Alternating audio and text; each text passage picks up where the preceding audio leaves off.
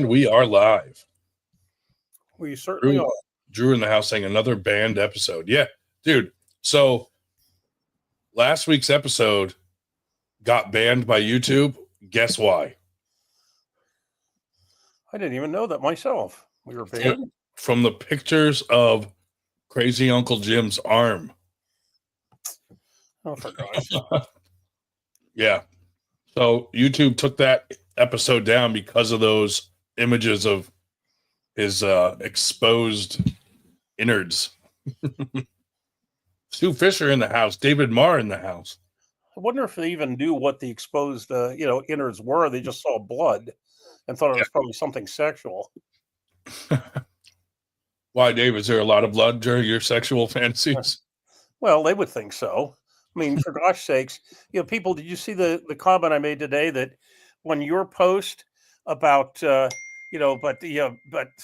they took out, they had comments, all comments, and then the important ones, whatever the word is, and the one about where somebody was joked that Everly wasn't good looking, they figured that wasn't significant enough.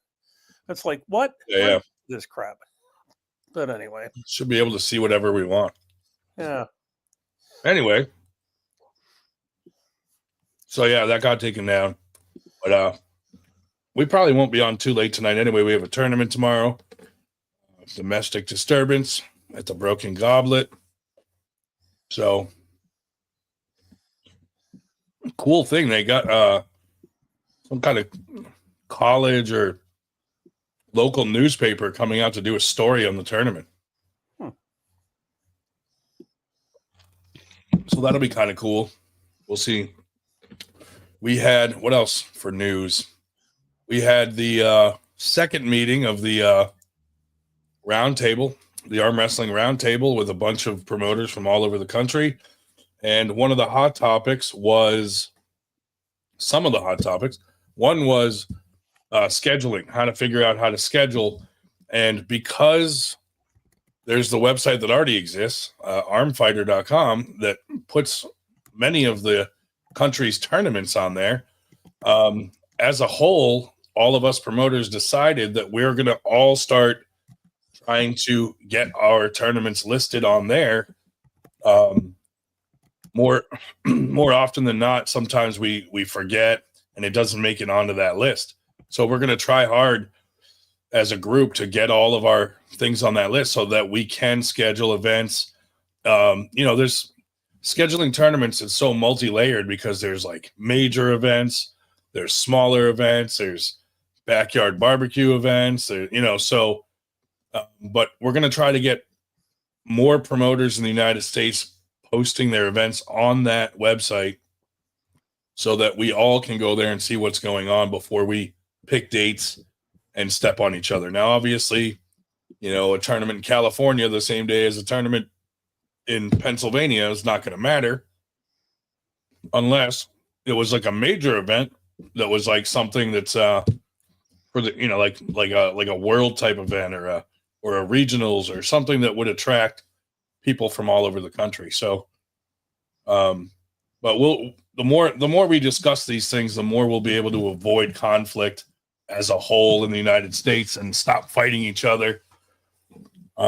We also talked about when promotions team up and do something together, not, if it doesn't work out or there's some conflict there, trying to address those problems behind the scenes and not publicly on someone's podcast or this or that, like some stuff that happened recently. Just, it doesn't look good for the sport. So, if promoters have conflicts with each other, like trying to fix it behind the scenes, because it doesn't need to be public knowledge, things like that. We talked about that. We noted different topics every month. We noted correctly that about 5,000 years ago, the Sumerians invented something called writing. And so you might want to write it down rather than, base things on memory and then, have, faltering memory, come up with two different things. Well, in the example, it was like the problems that they had were very minor. So to me, it could have been handled very easily off air or with just a couple of conversations, didn't have to be brought to light on 20 podcasts or, sometimes people just don't work together. That's all. Salvatore, Cole in the house. Who else? Coben in the house. I agree, Coben. No way. Bring the conflict front and center. Make it bigger than it needs to be. That's the way, dude. That's the way to do it. But we got someone shouting out Trump, the Trump train. A lot of angry Democrats out there this week. Yeah, one of the guys on my friends list, Eric Linville from California, said he hasn't posted things on either side. Is there something wrong with them? I said, no, you just realize intelligently that, if you post something, there's about 0% chance that you'll influence anybody, but there's 100% chance you're going to piss off somebody. Yeah. So why bother? Henry in the house. Sup, crew? Henry has an awesome podcast with some good content. So make sure you guys go out and subscribe and like and thumbs up and follow his podcast. Good stuff. Funny YouTube channel I like to watch called Lefties Losing It.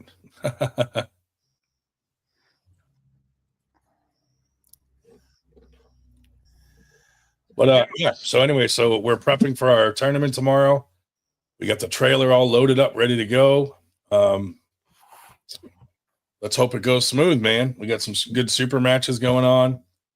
Oh, sorry, challenge matches. We got some. We got 2 belts we're going to release into population for future super matches. We have some cool trophies for the super matches, and we have some cool custom medals for everybody else at the tournament that's competing in the tournament. So it should be fun, and it's at the Broken Goblet Brewery in Ben Salem. Awesome venue, awesome stage, awesome drinks, awesome food. So hopefully we'll see a whole lot of locals out there hanging out. So make sure you come out if you're local. And one of the 10 super matches, which I will call super matches, which will piss people off, is in sit down format. And so my table, I treated my table to some new wing nuts to hold the elbow pads down. But what we will do is after the that one is over, we'll have the table, basically at the after pool. So if you've ever thought, gee, maybe I'd like to try, sit down without actually going to a sit down tournament, the after pool, one of the tables will remain in sit down format. Definitely try it out. I always get mixed feedback on the sit down. Some people love it and some people hate it. Well, those that like to throw themselves across the room, they can't throw yourself as well when your ass is parked on the bench. But a lot of folks, they get to like the last couple inches and, okay, now what do I do here? I can't, hide under the table to, finish this person off. Yeah, I'm not a sit down fan, but I mean, it's fun, but I'm not, it's not my thing. Please put a super weight heavy belt out ASAP. How about we do that at Winter Blast and you come get it at Winter Blast?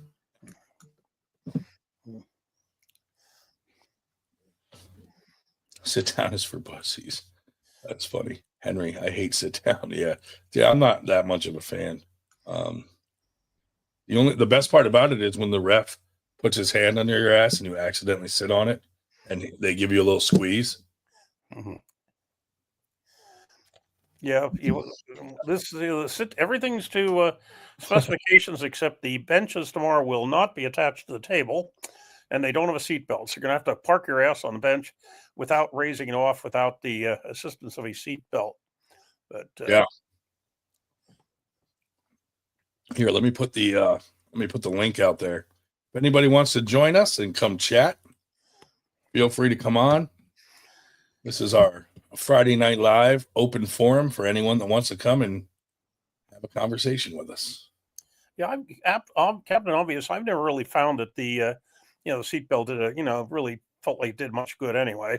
I tried the first couple of times at sit down nationals and whatever, but So I guess I could. I guess this is probably semi-public information. I could say, since I'm going to be at Ben Salo tomorrow, could not go to the VAL tournament in Virginia, but they did call and ask me if I could come to that because every year the medals for sit down have actual pullers' images on them. And one of the images for the medals for this coming April's tournament is me, as a matter of fact. And I'm not sure who all. I think Steve Walker is one of them. I think Black Ice is one of them this year. But mine is one of them, and they wanted to. The medals are in, and they wanted to, hand out everybody. Everybody's on the medal gets a medal, as a souvenir, whether they actually win anything or not, which is good because otherwise I'd probably never see one. But anyway, they wanted to know if I could come to Virginia tomorrow, and I said, alas, no. I'm running an event or helping the Great Grondin run an event in Philadelphia area. So I'll get that some other time, but certainly was very happy with the Team Brutal and the folks that have been running sit-down nationals ever since Steve Stanaway invented the genre, which, yes, arm wrestling was invented in Scranton, Pennsylvania, not in Petaluma. That was wrist wrestling, you California people, not arm wrestling. It's different. But I thought, make that absolutely clear.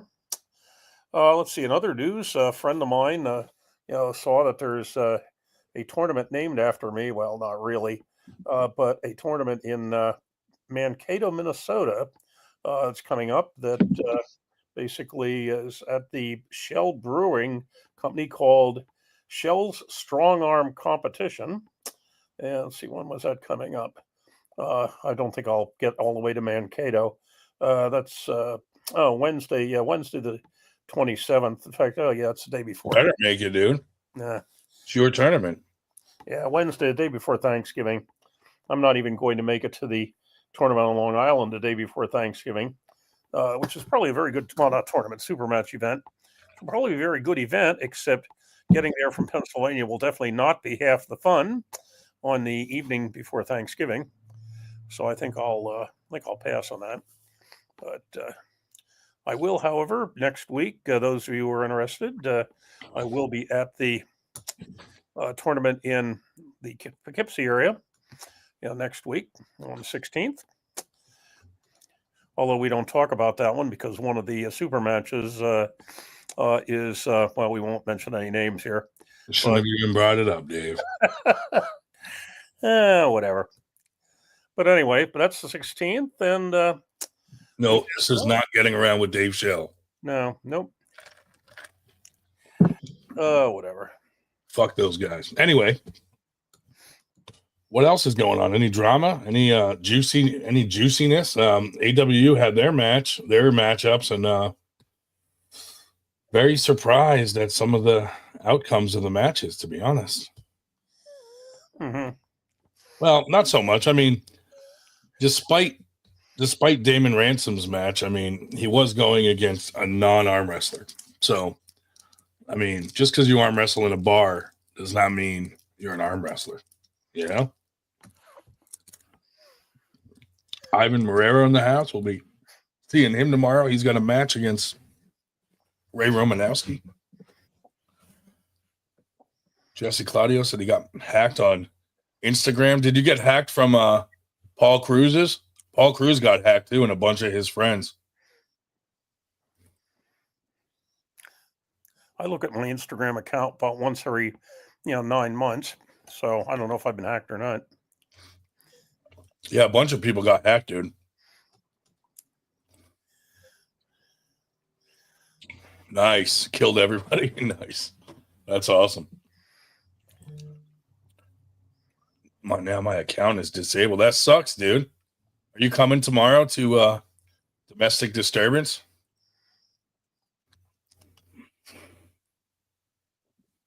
I guess I'm next in line to pull Tucker. Nice. That's great, man. Yeah, I saw some of the matches and stuff, but definitely figured Damon Ransom would win that match against Ninja. Well, originally the match against Ninja was supposed to be me when I was going, and then they, when I said, I don't think I will, then they had to find people for both of my opponents, and they basically gave them each other. Sounds like they all fell for a scam phishing link and got their accounts compromised. That's not hacked. Yeah, a lot of people that happened to. It's funny because I got messages from all the people that got hacked, but whenever someone messages me like, click this link, I'm always like, yeah, no problem, buddy, and just ignore it. I never click links on Instagram. Damon Ransom had a super match. Yeah. I don't know how super you would call it. You had several of them, actually.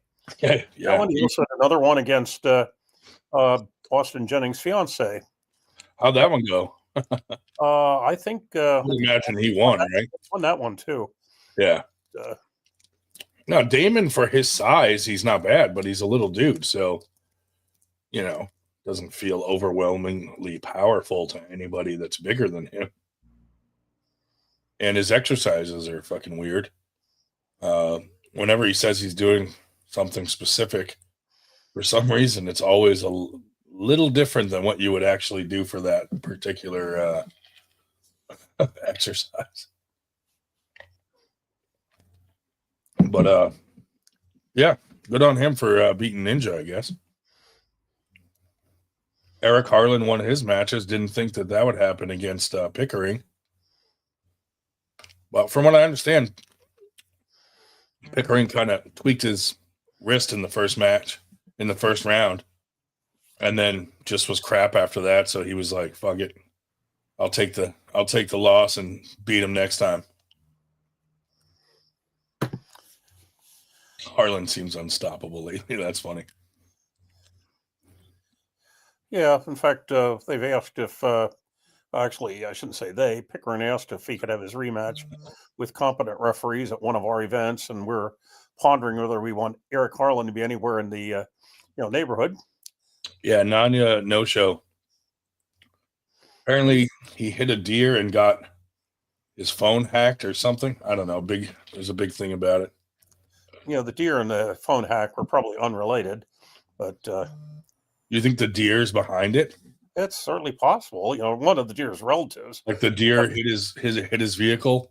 Yeah, I gather the deer himself wasn't in good shape, so maybe maybe one of the deer's relatives. $100 says Nanya got out of the car and fucked the deer on the side of the road. What's up, guys? What's up, Cole? How y'all doing? Having an easy Friday night. Got a nice tournament tomorrow. Hope it turns out good for y'all.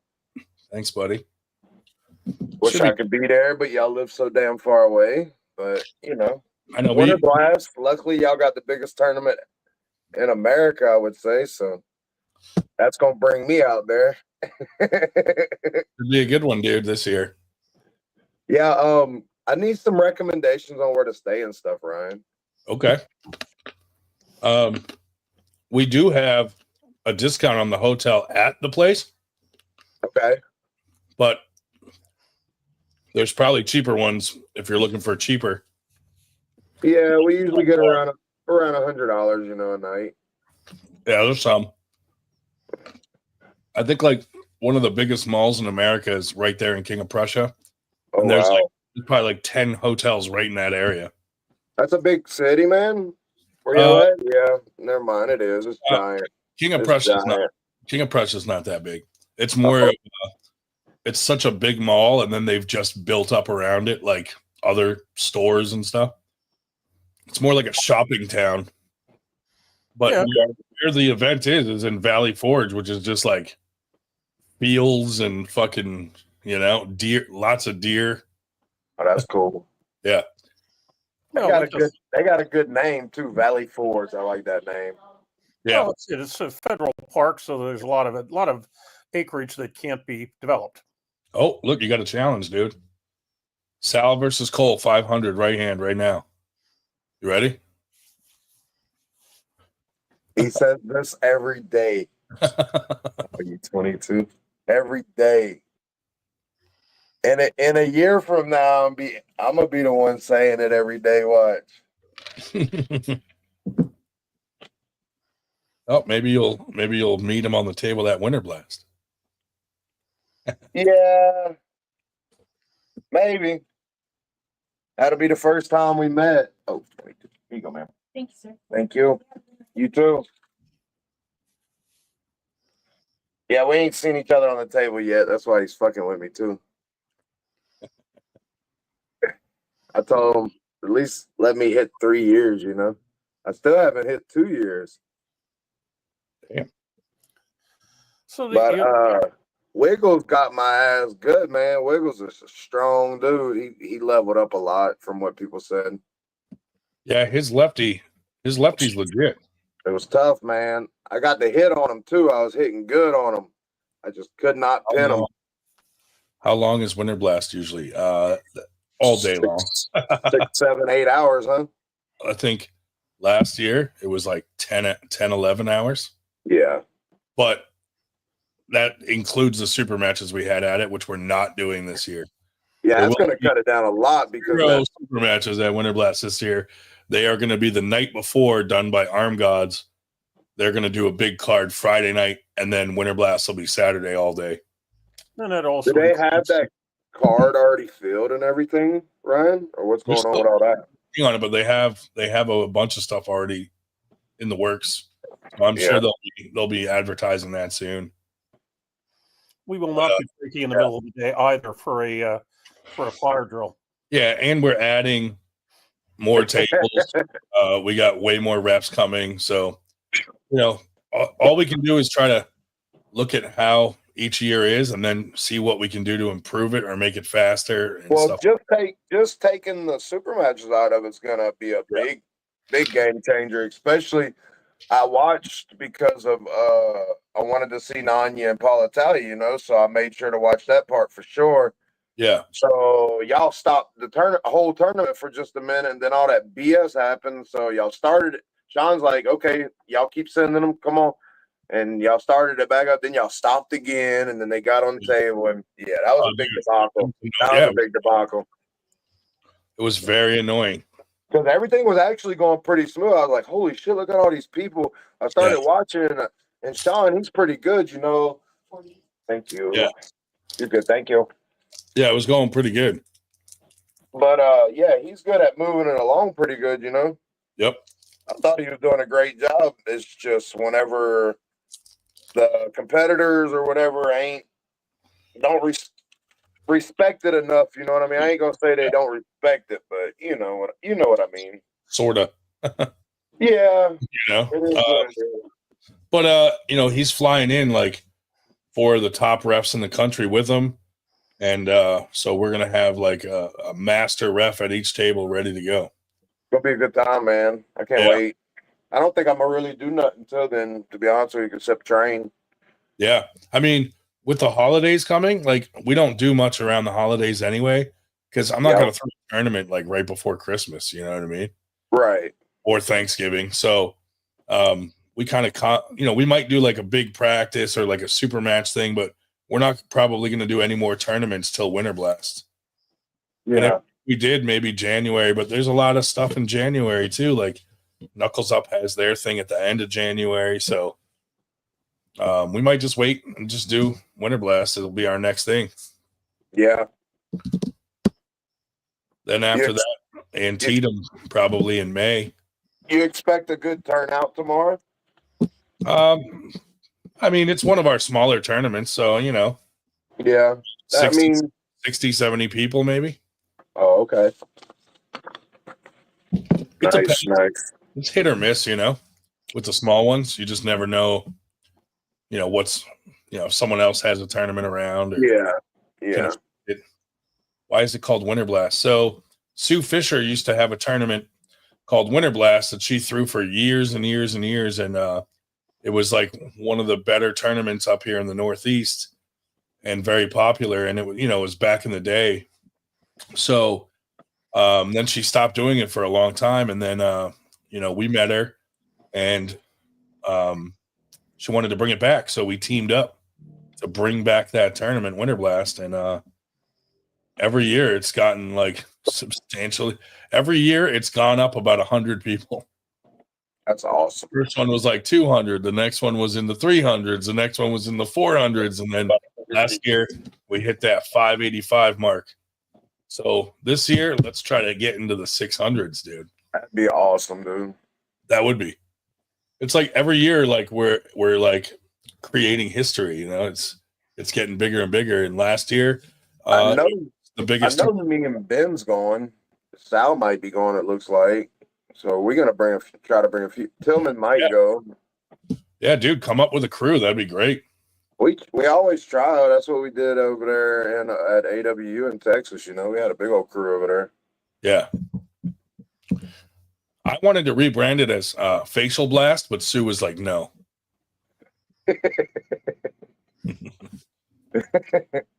Or Finger Blast, yeah. Oh. Finger Blast would be good, dude. Who doesn't like fingering someone? Jay Coben. Winter Blast, March 21st. 21st and 22nd. Let's go, Sal. Let's go up there, buddy. The school tournament is the 22nd. The 21st is the Arm God Super Matches. So make a weekend of it and come out and hang out, man. Yeah, we're gonna take our vacation to go. Hell yeah, dude. It's trying worth to be up there like 4 days. I'm gonna try to get there a day early to go drive around a little bit. You know, we like to see everything. So hey, everybody has to show up and go down to the Philadelphia Art Museum and stand on the Rocky steps. The Rocky statue, dude, is big here. Yeah. The Rocky statue, yeah, for sure. Everybody has to go to the Rocky. For sure. I'd have to. I grew up on that movie, dude. I'm 38 years old. Like, then you got to run up the fucking art museum stairs and shit. Like, Rocky, Adrian. Nah, that was on top of the mountain, though. Yeah. Yeah, last year we went so long that a lot of people were kind of exhausted towards the late evening that we hell yeah. we were done with we were actually done with the after pool by midnight.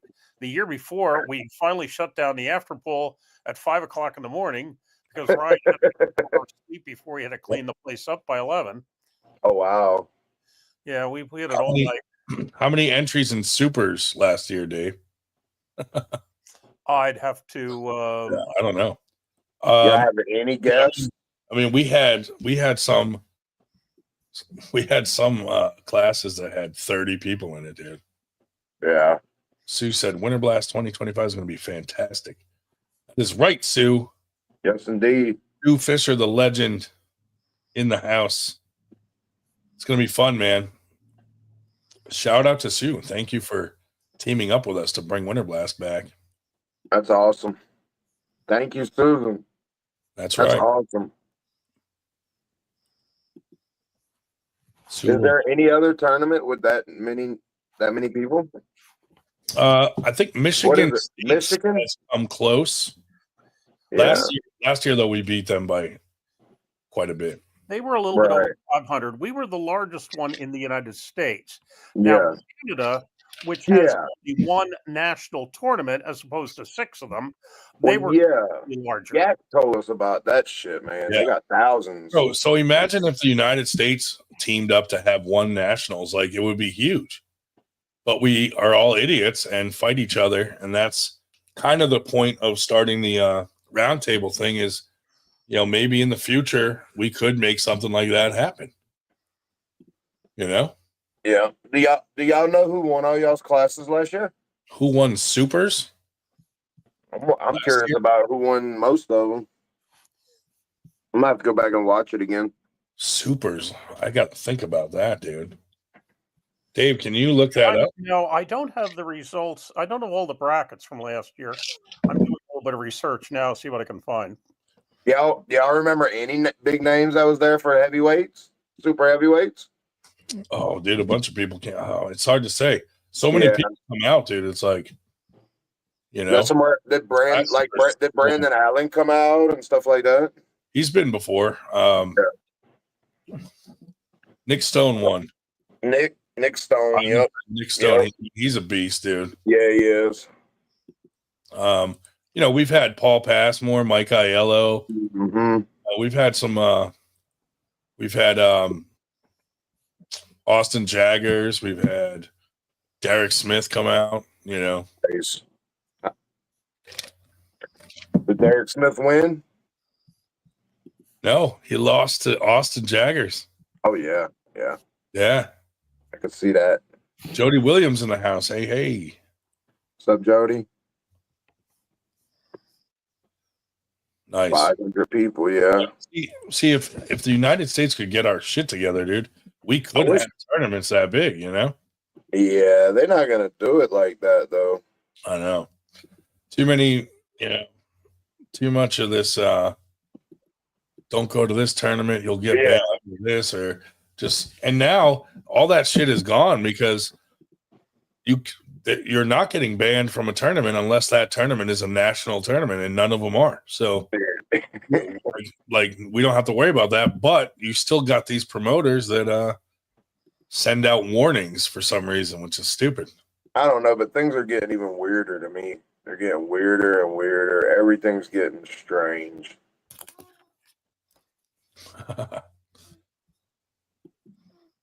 Oh, there's Jody. Here we go. Hey. Jody, do you have any facts for us? Any facts? Yeah. You got facts for us? Yeah. The fact remains that I just came back from one of the most monumental tournaments last weekend. That's a fact. Every class was stacked. That's a fact. So it was a who's who. Like, I don't want to start using the word nationals, but I'm telling you, the array of talent in each class was like, wow. So those are the facts. Nice. That's how it should be, dude. We were just talking about how big the Ottawa Open is up there, and like, man, we could have something like that down here if everybody fucking worked together for once. You know what? I think you guys are right there, honestly. I mean, you guys had what, 500, how many entries last year or earlier this year? 585. Yeah. So when you break it down, I mean, that's It's pretty big. That's a lot of arm wrestling, Yeah, but it would be cool to have like an entire, like a big united one in the United States, like the Ottawa Open. Yeah, like right in the middle. Yeah, well, somewhere. Here, I'll say this, and I might be, out of pocket, but when it comes to Ottawa Open, Canada, they don't fight each other. We're too busy fighting each other. That's one of the main issues with this thing. That's exactly what I said just before you came on. Like, if everyone could get along, that it would be possible. But hopefully with this roundtable thing, it will move in that direction at least. Yeah, because you got freaking promoters, fight each other. And like I said, when I got into the sport, times were different. I mean, we didn't have all the social media buzz. The only social media you had really was Arm TV and Gary Roberts, and you're the Northeast message board. Yeah. Back when we all were pulling with Velcro straps, that's what it was then. And payouts weren't that humongous like they are now. And I guess it might be inflation, whatever. But you can go to a tournament and first place would be like $300-400, and then it wasn't a real big deal. It was like, oh, sweet, I can win this money. But the issue was that it was, who can I beat for that money?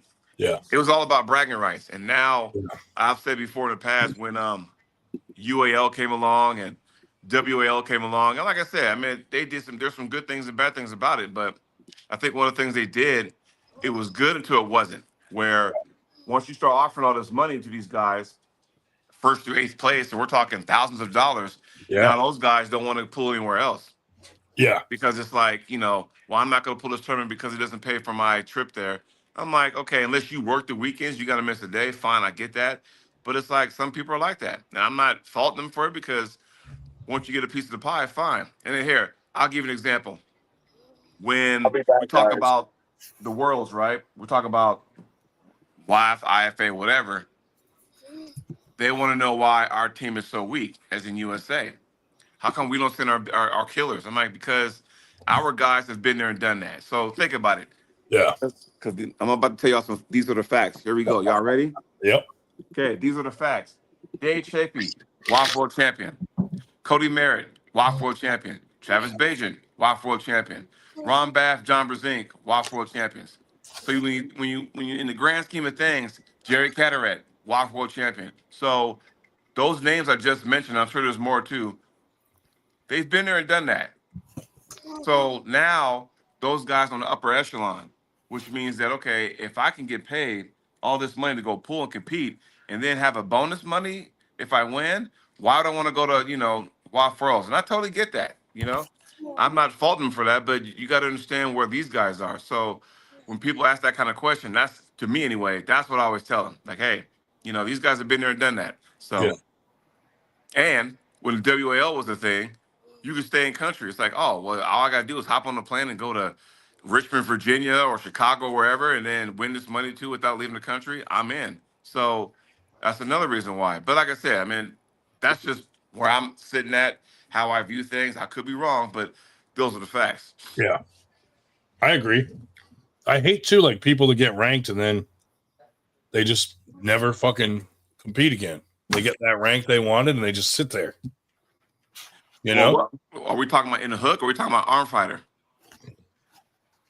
I mean, the good thing about some of these rankings is starting to have rules where you can only fucking hold on. You have to defend it or you start going down, Well, I'm only speaking for me. My biggest, or I should say my most successful year in the sport was 2021.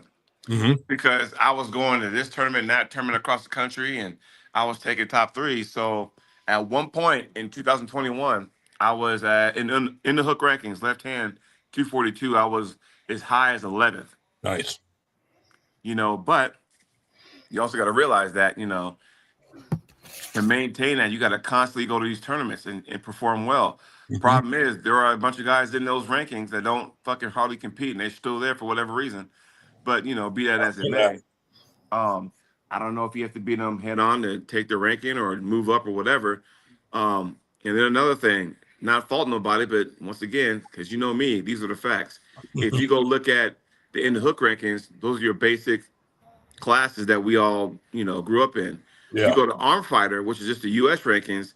Now you got like a 231 class, 231 and over. I'm thinking, okay, it alters everything, right? It shifts everything. So, and that's weird because, for example, if I'm 1 and Dave Shell's 2 in the hook rankings, you may go to the arm fighter rankings and now Dave Shell's above me. You see what I'm saying? That's weird to me. That's strange. Yeah. So, but like I said, that's more of a a committee that puts together and do that. But that's why I'm all about the Aries now, because you can't fake that. You can't fake the funk on that. It's like, look, man, I went to this tournament. The brackets don't lie. So you do what you do. Fearless Spectrum said, "Hi, Jody. I'm going to join arm wrestling tournament this year. I'm super excited. I'm pulling Vitalik Pote. I'm excited, and I'm cutting down 10 pounds. Light right now, I'm 150, trying to be diet 8% body fat." There you go. That sounds like a young aspiring puller right there, because Hell yeah. I was never 8% body fat. Let's get that straight. So, no, I'm glad he's into it. And like I said, it's more for me. It's the competition. I had this talk. I think I had this talk with you today, and we're just arm wrestling has gotten big, and it's gone in different directions, but it does cater to everybody. So, if you still want to do those tournaments, you still can. If you want to do those super matches, you still can. It's all about the puller and what they want to do and what they want out of the sport. Some people, because I'm not going to get too far into this IFAY thing, but with all that going on, some people might say, you know what, is it even worth going through all that? But yeah, I mean, it's just what it is, but how do we get past that? You got to do what's best for you, whatever that means, Yeah, I agree, man. We got one of our smaller tournaments tomorrow, so we probably won't be on till fucking 5 a.m. as usual. Do we expect Cole to be coming back, or did he? While I was doing my research, he kind of vanished. I said he'll be back. Okay, well, I mean, we can, basically what I did, though, since the question came up, what you need to do if you want to take a look at Winter Blast results, what you need to do is go onto Facebook, go onto the Aries site, and then on the Aries page on Facebook, type Winter Blast into the search box on the Aries page, and about the third or fourth item down is the actual bracket sheets for Winter Blast 2024. So you can take a look at everything. Basically, though, the super heavyweight pro, we had 8 pulled left, 16 pulled right. Both left and right were won by Nick Stone, with Alex Jankowski second and Paul Cruz third. And for the supers for amateur, My man, Paul Cruz, let's go. yeah, Cruz was third on both. And then the amateur supers, there were 9 in the brackets on left and 14 on right. So, and those, by the way, were not even close to the largest classes. We did some classes in the 20s. Yeah. And I had told you guys earlier this year, and I applaud you guys because you guys got a huge, following. I'm like going, it's going to get to a point where you might have to start doing some of the classes on a Friday, because I'm like, man, I mean, and granted, I think you said the super matches will happen Friday, so that way you don't run into that snafu on Saturday and made the tournament longer than it should have, right? But we might run in, like you said, we might run into that problem just from the number of people. Well, if I can throw it out there, maybe you should do like the amateur guys. You have amateur, novice, and semi-pro. Yeah. Yes. You need to start having some of those on Friday. Seriously, because think about it. Novice, amateur, semi-pro, pro. There's 4 classes there. Multiply that by, 2. There's 8. Do you have a master's? Oh, yeah. Oh, yeah. Master, grandmasters. Absolutely. Yep. Okay. So, again, you guys got so many classes. You're going to have to start doing that stuff on a Friday. I'm telling you. Or it's going to bleed into like over the top where, Jody's in the finals. It's like fucking 3 in the morning on a Sunday, that kind of stuff. So, yeah. Well, now it's an interesting question. Are we better off moving some of them to Friday or having our tournament on Saturday and Sunday? Sunday's tough, though, because when people come from all around the country, they got to be at work Monday, some of them. Right. Well, that's it. Either that or they have to take off early on Friday. So which is the... Ryan, what are you eating? Almonds. Hey, I'll say that. Hey, I'll say this. Healthy almonds. You know what it should be, honestly? To make sure no one leaves early, have some of those amateur, novice, semi-pros and whatnot, have those guys on Friday, because that way, when you have all those classes, you have them on one day, and you can have 3 tables, maybe 4, it's going to get to a point, people are going to fucking start going home early. Because it's like, I've been here too long, and this, that, and the other. You know what I'm saying? I mean, because, think about, we had the fire drill situation with Nanya and Paul. We didn't know that match was going to, sideswipe the whole entire tournament. It did. So at some point, you got to make room and go, okay, well, what can I do this time to make sure that it goes smoothly? You said, hey, have the super matches Friday. I'd say take, a couple of those classes and have those on Friday also. That's just me, though.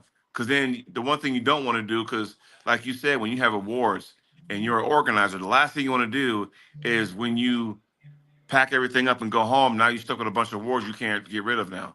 Yeah. Because people went home and then you got to find out, who took third and what's their address, and you got to do all that kind of stuff. I just say screw it. Have the not lighter weight, but like the amateur, novice, semi-pro, whatever. Have some of those on Friday night. Well, now maybe you know the answer to this question. How do the Canadians do it when they have 900 and some? Do they just do multiple days? Do they have multiple tables? Do they have 10 tables? What do they do? Talking about nationals or Auto Open? I'm talking nationals. I think was the largest one. Oh yeah, they just crank stuff out, man. Like I said, it's just real simple. There is no bullshit. So first of all, there's no nationals, or I'm sorry, there's no super matches. So it's like they got maybe 5 tables, give or take, whatever. Yeah. And this is what I like about what Tim Thomas does on Arm Sports, what Greg Sharp does with the WSA. Each table is its own class. Yeah. Because when we got into the sport, it was like, okay, you may have 2 tables, then we're gonna go ahead and run those classes. It's like, nah, if you got multiple tables, hey, this is 154, that's 176, that's 198. Run all that shit through the final 3. And I think what might, at least for me, push this thing smoother, run them to the finals. Run them all the way through. So when you start run them to the finals and you get like the top 3 or whatever, then you take a break, then those guys got like, okay, I'm in the finals, but I got to sit there and wait till they do all the classes. Yeah, that's and then come back and try to get remoted. But by that point, you're all cold. Fuck it. I mean, when you got 500 plus people, run them motherfuckers all the way through the fucking championship. Fuck it. Because then if they want to leave and you're done pulling for the day, they can. If they want to stay, they can. I'm just throwing stuff out there. I could be wrong, but we're planning to run 6 tables this year. And run them motherfuckers all the way through. Don't sit there and go top 3. Okay, now we got to take a break. I'm like, for what? We've never done it that way. We always run it through and just, pass out the trophies. Done, Yeah. And now, everybody should buy into Corey's area system because I'm telling you, it's a lifesaver. It's an investment, and your tournament will go a lot smoother. I'm trying to get some people I know saying, hey, damn the paper ones, because is there anyone not using it? I'm not going to mention those people, but I will say I went to a tournament one time and they had a class up there. And it wasn't even a lot of entries, by the way, but they had a class up there. Cool, no big deal. They run 2 matches, stop, go to a different class. 2 matches, stop, smoke break, continue with another class, 2 matches, then come. I'm like, no, you making this longer than it needs to be. Come on, man. Smoke break. And this was like 2 years ago, something like that. But yeah, so who's taking a goddamn smoke break while doing brackets? Hey, when you got people who don't know what they're doing, and it's like going, no, invest in Corey's system. I'm telling you, if you plan on keeping arm wrestling as far as running tournaments, that is a lifesaver. Well, and I will name here because quite frankly, they've ran it fairly efficiently. But unless I'm very mistaken, and I don't think I am in this case, Michigan State's, as large as it was on paper. I am fairly certain Michigan State's was on paper last year when I was there at the Kellogg Arena. Right. And but they ran it smoothly. Don't get me wrong. Once they got rolling, it moved. But I'm quite certain they were paper. What does everyone prefer at tournaments? Run through one arm, all weight class, then run it back with the other arm, or both arms weight class, then move on to the next weight class, both arms? No, you in the perfect world, you run every table. If you got, let's just say, okay, Ron, you got 6 tables, right? Yeah. Then you filled out that table once could be 154, table 2, 176, table 3, 198, and so on and so on. Whatever hand you pick, doesn't matter, left or right, run that motherfucker all the way through and be done. Then you can go, okay, now we're going to start the women's class. Now we're going to start the master's class. Run them fuckers all the way through. Okay, but no, the question that was being asked here is, do you want to go, for example, let's say we're doing right arm first. Do we go to right arm 154 all the way through, 176 all the way through, 198 all the way through, et cetera, et cetera? Or do you want to do 154 right all the way through, then 154 left all the way through, then 176 right, then 176 left? In other words, clearing both arms of the 154s before you go on to 176. I would say do one arm first because there are, the last thing you want to do, if you got guys pulling multiple classes, it's like, you want to do your strong arm first, most likely. One would think, but like that's the discretion of the organizer. Because at Greg's tournament, he did left first, and he went open class first. Oh wow! Well, some of them you prefer to do open first for 2 reasons. Number one, that they feel that PAL says, hey, it's called the Professional Arm Wrestling League. We're here for the professionals, go first. Number one. And number two, and I think this certainly is true, that if you do amateur first and then do the pro, a lot of the amateurs will pack up and leave. And they won't be watching the pro, so they won't be learning as well. I'd say, can I agree with that? Can I piggyback on your comment, David? Please. Because I always thought if you did the pros first and you got amateurs, and all of a sudden, when you got 2 big ass studs up there ready to throw down, the amateurs are fucking like juice to the gills. Like, oh my God, I can't believe this is happening. You mean to tell me that doesn't put excitement into them when it's their turn to go up there now? Mm-hmm. You know what I mean? Yeah, I mean, like I say, you can look at it 2 ways. I've seen that. There's one tournament that I help run every year where the person deliberately puts amateur first, because then at the end of amateur, he'll say, okay, to the amateurs, would you like to now hop in the pro? And, I'll give you a discount. You know, if you Yeah, did well, yeah. you want to hop into pro, we'll give it to you for $5 or $10 off. Right. And it builds up his numbers that way and lets people decide after they, did amateur, do they want to, jump? So there's something to be said about it, either way, except I agree that I absolutely am not in favor of, holding off the last three and doing that late. No, baloney. Yeah. I'm not Just jumping. realize if it's a money class, you got to stay to the very end regardless. So Yeah. I know that's what I had to do last weekend. So Yeah. Now, what we did at our last tournament at this location, we're going to be out tomorrow, is we had the amateur table, the pro table, and we ran them concurrently. That amateur 154 was on one table, pro 154 was on the other table.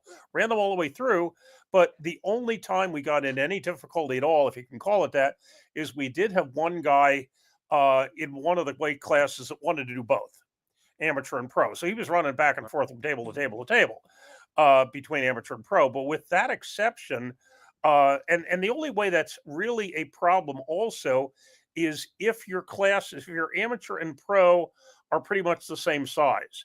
Now, I was at another tournament recently where I helped run it, where we also had an amateur table and a pro table, but pro, it was a qualifier. So the pro was considerably larger than the amateur. So amateur basically ran ahead. So even if you were going to pull both pro and amateur, you weren't on the table at the same time, because while the pros were still working their way through 176, we were on 220 in the amateur. Yeah. But so I don't know. We haven't really discussed with Ryan. I wanted to whether we're going to do the same tomorrow, but I would presume that probably we'll do pretty much the same thing. We'll have an amateur table, a pro table. Although I may be contradicted. You said if you're going to compete pro, then you shouldn't compete amateur. Why would someone both?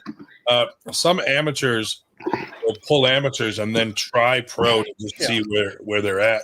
Kind of like supers. We can only pull one class, so we try to pull amateur and open because that's the only option we have. Yeah, it's more to test themselves in the pros, just to get some more pulling in. And and it's certainly true that if somebody's at the point where they should be pulling pro, period, case closed, they should not be pulling amateur. We do have a few pros can't go down and pull amateur, but the amateurs can go up if they want to. Yeah, but we do have a handful. Class, for instance, the amateurs will pull up to semi-pro, and then the semi-pros will pull semi and pro. Like a lot of them will pull up one class if their class is smaller.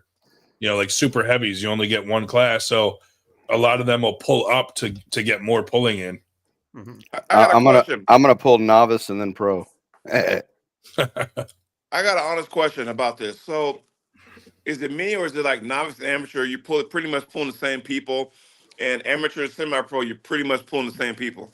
Well, novice, we try to do like people that have not competed in a tournament. Or pulled on a table, like brand new. This is their first tournament. AMS is basically what AMS really is, and then the semi-pro is something in the Northeast here that they started doing.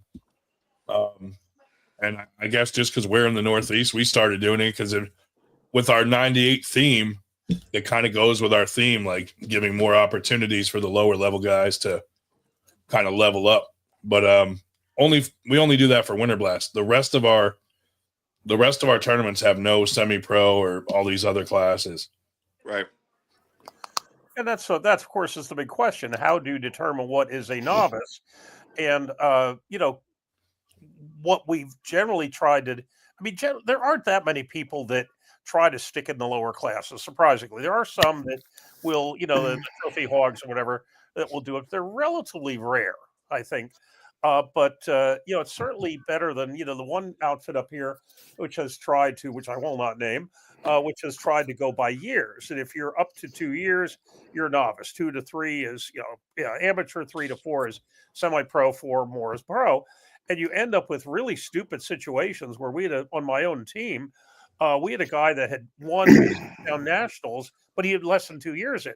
Technically, he could have been a novice, where theoretically I should have been pulling Paul Cruz in pro because I was over 4 years. It was Yeah. absolutely ludicrous. You want to know? No. You want to know how? This is why I don't agree with this statement, because you can have a guy. We'll take two guys, puller A and puller B, both been in the sport for 2 years, right? Mm-hmm. Puller A can sit there and go, "Hey, I've done 15 tournaments in 2 years," Mm-hmm. but puller B has done 4 tournaments in 2 years. There's still 2 years, but there's a vast Oh yeah, gap well, as that's what far I'm as saying. experience. I'm saying that was absolutely ridiculous. The Oh, going okay. by years was stupid.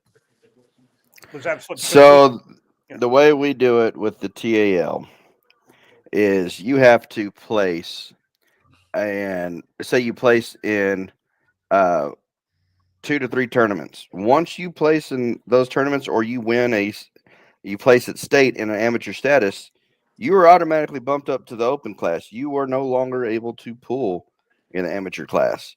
So that's how we base it. Me, I've been doing it since 2019. I have no business in the open class yet. Yeah. But I don't get to pull, but maybe 3 events a year, if that. Dude, for me, I'm trying to invent something below novice. Yeah. Oh, I'm the same way. I mean, I have 7 years in now. I have 7 years now, and basically, to be quite blunt, if I may use the word "suck," I suck. And so, pulling supers pro is utterly ludicrous.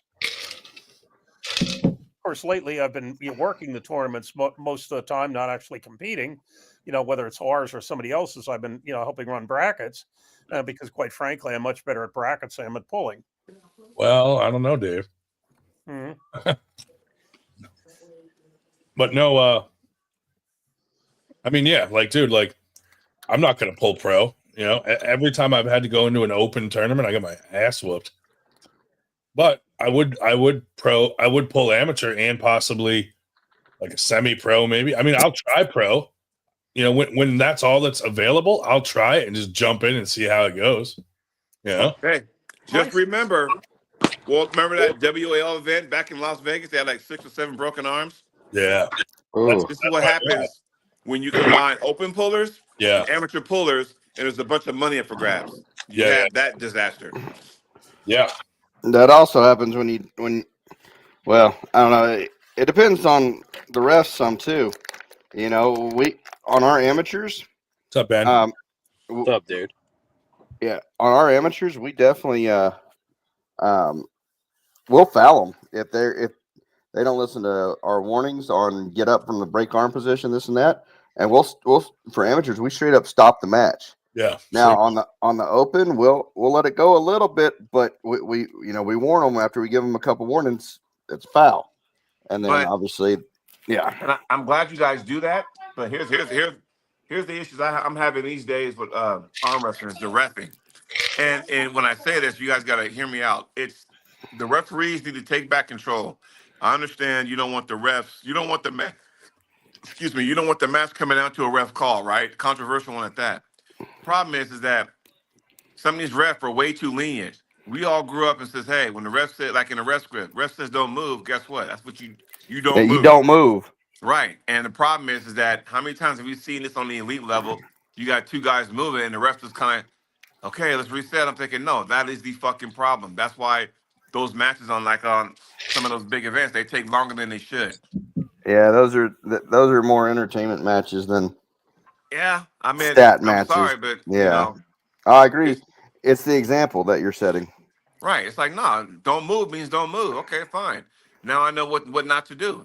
And usually, honestly, your first match, you could tell if the referees are calling stuff tight or if they're calling stuff, kind of loosey goosey.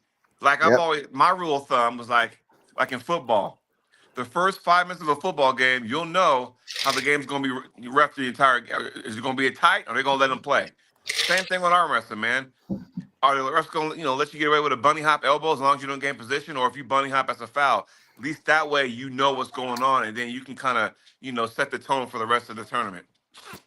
Yeah, and my standard is I pull amateur and masters, period. And the third tournament I was ever at, they had only 2 people in heavyweight masters, and so I thought, hey, whatever. So, and I remember saying to Bart Wood, because Bart was the head ref there, and he'd made the statement that, if you were amateur, we're going to watch you like a hawk. If you're a pro, we know your habits are set. You want to do something dangerous. Hey, it's up to you. And so I said to Bart, hey, this is my third tournament ever, and I'm pulling in Masters. Should I make sure the ref knows this is my third tournament ever? He said yes, and make sure your opponent knows too. Well, let me ask you this: when Bart said that, and since I got everybody in the chat and everybody on the show, so let me see if I understand where Bart's coming from. When he said and he told you, "Hey, amateur, I'm gonna watch you like a hawk," but the open guys, I'm gonna let you go a little bit. Is that because you see an amateur do this, you're gonna stop the match, but a pro guy who probably knows better can probably stay like that and then get his shoulder and probably get out of that, where an amateur wouldn't? Is that what he was talking about? Well, it's basically get out of it, or just that in part, but it's just in part that they know what they can do or what they can't do. Number one. Also, and this may have been part of it, Bart has made the point, and I think there's a good bit of truth to this, that the danger period for break arm is the first 3 years of pulling. After the first 3 years, just with your bone structure and whatever, that most injuries that we see in people that have been pulling for more than 3 years are torn things, not breaks. Yep. To a degree, that's true. Yeah, you do occasionally see somebody that is a good number of years in that breaks an arm. But it's like anything. The longer you've been doing it, the more conditioned you are to it. I mean, and also your ligaments start to get more stronger too while you do it. Yep. Mm-hmm. Jody, have you on the head on that one? Jody, have you ever seen Danny Gilliam pull? Uh-oh. I see him all the time. I saw him last weekend. Yeah, how far over will he let it go outside before, Well, that's because Danny has that stubborn lock where you think he's in trouble, but he's in his comfort zone. Not a lot of people know that. Yep. Yeah, I mean, his lock is way outside. There's a lot of pros that can pull in the break arm position and be fine. Yeah. I mean, they'll pull so much side pressure straight over from that, and I mean just straight under sideways, and then they might go into a flop and then boom, roll it right there, and that makes me cringe. But I'm like, okay, here's a good question. Oh. Will the person who trains more frequently get the conditioning faster? Depends on how fast you can recover. Mm-hmm. Yeah, if you put a lot of focus into your recovery, then probably yes. If you overwork, I would say no. You're probably slowing it down if you're never taking a break. Like part of the with bone structure and tendons, like you beat them up and then you let them heal. Then you beat them up and you let them heal. If they're just beat up all the time and you don't get that healing, they're not going to grow as fast as you would like them to. Right. I think because Ryan, it's because this sport, and tell me if you guys on the show and everybody in the chat, I can't see the comments, but tell me if you guys agree with this, where, you take 2 months off in the sport, and arm wrestling, it feels like 2 years because there's so much going on. And then you see somebody training hard and stuff on social media, on, face chat or wherever the fuck it is, and then you see them training hard, and then all of a sudden you're like, oh, I got to keep going, because if you're not training, somebody else is getting better than you are. And I put a thing up there before about that. So I understand that, but you also, I've been on the other side of that fence where I came into tournaments at 70%, 75%, because I was like, no, I got to keep training. And then I was garbage. So Yeah, so basically, I'm a year in the sport right now as an amateur, and I recover within 7 to 9 days fully. Yeah. Like yesterday, I pulled at Grant Bundy's house. We pulled 30 times on the left, 30 times on the right. Today, I felt it at work and shit, but by next Thursday, it's like my body is ready to go again, because every Thursday we go. Yeah. Yeah, and I think that's part of the problem too, is like a lot of newer guys, go to a practice every week, but then they're in the gym too fast. That's overtraining. It's very hard. Yeah, it's very hard to find that perfect balance between the two. I mean, I struggled with it when I was new. Like I'm like, man, I can't go to the gym the next day after a fucking practice because I'm sore as fuck. Yeah. And, well, that's the thing too, though. Like when you come back from a practice, you shouldn't be able to go to the gym. you should be you should be beat. Your arm should be completely dead because if they're not, you're not training correctly. Or you didn't train long enough. Long enough, right? Duration. That's correct. Yeah, some people want to sit around at practice. Like, no, get out there until you get pumped. You know. Dude, Yeah. I'll get on the table and I'll win a couple, and then I'll lose like 30 on purpose because I'm wearing my arm out. Yep. Pull to failure, but don't fail to injury. Correct. You know. And if I pull hard on a Sunday at practice, I don't really fully recover till about Thursday. Yeah. That's a fast recovery. And there's a difference too. Like you can work out, but what you should be doing is very lightweight and recovery, high rep, just to get blood flow in there to heat blood up. flow. Yeah. And before a tournament, take a week off and just do blood flow stuff for the first couple days that last week, and then about 2 to 3 days, depending on who you are, before the event, don't do anything. Maybe just stay warm. That's it. Yeah. And then that morning, warm up to your max. Don't redline, but warm up. Get a good pump. Yeah. And then that way you're ready to go. Dude, I know some teams that do 2 a week practices, and I'm like, Jesus. Oh. Well, you know what? That I used to do that. Yeah. And it made us smart on the table. Our table IQ was awesome.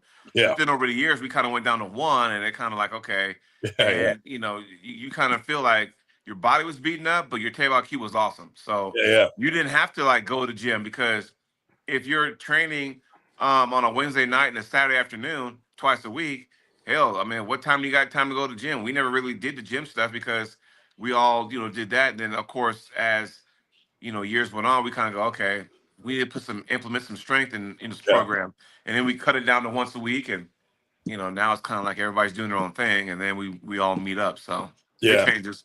I mean, I like to train a lot of negative to neutral, honestly. Yeah. Because, I mean, if you get your hit and you're in your position, great. But what happens if you don't get your hit? Do you have the ability to get back up and into a position where you can get to your power? Yeah. Exactly. I mean, if you look at the science behind everything. I'm gonna get a bite to eat. Yep. But it's been good. Hey, good luck at you guys' tournament tomorrow. Good luck. Thank you, buddy. All right, take care, you guys. Yep. Later, man. I mean, that's where. Oh, we lost him. Ruh-roh. Oh, Jody left. Fuck that guy. Yeah, sorry, I got a phone call. I won't say from who, but it was from somebody down south. We lost Ben. But I mean, South or mid-South or Western? Deep South. Georgia? Yeah, Georgia, as a matter of fact. But anyhow. If you look at the science behind muscle growth and tendon growth and bone structure strength, it's all about creating micro fractures, micro tears, and then letting them heal, and then doing it again, and then letting them heal. If you don't ever heal up, your growth is going to be a lot slower. So it's in your benefit to rest after you tear them up, Yeah, we had one guy that was just, I mean, every tournament he could get to, he was at one a month at least. And it finally caught up to him, and he wasn't healed all the way before he went and had a big super match, and he spiral fractured his arm in 4 places. Well, and he wasn't that bad out of position either. I mean, he does a shoulder roll, and he went to go do his second hit. He adjusted just back out just a little bit, and when he went to wind up, that guy, just applied a little more pressure, just a micro adjustment, and bam. Yep. Especially if, you might have a micro fracture that you don't even know about. And then, you go into a position that maybe isn't even a bad position, but that little micro fracture fucking spirals out into a full fracture. Yeah. Well, they had somebody at the tournament recently in Atlantic City where the guy was very due, pulled basically every class he could, get into. And then at the end, amateur and pro, and then he did the, when they did the overall at the end, he was in that and basically broke his arm. He'd been pulling all day, really whacking at it. And basically broke his arm, when his opponent was just holding him, basically broke his own arm. But yeah, one of my guys, his first tournament, he pulled hard all day, and then he wanted to see where he could go with some of the other guys in the after pulls, and then he ended up messing something up, and now he doesn't have all his side pressure for state. Damn. And I'm like, oh, he's one of my top up and comers too, and I'm like, rest. I'm like, just rest until state. Isn't that awesome when your newcomers surpass you? My newcomers start past me. All right, so Same here. saying. Yeah, and I'll tell you, if it's not confusing enough, I am running brackets for a tournament on December 7th, where all they have is open and what they are calling first timers. But they're defining first timers is you have never been in a refereed thing more than 3 times. In other words, if you've been in 3 refereed matches, whether super matches or tournaments, up to 3 times you're good. You're still considered a first timer.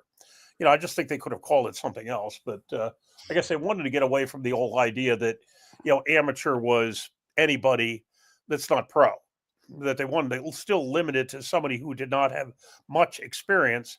But it's just kind of interesting. What we're calling first timers is, well, anything if first, second, or third, but not fourth. Yeah, you can have all the table knowledge you want, but if you don't have the strength or table IQ that you want, but if you don't have the strength to back it up, some of these amateurs are just gonna, get at you. Yeah. Yep. Oh, whatever. Let's see. Oh, this is what's our wisdom from Shubich? Unless he get his rear on here. I think he's still in the shower. It's certainly possible. He's working on pronation in the shower. I'm the gatekeeper of the novice division. Oh God. I call my in the TAO. I call myself the gatekeeper to the top 30 on the super heavyweight rankings of amateurs. Yeah, everyone's first match in the supers, they call me out, and I'm like, stop. And I'm like, all right, you know what? If I find the next person that they call out, and then I end up beating them, I'm like, who's going to take that place now? Then everyone else that beat me is going to come back up and call me back out again. And I'm like, great. I moved ahead 3 slots overall. Yay. What do you guys think of that? Michigan went with a novice class. After 3 events, you're moved up automatically to amateur. Ooh, I mean, depends. All Italian in the house. To me, it depends if you place on them or not, too. What's up, Paul? What's up, guys? How's everybody doing, man? Long time no see. How you feeling, bud? I'm feeling better, man. Fucking finally out of bed, bro. Fucking week and a half knocked on my fucking ass. Sorry, the language. No, you're fine. What do you have, like the flu or something, or COVID or what? I went to that junk expo and fucking there was like a couple hundred people there, and everybody was like coming taking pictures and all that. And then by the end of it, bro, I felt like death, and I was supposed to arm wrestle everybody, but I started like feeling like shit. So I ended up just going home. I fucking got in bed and didn't get out for the next week and a half, man. Yeah, you gotta watch. You gotta watch the language. There's a sailor in here.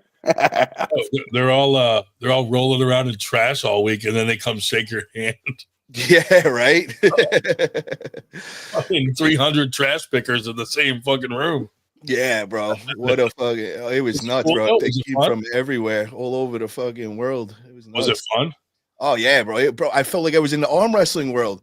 I couldn't believe how everybody knew me already, and it was nuts, bro. They were lining up, taking pictures with me, and I'm like, yo, this is crazy, bro. I've been in here 2 months, and I'm like the hot thing in there right now.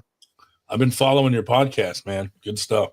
Oh, thanks, bro. Thank you. Yeah, no, good stuff. If anyone needs to watch something that's just different from arm wrestling, that's fun to watch, check out Paul's podcast, man. It's fucking awesome. Yeah, it's getting interesting now, man. It's now I'm making all the videos. I just got my office, so I just did the video today of getting that. I'm gonna be posting up that in the next few days. I got my yard, and everybody's gonna get to see the whole way through of me doing this and making this into a franchise. So I think it's gonna be a cool experience. Yeah, that's awesome. Hell yeah, man. Following, dude, and then I start following like your guests and checking out their channels and like just kind of spreading it around. It's cool, man. Hell yeah, man. Definitely a cool industry. And it's like, it reminds me of the arm wrestling world, bro. It's everywhere and everybody's connected. And it's just like, holy shit, man. It's like the same kind of shit. But I got a lot of people following arm wrestling now. Now everybody's into it. And I'm getting all these challenges and all that shit. What exactly is it that you're doing?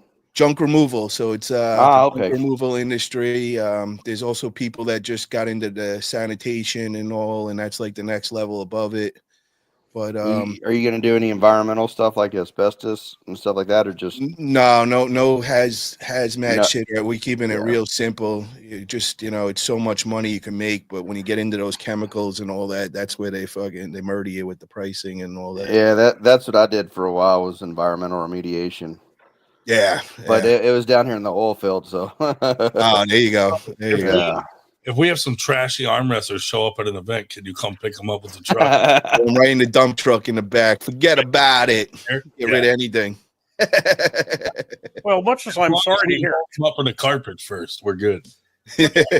Much as I'm sorry to hear you're under the weather, I'm somewhat relieved. I thought maybe you were pissed off at all of us, me particularly, from that meme I sent you. Yeah, Dave, what the fuck? A while back, where a sentence said, "Never ask a woman her age, a man his salary, or Yankee fans what happened in the fifth inning of Game 5 of the 2024 World Series." Oh my God, I was on podcast when that was going on too, man. It was fucking. Oh man, what's up, Brent? I was shocked. What's up? What's up, Brent? How you doing, brother? Well, yeah, it's fun to watch the podcast, dude. I like it. It's fun. It's like something different, you know? Yeah, it's taking over my world, though. It's like I have no, it used to be my free time was arm wrestling world, and now it's like trying to fit everything in. Yeah. It's kind of stressful. That's the only thing. It's like really, it got into my arm wrestling world. I don't got much time on it. And even like with the other show with the Sundays, I'm like, some days I'm like, I can't even imagine trying to do that right now. Yeah. Like, trying to grow 3 channels at once is frigging hard to do, bro. Oh, I bet. We didn't even add the 4th one yet. I know, and I keep saying that in my head. I'm like, oh my, well, you just know, bro, if you do with me, I'm gonna really need you to do a majority of, until we get things up and running, bro. I'm gonna definitely it's hard at the beginning, bro. Yeah. What is it, Hydroponics Anonymous? It's doing unfiltered Italian grinding unfiltered. And that's going to be our, anything goes kind of show, anything. Like what FTG is after hours, but like the whole time instead. But non-arm wrestling. Yeah, we're going to get all different kinds of worlds. And, I want to get pimps, escorts, hookers, strippers, strip clubs, like all those, like, touchy kind of industries, porn stars, even like comedians that are controversial, political figures that are controversial, ex-mobsters, ex-gang members, like just crazy shit. Yeah. Get someone on there in a ski mask with an altered voice. Midgets. Not so fast. Midgets.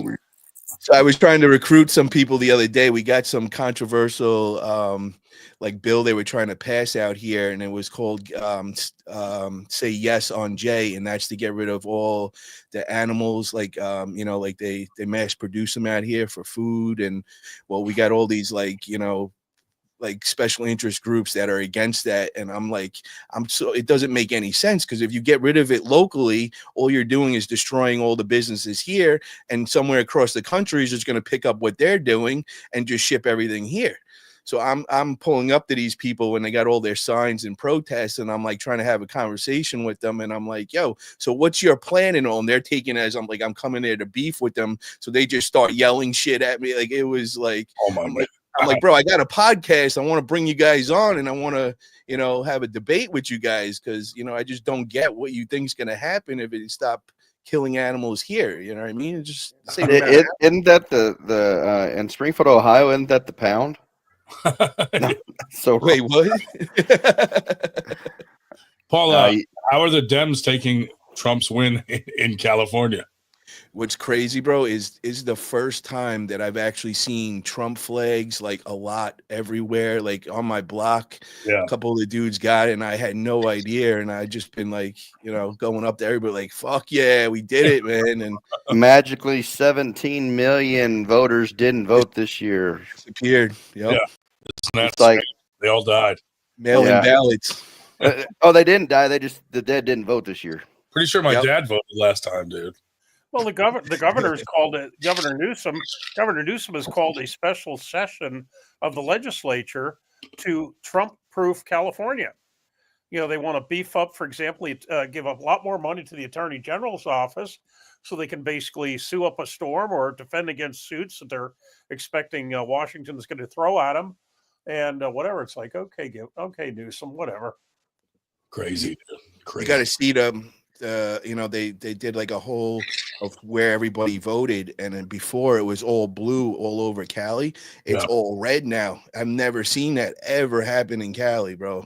That's how you know the Dems fucked up, when Cali's starting to go on the red side. Exactly. But even California, I mean, the majority of counties, or municipalities, it's they say it's a blue state, and people said there really are no blue states. There are red states with blue islands in them.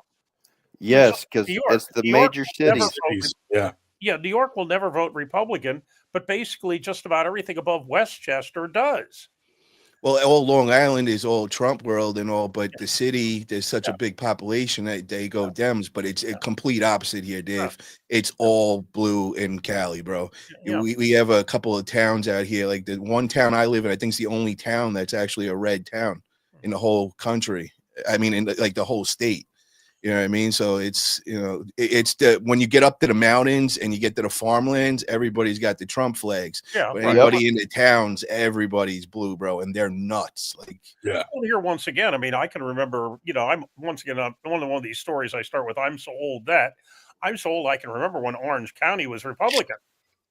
I mean, it hasn't been that many years. Well, I think it actually went back. I think there's a lot. That was another down south. I think Orange County got a lot of red in it now. Yeah. Which I'm loving. Where they fucked up here in PA, they pissed off the Amish motherfuckers. Yeah, I know. They slow with their flags and shit. I was like, damn, horse and buggies at the fucking polls and shit. Oh, yeah, all your area, man. You live in another extremely blue. I seen all the cities. Philadelphia is like the Mecca. Let's see, that's it. That's Philadelphia and the surrounding counties, plus Pittsburgh, plus one or two other counties. But the rest of the state, I mean, James Carville famously described Pennsylvania some years back as Philly at one end, Pittsburgh at the other, and Alabama in the middle. Yeah. And there's a good bit of between those two cities is like fucking redneck village, dude. It's Just crazy. imagine if they broke it down by zip code, how much different it would look too. Yeah. Then you'd really be able to zone in on who's where doing what. Yeah. I think that's what they did with the coloring. And my cousin sent me it and showed me a Cali, and I couldn't believe it. I was, holy shit. Yeah, here we go. Look at this. I don't know if you can see this. But, hold on. Oh my god, yeah. Damn. Oh, crazy, dude. So the one on the left, that was in 2020. It was all blue. Now look on the right. That's just recently. That's crazy, dude. All California changed. Like, it changed a lot. Yeah. And I know when I used to wear, like, my Trump shit and go out and just to stir people up and all that, bro, they used to go nuts a couple years ago. Like, it was just like, now they just give you dirty looks and all that. It's kind of funny. Yeah. Dude, that is crazy. I was going to dress up in my, in a Trump outfit and go around in the garbage truck when that whole shit happened. I got my dump truck. So I was going to go, I'm like, oh, I can't do this though. They'll boycott my business out here. But I was going to go dressed up with the Trump mask on and come pulling up and shit. Now they look right now. Now they look at you and then they're just like, okay, yeah, we get it. Dude, you're right. Like years ago when Trump first ran for president, for Christmas, I wore like a Make Christmas Great Again fucking thing with like Trump on it, like a sweater. And we did a pub crawl in Philly. Dude, my God. People were like fucking screaming at me, dude, like fucking go home, like pissed off. But then every now and then, like an old dude would be like, fucking right. Yeah. Oh, and we have a member of the Predator team from Allentown who's a state trooper, and he is detached to Philadelphia County Yeah. this week because of to keep people from throwing rocks through the windows. Yeah, they had all these planned lootings on fucking Facebook and online, and they had to like fucking bring in more police to shut them down. Yeah, these pallets of bricks magically appear here and there randomly. It's like, oh, Crazy. okay. Yeah, tell me that wasn't staged. Yeah. That's crazy. Like, man, I want to throw a brick through a window. Hey, there's a pallet of bricks. Imagine that. Holy Fucking shit. You see those the terrorist fucking threat against Trump fucking today No, I didn't see in the that. news? Like they're like fucking like an entire country is fucking planning on killing Trump, and a dude fucking like ratted him out. Like someone blew the whistle on the whole attempt. Oh wow. Oh, Good. guess what? Oh, look at this. The fucking crazy Eric Harlan's calling me right now. He must be watching right now. He just called Shell, dude. He called me a while ago. Tell him he's a fucking loser, and I don't like him. I won't answer, man. He's been blowing me up since his match or whatever. I just have no interest to talk to him. Well, Pickering got hurt in the first round, and then just was like, "Fuck it, I'll get him next time." I saw he got smoked by Yak. Had his way with him pretty easily with the right hand. How about Ninja losing to Damon? Oh, I didn't see. I didn't know who's Ninja. I don't even know him. He's that dude that came on here, Ninja, that was like, "I beat everyone in bars." Okay. He didn't want to. He won't pull people his own weight in bars because he's afraid they'll break their arm. So he just pulls these 300-pounders. I'm like, dude, there's no way you're beating 300 pounders in a bar than losing to Damon. Wow. That just goes to show you that everyone that joins the sport saying, yeah, I'm undefeated in the bar scene. Your first practice is going to humble you. Your first tournament is really going to humble you. Big time. Well, I'm going to try to check it out because Ninja lives fairly close to where IFA is holding their nationals in Dayton. And so I'm going to probably take a side trip when I'm out there in Dayton in March or April to, see how he's coming along. Ninja is a beast. Wasn't that his first match on an actual table, period? Yep. Yeah. Poor kid. First match, and he has to go against a beast like fucking Damon. Ransom. and he's also sang the national anthem there, didn't he? Yeah, he was supposed to. Yes, sir. No, did he do it? Yeah. Can he sing? Is he good at singing? Or I saw just a very small part of it. But Cole's back. How was Ninja's voice there, Cole, singing the national anthem? Cole, did he do it? Cole. Did Ninja sing the national anthem? Yeah, he did pretty good too. I was surprised. Really? Yeah, he's A better singer than he is an arm wrestler.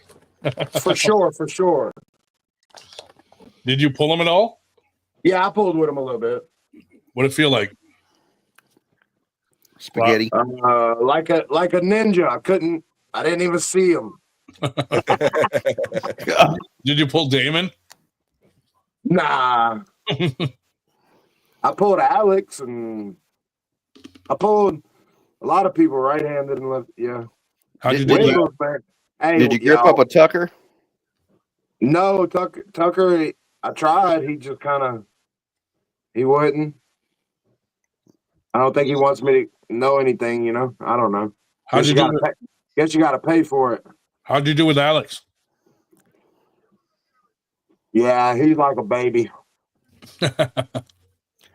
Tucker's probably also keeping himself a little fresher because he's got Texas State on the 16th. So it wouldn't have benefited him to get into a big after pool with a lot of people. Yeah. How'd you do with Alex top roll? I mean, he was hurting, but he wasn't. He's way under my level. His style or something just don't work out for me. What do you mean he was hurting? It seemed like he was hurt. His elbow was hurting the whole time. So, Gotcha. but he tried to pull me. I got some video of it. I'll post it. I've been waiting until everybody else stops posting all their shit. Nice. How was your time there? You had a good time? Yeah, I had a good time. Wiggles was way stronger than anybody thought he was this year. That dude done come in and leveled up. He was a beast, bro. Yeah. You can look at that man's forearms and just see how much he's leveled up. Yeah, I knew he was going to be tough. I just didn't think he was above me, you know. But He's got a giant turkey leg looking arm over there I'm not with the left-handed, but veins. my left hand does real good, you know. But my right was doing really good. You know, I went 3-0 with my right, so He takes better steroids than you. for sure. No, if I had another year in, I think it would have went a different way. But I give it to him. He was strong as shit. I hit that dude hard because I got a pretty fast hit for a big guy, you know.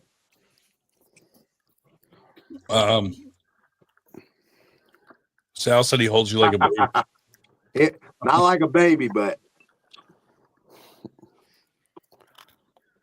Cole injects the right only. no, my And right. I told you about Wiggles, man. He's that dude is pulled everybody from day one, and a lot of people were always like, dude, what is he doing? Like, he's going way out of his league. But those are the guys that get real good real quick, man. They don't got that ego at first. They're down to take the losses, and Yeah. you know, and he's psycho, man. He's that dude that's gonna put all his energy and time, and you know, he's obsessive. So I knew he'd be good, I man. definitely want to pull him again next year, though, if I can get him out. Hey Cole, how'd your boy Palmer do with all his matches? Yeah, he didn't go.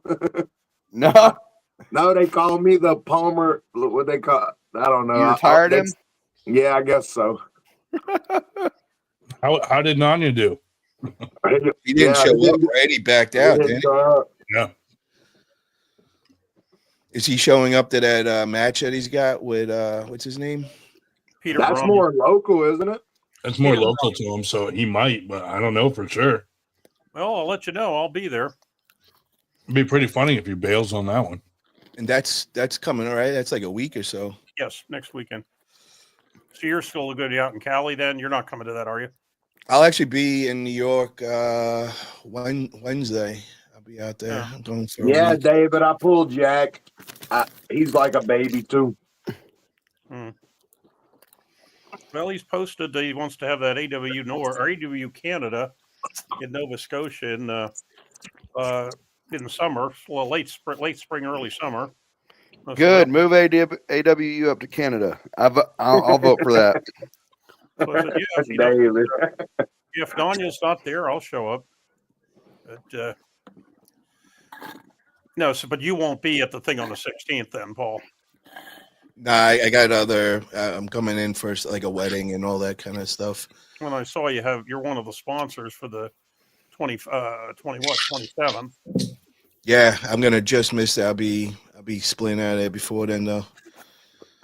Yeah, I'm not doing anything arm wrestling when I go out there. Just kind of doing things for my girl and her family and all that. Her sister's getting married, so got a bunch of things we got to do. She's in the wedding party and all. That's always good. Fun.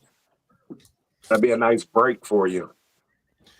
Yeah, I mean, I haven't been in the arm wrestling world at all. I didn't even watch East vs. West. I've been slacking. I don't have any. All my extra time's been going in trying to grow this other channel and fucking getting out there in that other community. It's stressful, bro. It's like you feel like you're not getting anything completely done because you're doing a little of each instead of just focusing on one thing. I got so many different things, and it drives you nuts. You feel like you're on a hamster wheel, and you're not getting anything done. It's annoying in that way, but yeah, it's what you got to do when you're trying to grow things. Yeah. And you know, this business, I actually make money on it. So not, you know, I don't feel bad. It's just like with arm wrestling, you put in like a full-time job and you're not making no bread or anything. And it's like, so this other one, it's like anything, I'm meeting new people and networking, it actually equals money. Well, just don't tell New York that you got a hamster. They'll send a SWAT team to get rid of him. Wait, why? What's that about? Oh, just you didn't hear the squirrel story? No. Oh yeah, dude, that's crazy. No, these people had a pet squirrel that they've kept for years, and he had his own YouTube channel with a gazillion followers. Well, somebody reported him, and New York sent a SWAT team basically to check the squirrel. They treated it like a drug bust. Like Yeah. scratched their fucking dressers, everything, bro. Like they fucking tore that apartment apart. Trashed the place, didn't let the lady go to the restroom for 6 hours, took their hamster or their squirrel and what was the other one? A raccoon, and euthanized both of them. Yep. That's crazy. Wow. Like, damn, dude. I mean, this is a free country. We can't have a fucking squirrel. I mean, there's enough of them. They ain't gonna go extinct. Like, Jesus Christ. Wow. That's crazy. But So yeah, what do that's you got coming up now after this, Cole? You got any other big matches or anything set up? I got a little super match at the Shed coming up on the 17th with a guy named Clint. It's kind of friendly though, you know. Nice. We go and practice with them guys over there. We're gonna go to Hattiesburg, and BJ Fokakis should be there, and a couple cool guys, you know. Hell yeah. I got a match coming up with Eric Harlan in his dreams. No, but I think I'm just gonna train up for Winter Blast. I don't know. Fuck Yeah. Hell yeah, dude. I'm starting to hit that a little. I'm getting somewhere, you know what I mean? Are you guys going out to Knuckles Up? January No, man. 25th? I'll be there. I will be there. You going, Paul? Yeah, definitely. I'll make some time for that for sure. Nice. Where they at? Where's it at? Fort Lee, New Jersey. So it's you could either fly into Newark or JFK. It's about the same distance. And this one's a tournament too, so it's not just the Super. Oh, really? Yeah, first time. Man. Wow, I hear about this shit late, y'all. I need to know this shit. 2 months. I need. You got time. When is it? What's the date? January 25th. 25th. Oh yeah, definitely got time. What the fuck? Stop eating them fucking onion rings, dude. Yeah, I know. Bro, I gotta keep my weight, dude. I was losing weight. I'm starting to gain it back. And Are those protein onion rings? I don't know about protein. They definitely grease onion rings. All right, got the munchies tonight. I don't need to see any more food.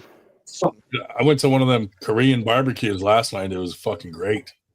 With the ones Is they that put where in the bowl? you cook it right in front where they give you the raw meat and you, I love that shit. Dude, man. and it was like unlimited meat. I'm like, keep it coming, motherfucker. Like, Wow, hell yeah. I was just eating meat all night. And then I got home and passed out. The Fell asleep. 25th, y'all said, huh? So the first place I've ever seen like that was in when I used to live in SoCal and in Beverly Hills. They had a joint like that, and anytime we would go into Beverly Hills after that, that was our spot. It was just so cool, man. I love that. You got like all different kinds of steak. You pick like 10 different types, and you can try everything out, and you cook it to your own liking. And I'm like, yo, this is genius, bro. They charge you top dollar, then they make you do all the work. Yep. It's like this is they just got a bunch of prep cooks cutting it up, and that's it. That's it. It's Like, smart. Hey, is this the qualified for Knuckles Up too? Yeah, this is an Arnold. No. This is an Arnold qualifier. It's the last Arnold qualifier for to get into Arnold. So yeah, you just show up and anybody could pull, and if you win, you get to go in the Arnold's in March. Nice. Yeah, Cole, we got another Arnold's qualifier a lot closer to you next week, though. I know I wanted to go, but yeah, I know. It was too close to AW and all for me because I had set that up, and then I'm seeing all these Texas events when I'm looking up everything, and I'm like, damn, I want to go to that TAL Texas State Championship. That's what I really want to go to. But you guys all got to go to Knuckles Up, bro. Todd, you need to come and see it because this is not like any other event we got, man. Like this is worth the trip. It's like a show. It's not like yes, you could pull in a tournament now, but it's more like you're going to see like a UFC kind of event, and it's going to be cool. This one because the crowd is going to be packed this time because of that tournament and that energy and everything. This is going to be the one, man. I can't wait for this one. I miss my squirrel Squicky. Rest in peace. One rule I had: you can eat my pizza, drink my last beer, and take my wife. But don't, and I repeat, don't touch my squirrel. All right. Yeah, I got to see the Barbarian at the tournament in Ohio last weekend. First time I've seen him, I believe, in 5 years. Did you grip up? No, he stopped by. He basically I was busy doing the helping Tim Lewis do the brackets, and he had to leave, so I really didn't got to chat with him, but but nope, didn't get the grip up.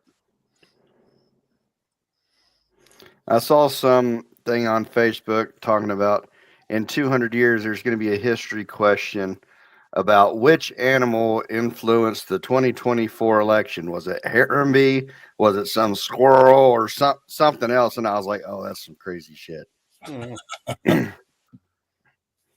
That's great. And then that forced me to look up who the hell the squirrel was because I had no clue before then. No, it's not invitational. It's January 25th. It's just a tournament. Yeah, I think that's their Arnold's qualifier. It is. Yeah.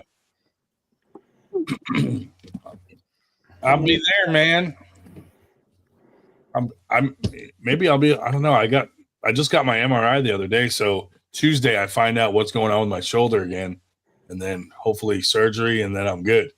Hopefully, sir. Hopefully you don't need surgery. Hopefully I definitely need a surgery. Like I can't do shit with my arm, dude.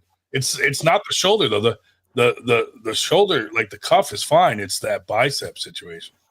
It's the attachment where your shoulder and every time I move my arm, I can feel it like pop out of place, and it's painful. Talk to Israel. That's what I think he just went through the same thing. They're gonna cut it and just attach it to my arm.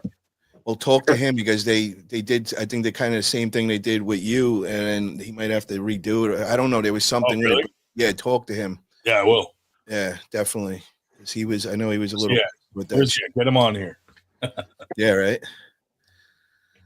Where's the Arnold qualifier? The one for Knuckles Up is in Fort Lee, New Jersey.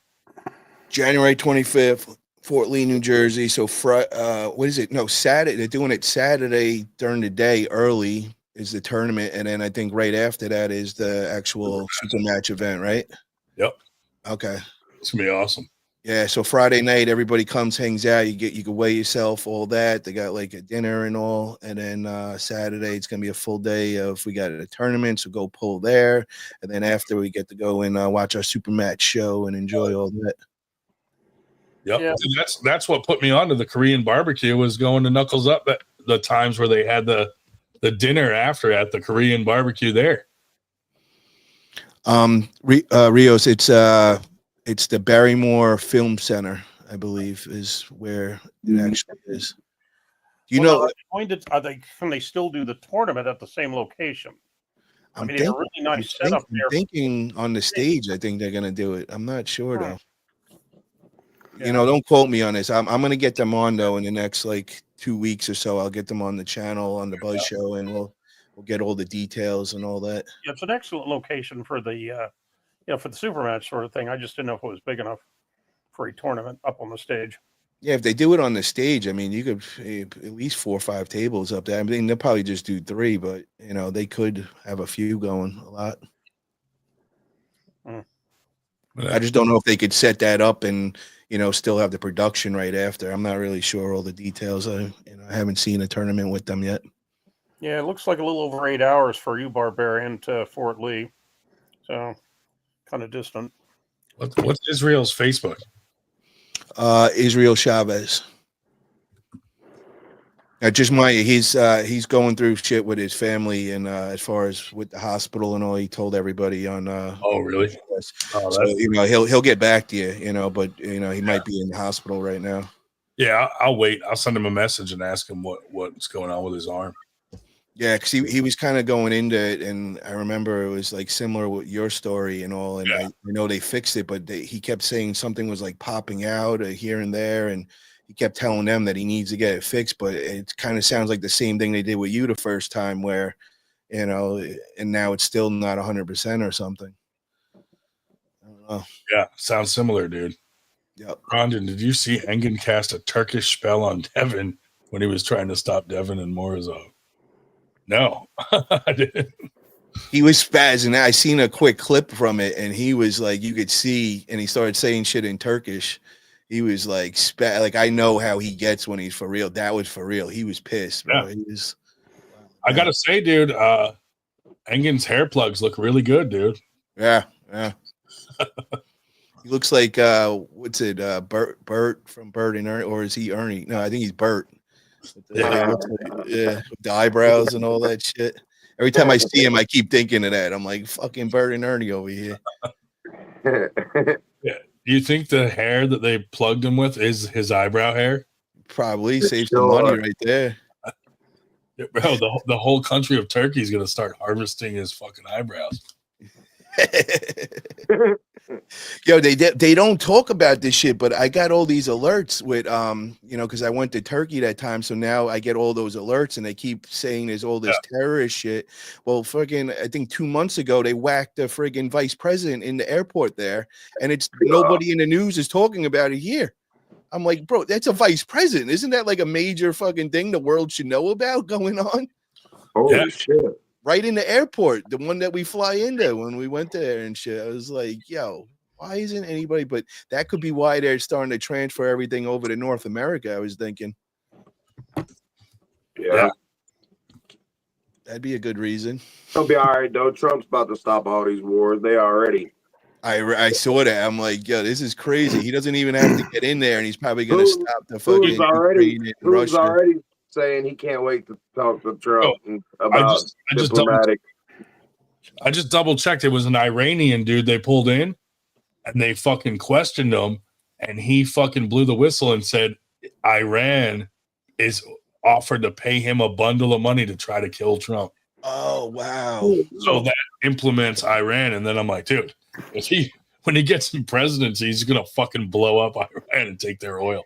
That makes sense, though. Iran. That, or we'll just turn it into a glass parking lot with some of the intercontinental ballistic missiles from the submarines I used to be on. Make it a parking lot and put up Disney World Iran. They don't even need to, bro. With Israel, Disney on ice. They are so fucking gangster. Those dudes just whack everybody and could do anything. It's crazy. They're on that like top secret.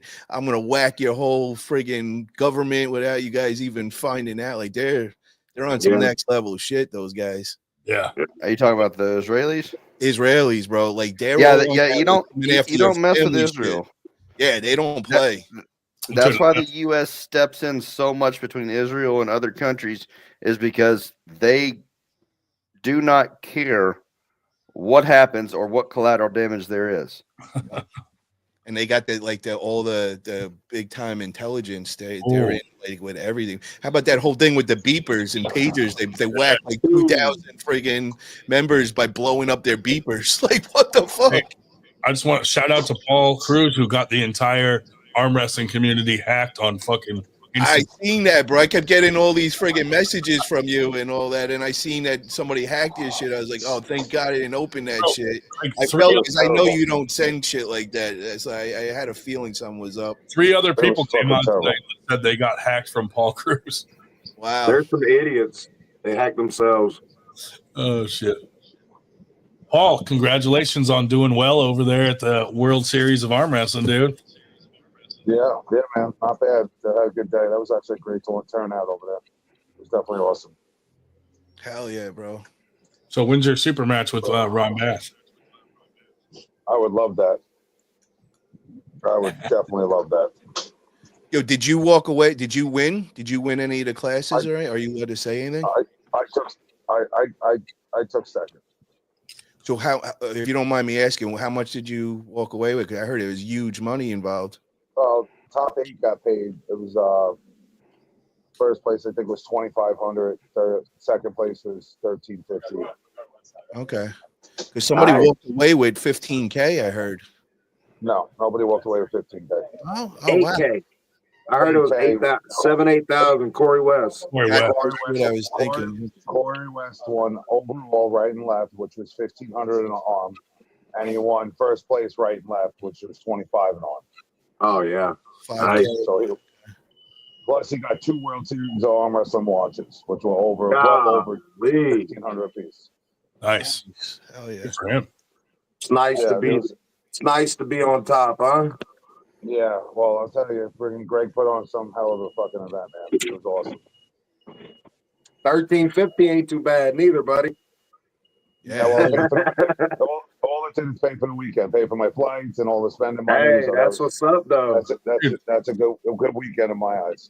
People are just into money and sex. So Winter Blast, we might do hand jobs for the winners. Yeah, I can do that to myself. Jesus Christ! Oh, so you're gonna have Eric Can't there even after say all. nothing.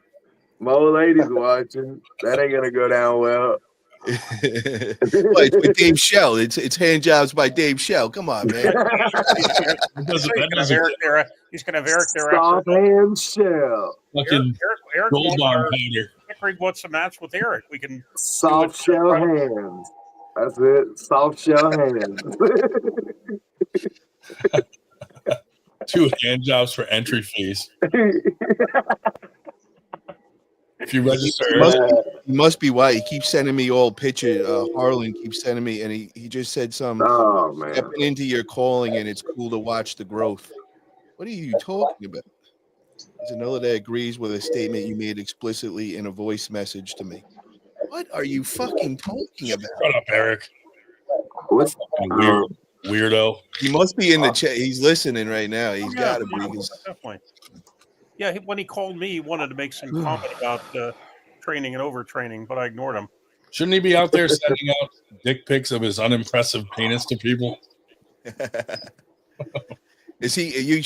Harlan, you should go to Winter Blast. You should show up there, man. He should.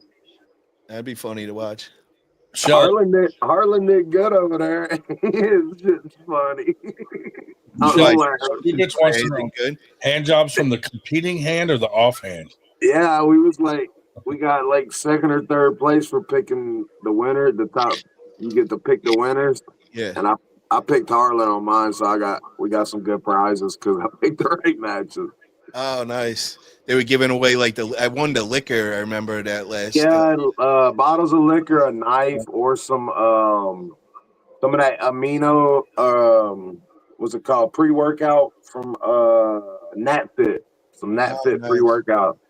Bro, I won I think it was 10 bottles of liquor, and I was about to get on a plane, so I gave it to I forgot Desiree. I hooked her up. Oh yeah.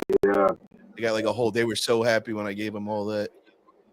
Oh, Desiree was cool. Liquor, yeah.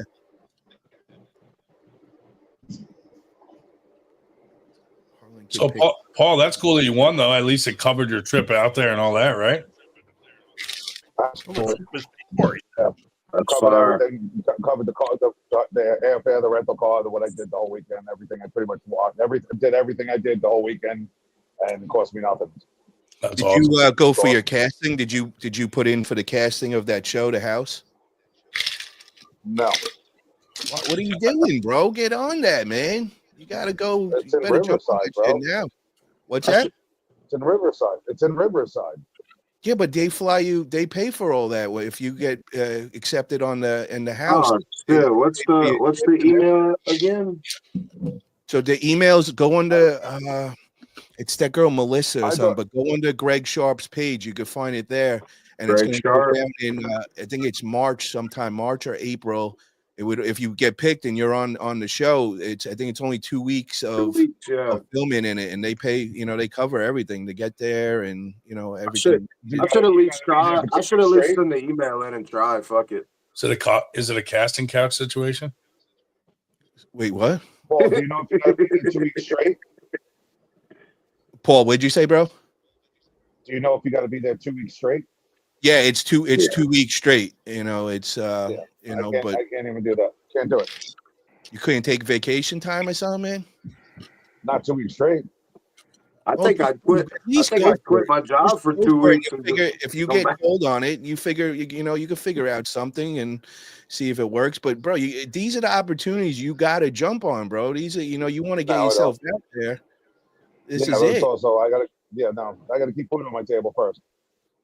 I get it, but this could lead to that. You could become a full-time arm wrestler, and really make money from, if it goes through what he's saying. And this is not like him trying to sell a pilot anywhere. This dude is the all-in-one. He's got his distribution company, he's got a promotion company. You know, so it's like I get it with other reality shows because it's such a process that I went through it 2-3 times. It's a bitch, and unless this guy's the all-in-one, this guy is the all-in-one, man. And you winning that shit, bro. That would be a good thing to give it a shot, and maybe they could accommodate you, man. If you do get accepted on it, you know, maybe they could work something out where if you could only do a week at a time, you know, like I'm sure there's ways to get around it, man. But you got to be in it if you want to, you know, just try it, bro. Yeah. You know, and I just really heard about it this weekend. Someone said something about it, and I don't know the particulars, but I didn't even know it was 2 weeks. I know it's at Riverside. It's a lot. It's a lot, you know, especially being I only get like 3 weeks off for the year, and a lot of it's already taken up.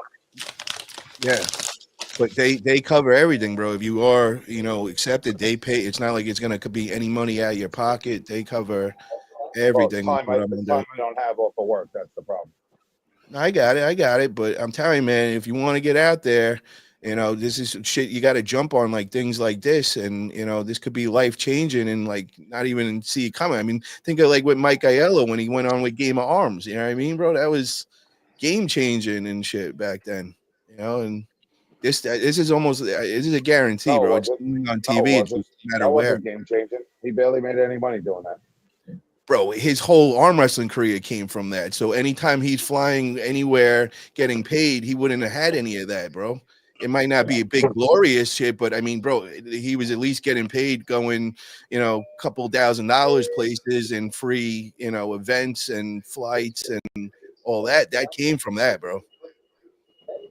You know, when you add all that up, you know, that is, you know, that's something, bro. Who does Todd look like? I can't put my finger on it. Who does Todd look like?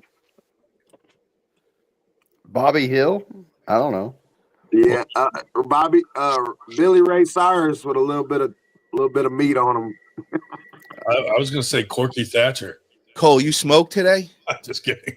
Yeah, I smoke every day, buddy. I can see right now you're flying high right now. It's this. Yeah, you got your eye. I can see you're feeling. Yeah, I only do it at work, really, but it's way stronger. Remember Corky Thatcher from Life Goes On? Gron, and apparently we look alike if I didn't have glasses and or if you didn't have glasses and a backward hat. Well, goddamn. Put the beard on you with the glasses and the backward hat, maybe. I don't know. I don't know. You're just better at arm wrestling. Not according to Aries. What is it called again? The House. The House. My left hand took a hit, but you're picking 12 guys all together, six people on each team, 2 captains. Jody and Jamie are the captains, and then I believe there's going to be 5 or 6 guys. Oh yeah, I'd never make it on that show. Shut up, Sue. You can't think like that, man. And you got to be in it to try, you know. That's how you get your name out there. And the guys always hitting me up and they're like, ask me. And then they don't go and do simple things like this. Like, this is the shit you want to be a part of, man. And, you know, don't even think of it. Just go with the process. If all of a sudden they call you one day, fuck yeah, it's going to be a fun adventure, man. You know, even if everything goes wrong and they pay for everything for you to get there, I mean, you're still gonna have a great time. 2 weeks of friggin', you know, arm wrestling and just having a good time with your arm wrestling crew and family and all. Yeah, I got in it, man. I put my casting in after I had Greg on and he started telling us about it. I know I went in and I know Matt Conley went in. They said they were gonna put each weight class they were gonna grab, I think, like 2 guys from it. And it's going to be all these different challenges. It's not just arm wrestling. They're going to have like making good TV. Like there's going to be all these competitions every day. That's cool. Yeah, it should be fun. Who's going to mistreat the guys under Paul at work if he's not there for 2 weeks? Everybody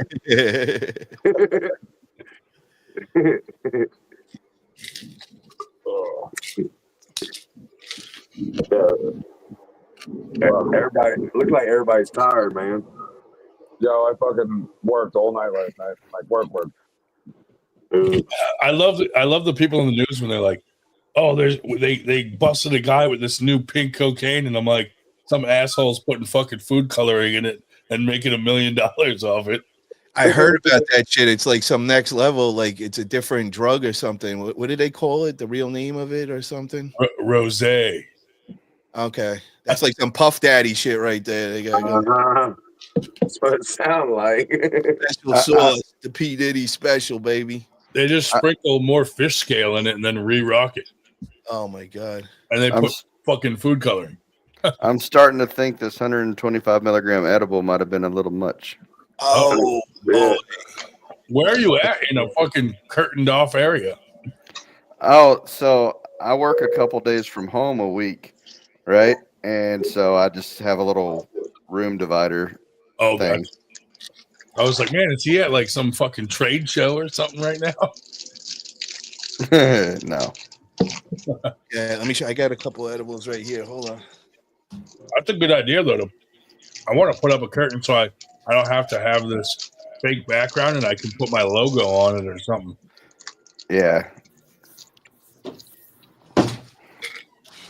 I should take my banner and hang it behind me on the train. Oh yeah. Get some magnets for it, dude, and stick it to the back wall or something.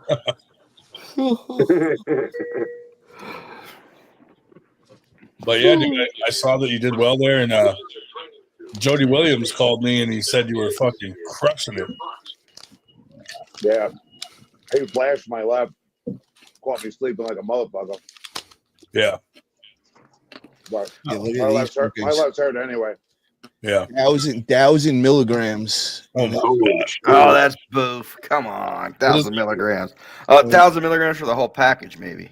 Yeah, for the full package. But I mean, there's okay, only gotcha. 10. There's only 10 in it. So I mean, these things are strong. And then for the lighter weights, I got the 600 milligrams. But what we actually did was, I have a bunch of people that always come up to me like, "Oh, I could eat any fucking edible and I could handle it." So I made these just for to knock you on your fucking ass. So you, that guy that comes up to me like, "Oh, I could eat anything."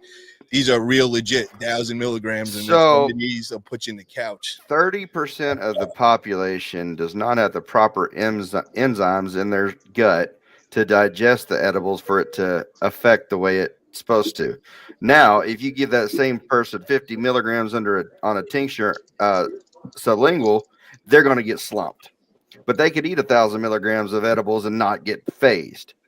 I've never met one person, and I'm telling you, I've had so many guys, and I give them the knock you the fuck out ones, and right, nobody handles this. They all, and I watch guys where my old ones where they would eat a whole package, and they're laughing at me, and it didn't phase them, and I'm like, I made these. Do you have is it based off of a distillate that's or coated on the top of it, or is it no, it's oil injected? It's oil injected. It's infused in it. We don't do sprays. Would these help me sleep if I need to go to sleep? For about 3 days. Fuck out, bro. Like really? I won't even fuck with them, bro. No way. Like it just knocks the hell out of me. Oh, Henry said I can handle that sucker. There you go.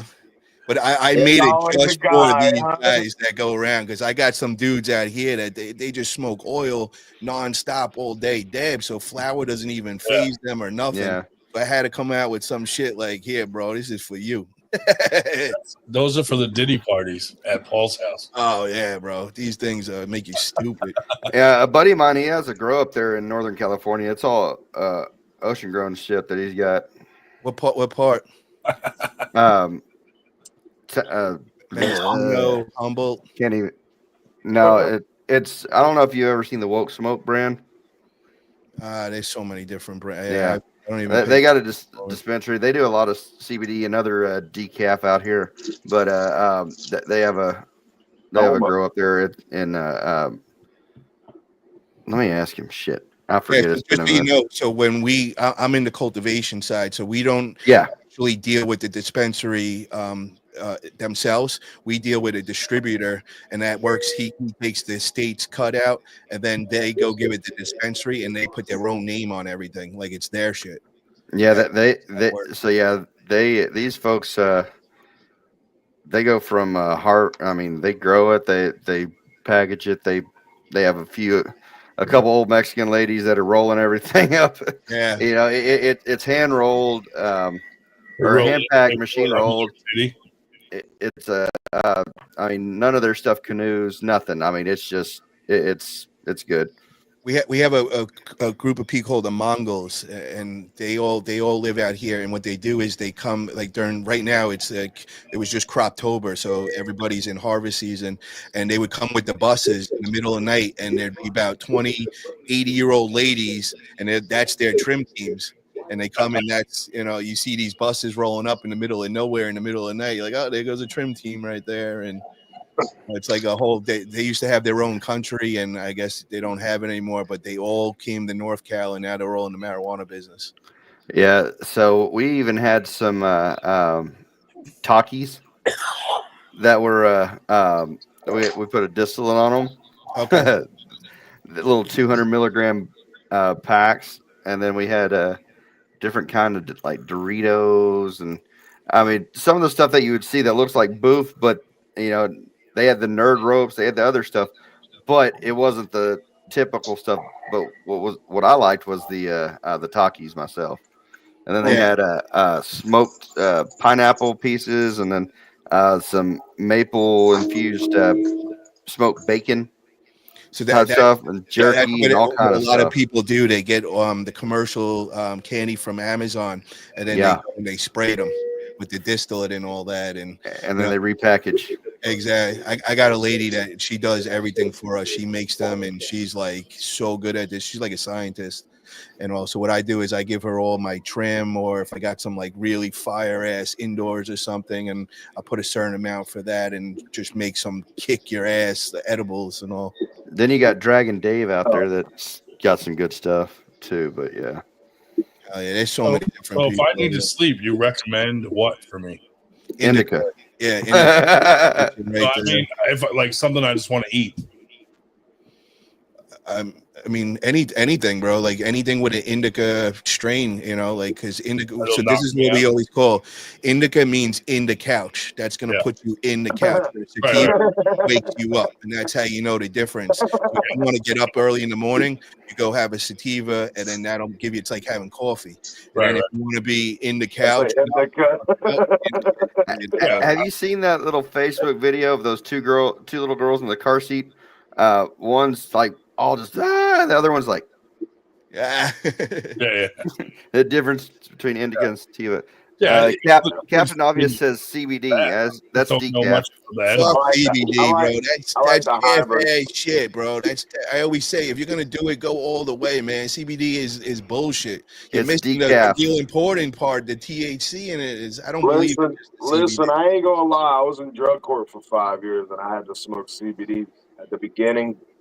I ended up quitting, but I smoked this shit called Stash, dude. And like 2-3 hits, man, you get that old school, like you just got high for the first time feeling.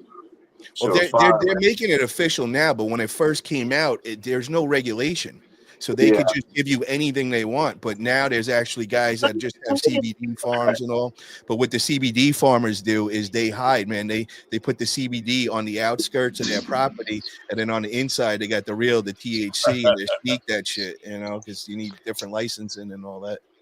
Yeah, because they do a spin process that takes any actual THC out of it. Well, it's 0.04. Anything under 0.04 THC, you could mark it as CBD. What about like heroin? Heroin, would that help me sleep? Yeah, knock it right out, bro. And you're just like, you can sleep standing up. You'll still be awake though.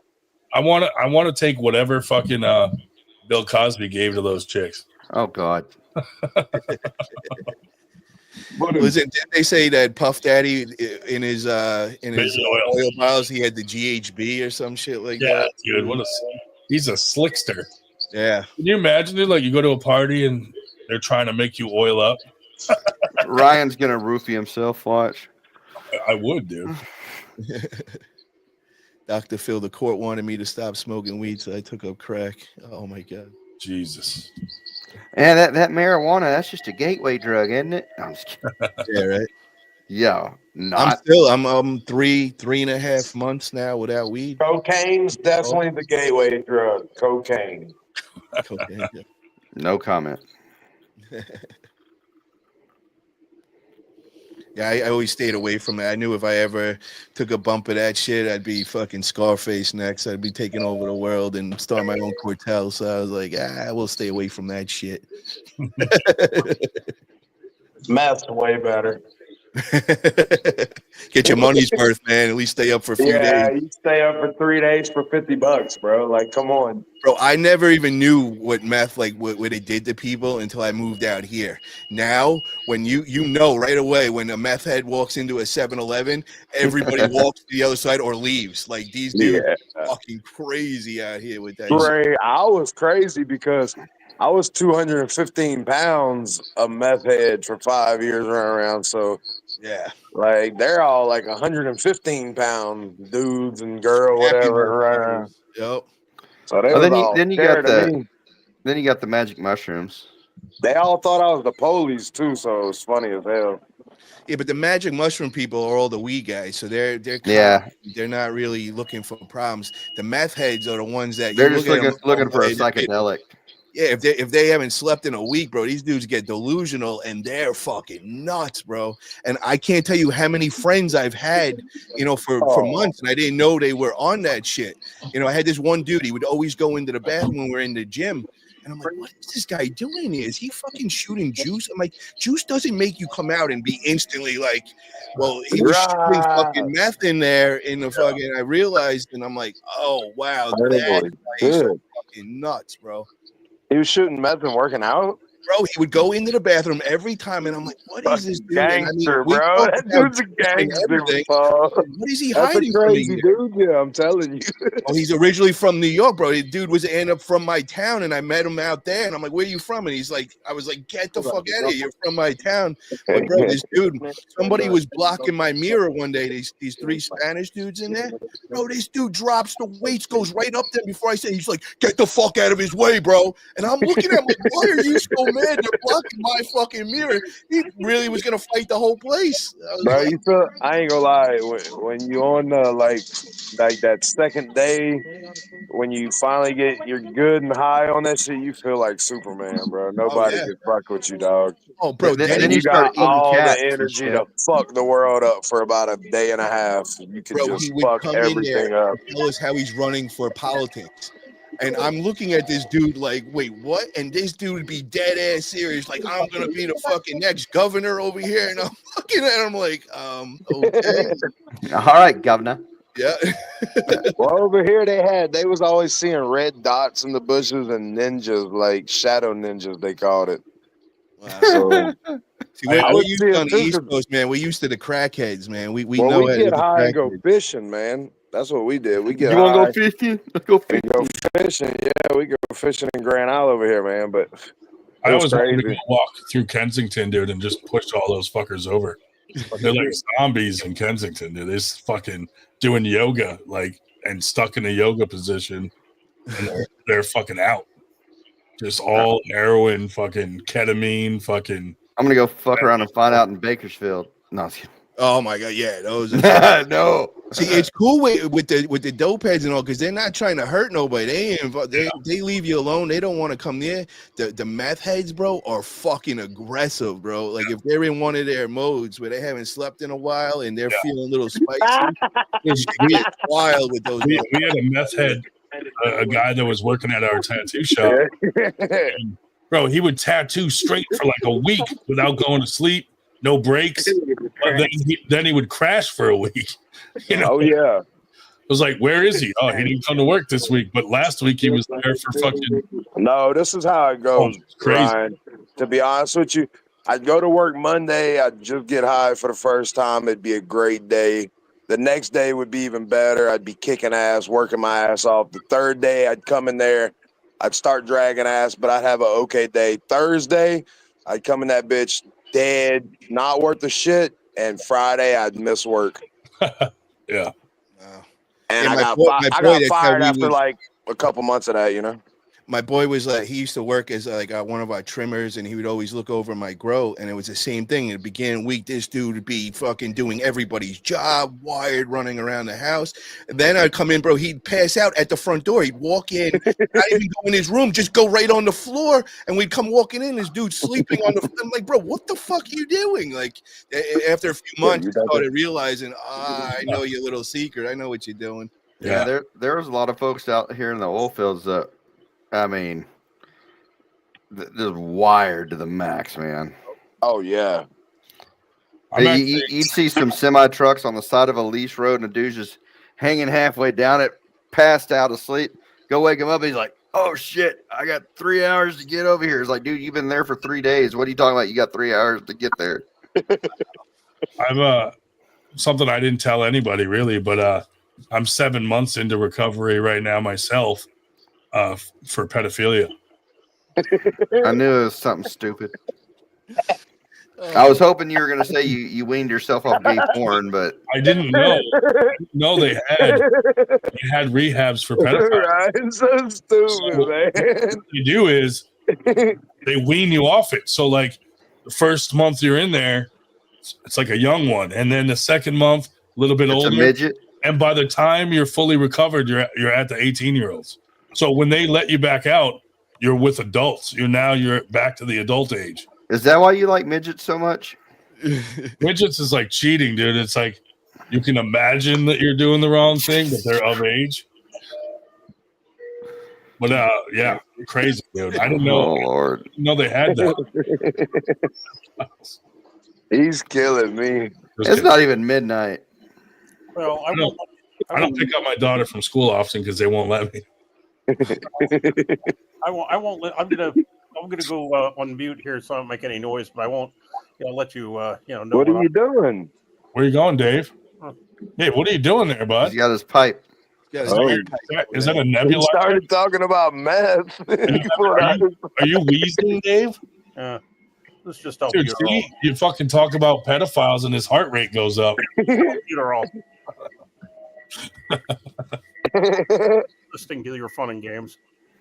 Hey, Paul, I got 300 pre-rolls of Delta 8. You want me to send it over to California for you? Man, that shit sucks. Yeah, that's I'm fucking against all. That's like taking an MK677, and when people come and say that to me, I'm like, bro, just go get the real deal, HGH, man. You're missing the fucking rest of the shit. I got some of that THCA or whatever. Isn't that what it is? Or THCH? Yeah, the synthetic shit. I don't know. It's supposed to, whenever you hit it with fire, that's supposed to turn into THC. I don't think it does. There's the THCA, THCO, THCP, HHC, Delta 8, Delta 9, Delta 10. Same thing as amino acids, bro. It's like when you go and buy that BCAs, it's a marketing fucking thing they're ripping you off with. It's like every protein shake, you have every amino acid. Why are you just getting 4 of them? You know what I mean? It just makes no sense, but it's marketing. It makes complete sense. Yeah. Dave's hitting that futuristic hookah. Dude, yeah, like when I see it good. Is it white? Looks cold. Whenever I go trick or treating, I just dress myself, and they're like, "What are you supposed to be?" And I'm like, "Pedophile." And then you just see their attitude change, like, "What the fuck?" And you then gotta be careful saying that. You got kids too, bro. If anybody ever heard this shit, and dude, I got in so much trouble this year with the Halloween. So we go trick or treating, and there's a dude dressed like the Pope. Yeah. And I walked up to him and I said, bro, I saw you out of the corner of my eye, and I thought you had a Klan outfit on. Dude, he did not find it funny whatsoever. He was like, "What the fuck did you just say?" And I was like, "Oh, calm down. I'm not the one dressed like a Klan member, dude. Relax." And my wife's like, "You're never coming again." Yeah, he was Grandmaster. Yeah, Flash? dude, he did not find it funny whatsoever, dude. I bet he didn't. Just accused him of being in the Klan. I mean, I saw him out of the corner of my eye, and I really thought, I was like, no way, this dude's in a Klan. And then I look, and it was like the Pope. It was the Pope's fucking outfit. I was like, I was thinking, man, that's ballsy. I thought you were about to say, since he was in the Pope's costume, you were going to ask if he was a partner in crime with what you were just talking about. That's where I thought he was going. No, I thought he was a Klan member at first, and then I was like, that's ballsy as fuck, dude, to be walking around in a Klan. So you thought you were running into Harlan? Yeah, I thought Eric was in my neighborhood fucking. You were talking about being a pedophile, and then you were talking about someone dressed as a pope. I thought you were going to ask him for pointers. That's I thought that's Where's the altar boy? Be like, So what's been going on in the arm wrestling world recently? Anything fucking new in the last 2 weeks that I missed? Not really. No. It's been quiet. We've been just kind of getting ready for our tournament, so we've been busy. We haven't really. I mean, other than East versus West, and everybody bitching about Devin's behavior. But yeah, tomorrow is our.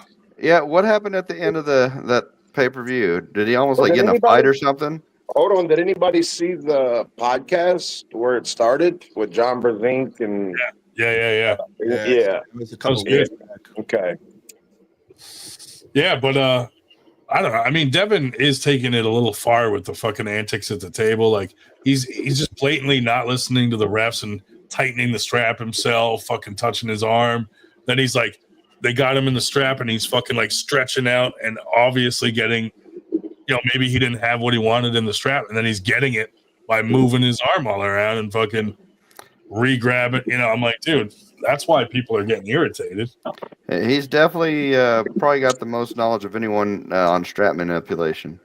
But it's just getting old, man, where it's going. That's the thing I'm not feeling, man. It's like if you guys aren't going to have good matches, you don't need that other antics to make up for it. And I feel like that's what they're trying to do. And it's just like, I don't know, man. It's just a turnoff, bro. And for somebody that's so into arm wrestling, I don't even watch that shit no more. It's just getting annoying. It's like, are you a face or are you a heel? Oh, wait, never mind. This isn't WWE. At that level, you just want to see a good match. And it's like, I don't need all that extra weird shit to make it exciting. I want to see the fucking. But who is that marketing to? Like, there's got to be a overall plan. Are they getting new people looking at it, and that's what they're trying to do? Like, I'm trying to figure, because there's got to be a business marketing behind. I think you're right. Their whole thing is maybe Eric Harlan will watch this. Maybe. But real, am I wrong though? Is there like somebody that like non-arm wrestlers are any of those guys following this drama, or like he wants his rematch with Braun Strowman? Yeah, there you go. That was so fake. That was all set up. I was right there. Yeah. Like I was. I know the whole thing up. Yeah. Oh my God, Dave died. Oh no, he moved. He blinked. But what do you guys think of that? Like, is it getting old, or you guys like kind of like it? Because I've been watching the comments. I didn't get to see it, but I see half of the community outraged and the other half yelling at the ones that are outraged, like, "Oh, this sells" and all that. What is your guys' thoughts of it? Yeah, this time when he went and he started laying on the floor and laughing, I'm like, all right, that's a little far even for him. I'm like, come on. So what do you mean when he went against Morzo? He went down like into the King's move, right? No. After the match, when he laid down on the floor laughing, making a spectacle of it. Oh, I didn't see that or hear that. Wow. Okay. Yeah, and then almost getting into a fight with Ingen and whoever else at the very end when they were doing that little brief after pull thing, left-handed. Yeah. So who do you think that's geared to? Like who's thinking that's a good idea, and like who are they trying to bring into the sport with that? AWU. No, I'm just kidding. I mean, I'm just trying to figure out from a strategic point of view, like where they're going. Are they trying to make it into like a wrestling thing to get more traction? Like I'm confused where, it seems like it's a entertainment ploy. Okay. I don't get excited seeing Devin. Devin's calling it a clown show. Like I just want to see them pull. That's what I'm watching for. I don't care if he's being a dickhead in the straps. Like they're the best in the world. I want to see the fucking who wins. Yeah. I don't want to see who is being the bigger asshole at the table. I mean, here's the thing. There's kind of a formula to his matches, and it's okay. The first grip up, I'm just gonna slip out. The second one, I'm gonna I'm gonna feel something and say, "Oh, I got you. I know exactly where this is going. He's gonna play with them in the second round. The third round, he's gonna flash pin them, and then after that, he's just gonna make them try to pin themselves and troll them. That's his formula for every single match I've seen. But see, this is where we lost me on this. You were going against Levon a couple months back for #1 in the world. Now we're down in the 105 kilogram class where I've lost all interest with that. I'm like, bro, I already know who's going to win. And then just to clown them the whole time, it just gets me mad. It's not something I'm enjoying. It's not something I care to even want to tune into. And then to watch the mockery, I'm just trying to figure out from a business sense, because, I know Engen can't be cool with this, like, or is there something that they're seeing? Like, are they getting new eyes on it from that? Like, non-arm wrestlers are seeing drama and hearing about it, and they're tuning in. I'm just trying to make sense of it in my head. And me being a diehard arm wrestling fan, for me not to even order East versus West, which I didn't, this is the first time yet. And my girl even noticed, she's like, wow, you didn't order it. And I'm like, I have no desire to watch all these ridiculous matches. And then after seeing, all the, but he's the only one on the card doing it that I've really noticed. Yeah, no, I get it, but like, it just kind of annoys me in a way that this is not what I signed up for. This was not, where I thought the big stage was going to go, bro. I've never seen something like that going down at WAL. Some were saying that they thought he was drunk this last time. So is that maybe it? Is he doing other extracurriculars? Because his attitude has changed in the last 6 months. Something has definitely been different with him. I don't know if he decided he wanted to come to heel and bring it to another level, or is there something going on personally? That's what I'm thinking, because he used to be the face, the superhero, I have to watch him. I'm going to follow every match he has to, all right, it's the same thing every time, except the one time he got his ass whooped, or twice now. But it's just, I don't know. When Travis used to be that guy, it fit. It was just, that was that dude. It wasn't an act, and you could tell it was real, and that's why everybody liked it and gravitated to it. It's just not, it doesn't do the same to me when Devin's doing it. It's coming off in a different way. It's not it's not smooth. Travis was smooth with it, and it just fit. It was natural. This is not a natural look for me with Devin. Like, from knowing him and then seeing the way he's acting, it's just, I don't know. And I'm just trying to figure out, I'm like, all right, well, I must be in the minority over it. Other people must be enjoying it because I see a lot of people defending it. But like, who actually are they trying to do this look for? This new? It's almost like he's trying too hard to be a dick. Yeah, that's exactly what it is, and it annoys me more than anything. And it's like, I don't even want to watch the match. I agree. And the pay-per-view isn't to keep more people on. I mean, that's the longest match of the whole card. If we're getting annoyed with it and we're arm wrestlers, non-arm wrestlers don't know what the fuck's going on. Yeah, that's even worse. They might just think it's funny, and that's how shit goes. Yeah, I don't know. I mean, I just don't see a non-arm wrestler watching 15 fucking matches for 8 hours and sitting through that whole thing to see one match. And I think we're losing them with just the 15 matches. Oh, dude! Every time it gets stopped with an elbow foul, they lose interest. I think with a business plan on that caliber, I think the way to do it is 5 matches. 1 main event match, 1 Devin match at the end, and then 4 decent matches before that, and save all these gold matches that you're just burning through because you want to have 5 matches on that card that could be a main event. And I don't think the business brain, I don't think that makes sense. Yeah, split the card up and have more, just have more events. That's it. And I think that would be grasped better from the non-arm wrestler, because I don't know any non-arm wrestler that's going to sit there for. I mean, that's King of the Tables model, right? They only have 3 to 5 matches. Yeah, but King of Tables fuck because of Engen. King of Table, they depend on Engen because he's calling the shot. So he's picking the King of Table matches, and he's on purpose ruining their brand. They can't say anything to him. Any good matches, he's taking for the East versus West card and giving them the scraps. And he knows what he's doing.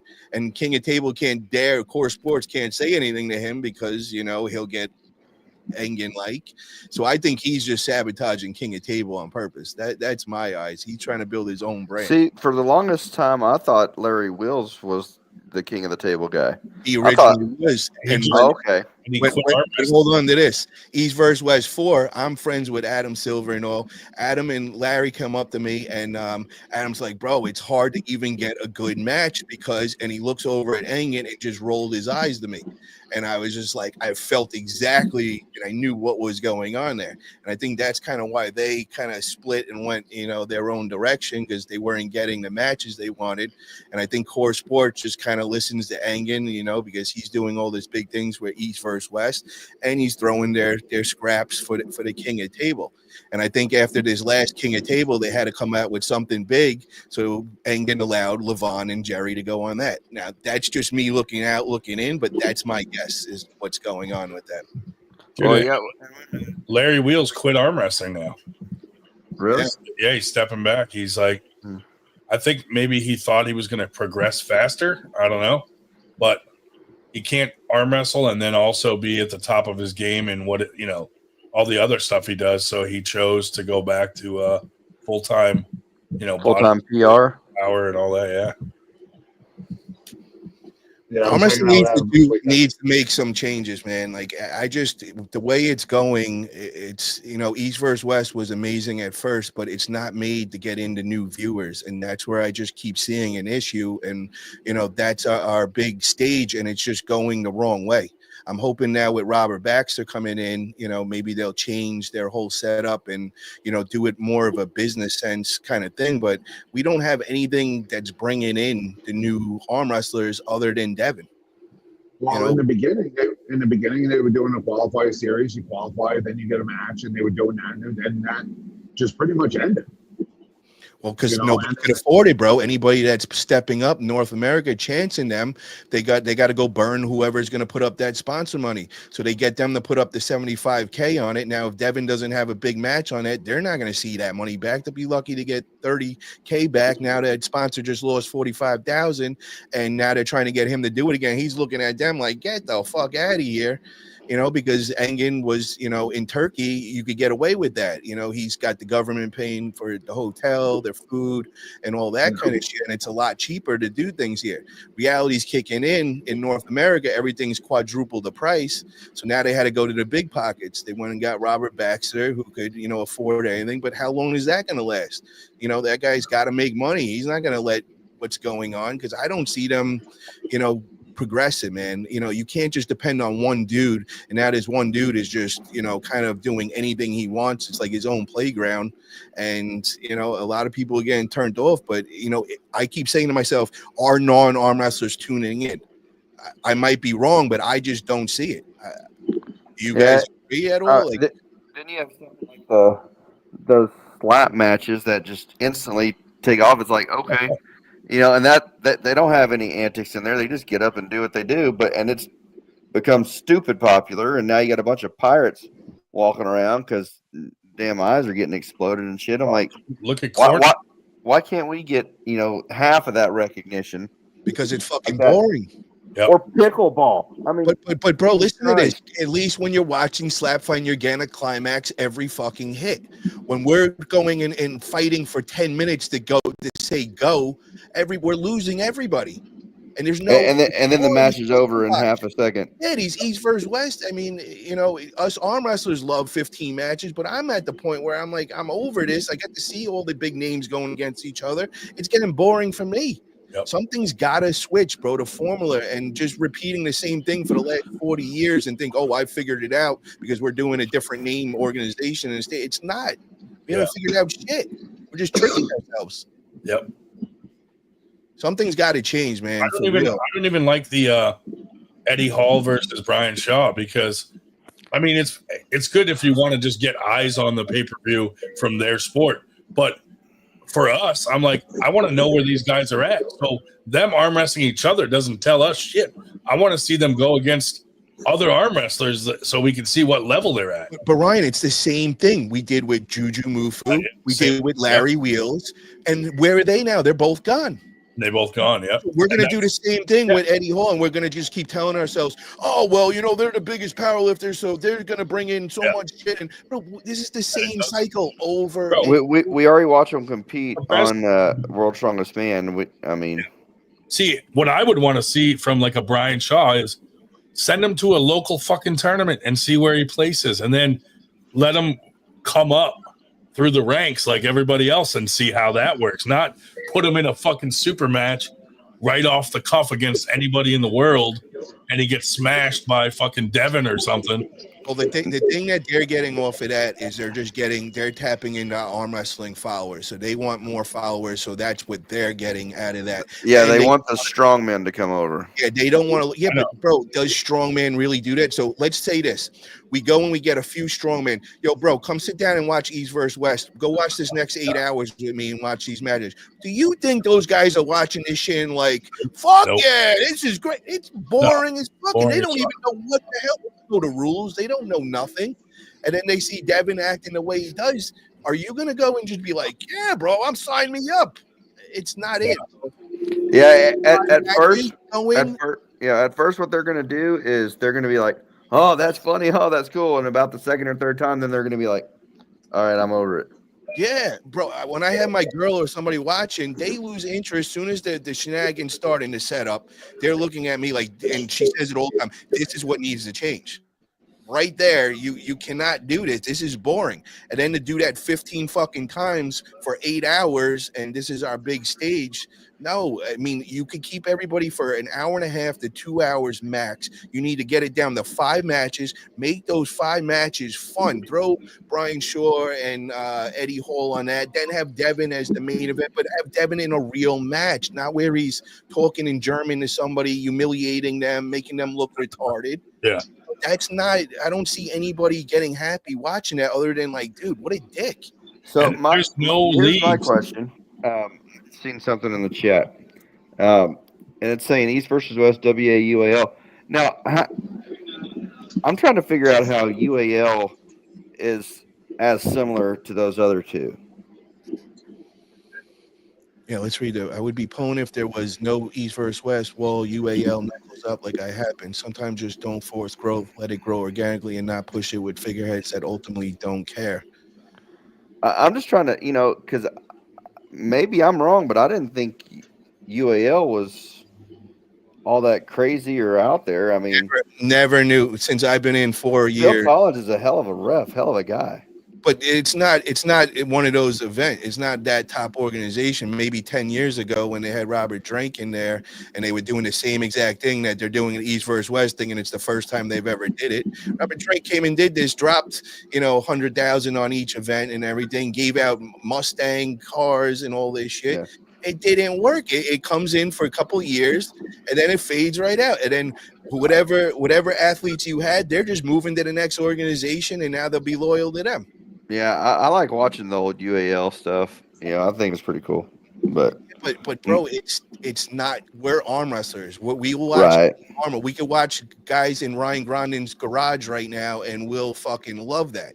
Not everybody's gonna be like on that shit. We need to figure a formula that's completely different what we've been trying to do for 40 years, and stop trying to trick ourselves. Like what is going to change now with Robert Baxter? He's just going to keep throwing money at it, and unless they change the formula drastically, And look at that one. The other one that I think that is doing it right and is trying something new is Greg Sharp. Him doing the house, that might work.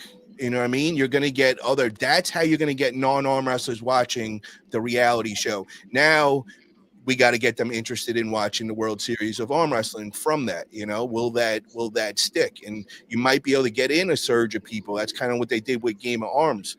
But you got to just figure out how to keep that going and keep the interest up and people, wanting to get in there to this new sport. And we've all at the same thing. We've all been doing the same thing for all these years, and we're all like acting like it's like this is going to be the one that works. We need to have a documentary series on the underground arm wrestling scene, dude. Until you have the competitors docking each other under the table, it's not going to. Oh God, here we go. You got someone pulled Ryan's string again. I've come to the conclusion that Paul Cruz must be on an express because some stations they go flying through, and some they actually stop at. That's the way it is. I figured that out properly. Jamaica, right? It's the same train, always the same train. Yeah, well, I think just the way, I don't know, maybe the way you're sitting tonight, you can actually see out the way we can watch watch you fly through some stations. And one of the things too, because I'm holding it, it's not sitting on my bag. One of the things, like I was watching the City Slickers versus the Montana thing, right? So they did some footage from like them staying in the house, but I'm like, some of it was just like, who wants to watch like Roger Learned eating breakfast? You know what I mean? Like, how many people tuned in to watch stuff like that? And I'm like, so now we know him. Now imagine non-arm wrestlers are watching that, going, "What the fuck am I watching?" Yeah, like it's not exciting. That's why I think the house might be something, because they have a real production team, and they're going to have like different challenges. That might do it. It's got to be like that UFC reality show.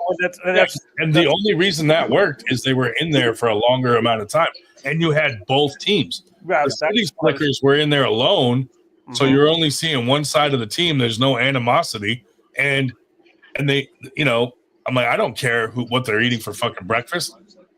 And so you can't do a reality thing like that for one weekend. Yep. You know what I mean? Like you got to have time in there so you get to know the people, and there's a little bit of tension. They're all annoyed about having to stay in the same house with each other. That's like the UFC shit. You gotta have characters. You got to find the guys that are interesting in our world to begin with and put them out there, because not every fucking guy is interested in arm wrestling. We got a fucking bunch of weirdos. Yeah. You know what I mean, it's like nobody's like watching, 90% of these guys and like, oh, I want to be that. They're looking at him like, dude, that dude's a little. You need to find real interesting characters that stick out. Like Game of Arms, there was probably like 4 or 5 dudes in that whole show, which I think there was probably 25 guys all together. But all you remember are those 4 or 5 guys that were like really Don Underwood, Mike Aiello, Travis Bajent, like it's certain guys where you're like, okay, this is it. All those other 20 dudes, they even realized that's why in season 2, when they cast the rest of them, they got rid of that whole team thing. They wanted to go do more individual guys. Tom Nelson's, that's a dude that's fucking psycho. You want to watch this guy, like, what is he going to do next? You know what I mean? The dude's a whack job. And then out pictures naked on his motorcycle.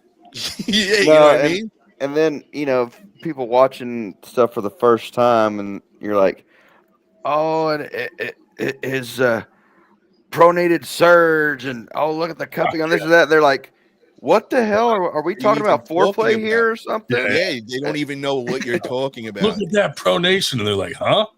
So that's what we're trying to figure out in this setup.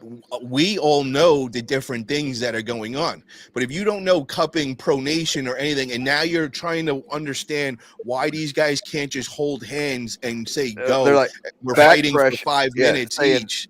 Saying back pressure. I thought this was arm wrestling. What is it? What do you mean back pressure? At what point do we all just say, you know what? It's never going to fucking be in the Olympics, and it's never going to be mainstream. Yeah. Well, think about this. Every time you're at the table, you're hearing someone going up, up, up, up, up. But when you're watching arm wrestling, you're like, what do you mean up? You're supposed to be going to the side. Like, what the fuck? Yeah. You don't think about that, but you got people yelling up. They're using their body. Yeah, that's not real arm wrestling. This ain't your grandpa's coffee table, all right? Hang on. So how do we get around that? How do we fucking ultimately, because that's the whole thing that we need to figure out if it will ever go mainstream. We need, people just need to be educated on it. That's all it is. Find better. We need people to be drawn into the sport. And once you're drawn into it, to be educated on it, and once they have some type of education, maybe it'll stick, maybe it won't. Some people, but I think we have to change the rules, bro. And it's the arm wrestling enthusiasts. That's where the beef is, but that's the boring part. Trigger the algorithm better on social media. No, yeah, well, not even that. You see, with the shit that we just watched with the East vs. West crap, I was watching it on Corey West's phone. Yeah. all the setup and the lifting the elbows out. Stop fucking around. You're moving, foul. What you want to arm wrestle? You want to foul and lose? Foul out, foul. Keep moving. All right, you lost. Winner. Bang. Keep Run going, it keep like a going. tight That's world it. event. Run it the way you're supposed to run it. Otherwise, this is all we're gonna get is a dog. That's true. It shouldn't matter what event it is. You should run it like you're supposed to run it. Tight, I agree. Run it tight, and all the bullshit will stop. You want to lose on fouls? You want to lose your world championship? You want to lose this shit? Put your fucking elbow down. That's it. Texas State. No one's getting shit. That's it. Put your elbow down. Fucking arm wrestle. Stop fucking jerking each other off on this game. Yeah, I think we really have to get rid of. I think we just got to go right to the strap right away, bro. Like instantly. I disagree with that. That's dumb. Yeah, but I mean that saves. Greg just ran that event straight ref script, and I hated it. By the end of it, I was actually liking it because it went so much faster. Yeah, I gotta let my dog out cover me. Yeah, okay. I don't like pulling in the strap. I don't. Depends on the style, honestly, for me. So I can't pull through my wrist or pull through the back of my thumb worth of shit. You know, I mean, in the strap or out of the strap? In the strap. That's something you need to just work on. But I think that's what everybody my arm's needs. short as shit too. But it doesn't matter, bro. I think that's just got to be. If that was the only way, you have no choice. You're gonna learn how to do that. But unless it's like the old days with the old world wrist wrestling, and guys are just gonna be like, like Scott Wynn, like, well, you hold on the arm wrestle. You don't, with this whole going with the top roll and the slip shit. That's what's ruining it. It does come down to that. And I know the arm wrestling enthusiasts, because a lot of guys, that's their style and all, but for reality and get people that want to watch us and not go through these crazy setups, I think it's kind of got to go that way and make some drastic rule change like that just to speed it up. So there is no option.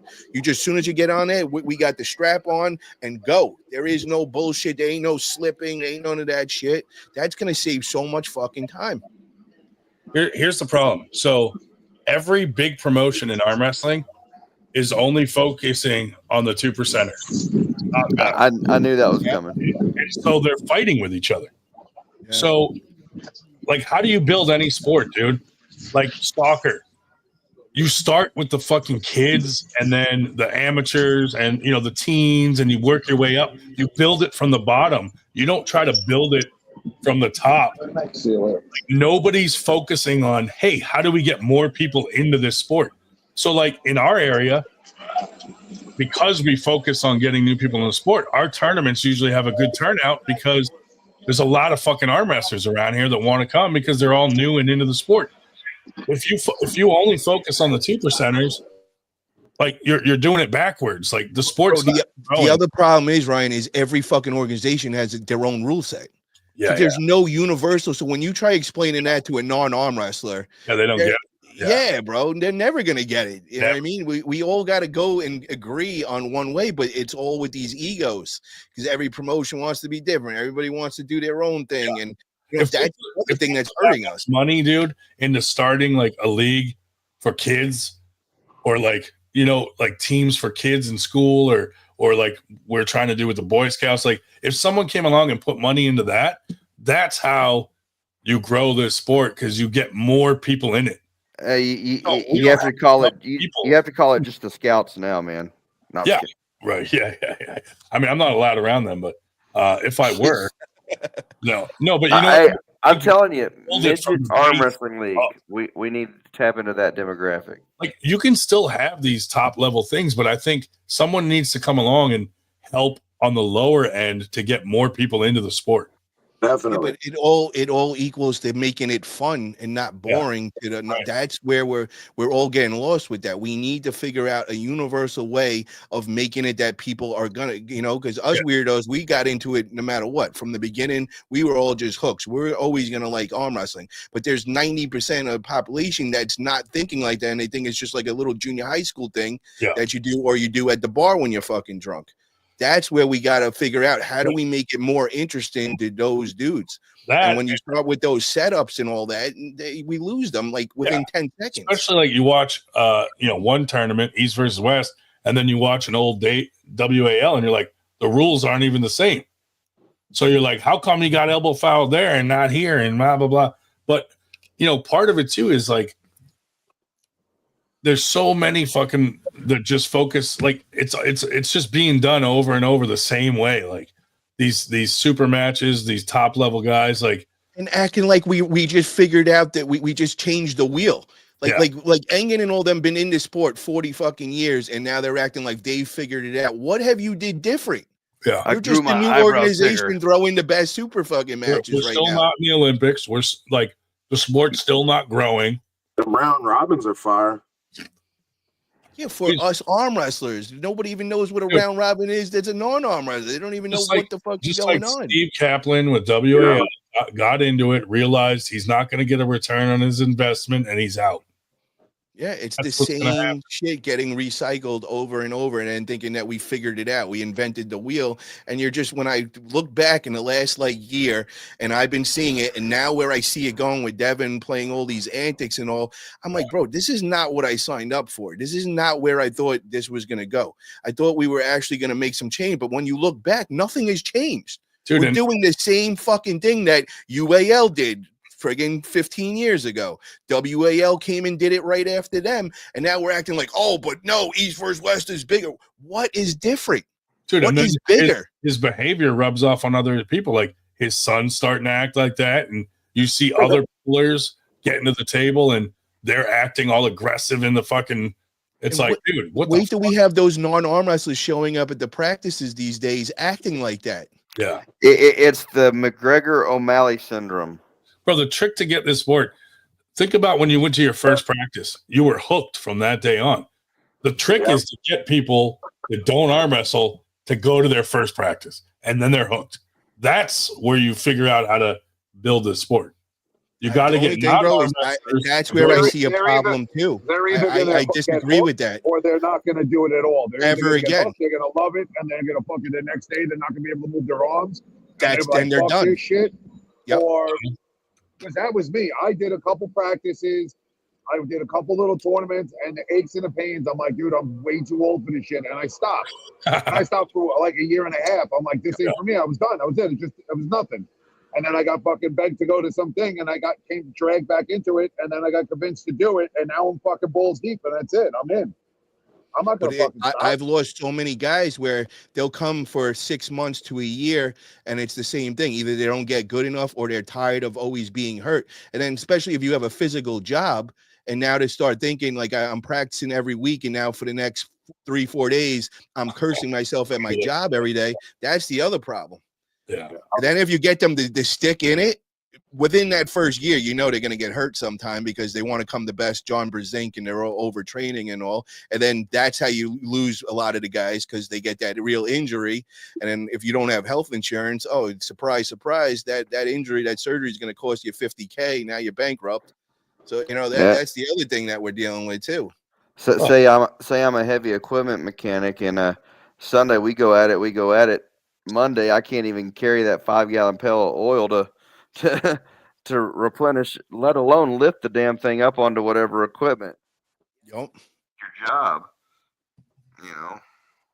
Yeah. So, I mean, we have a lot of obstacles that we got to figure out, but first we got to figure out how to make it not boring, for the non-arm wrestler, and get more eyes on it and people involved in it, which is, I hope that someday somebody figures this out. But, what I've seen recently and where it's going, I'm just not happy with it, man. I've been really turned off from it recently, man.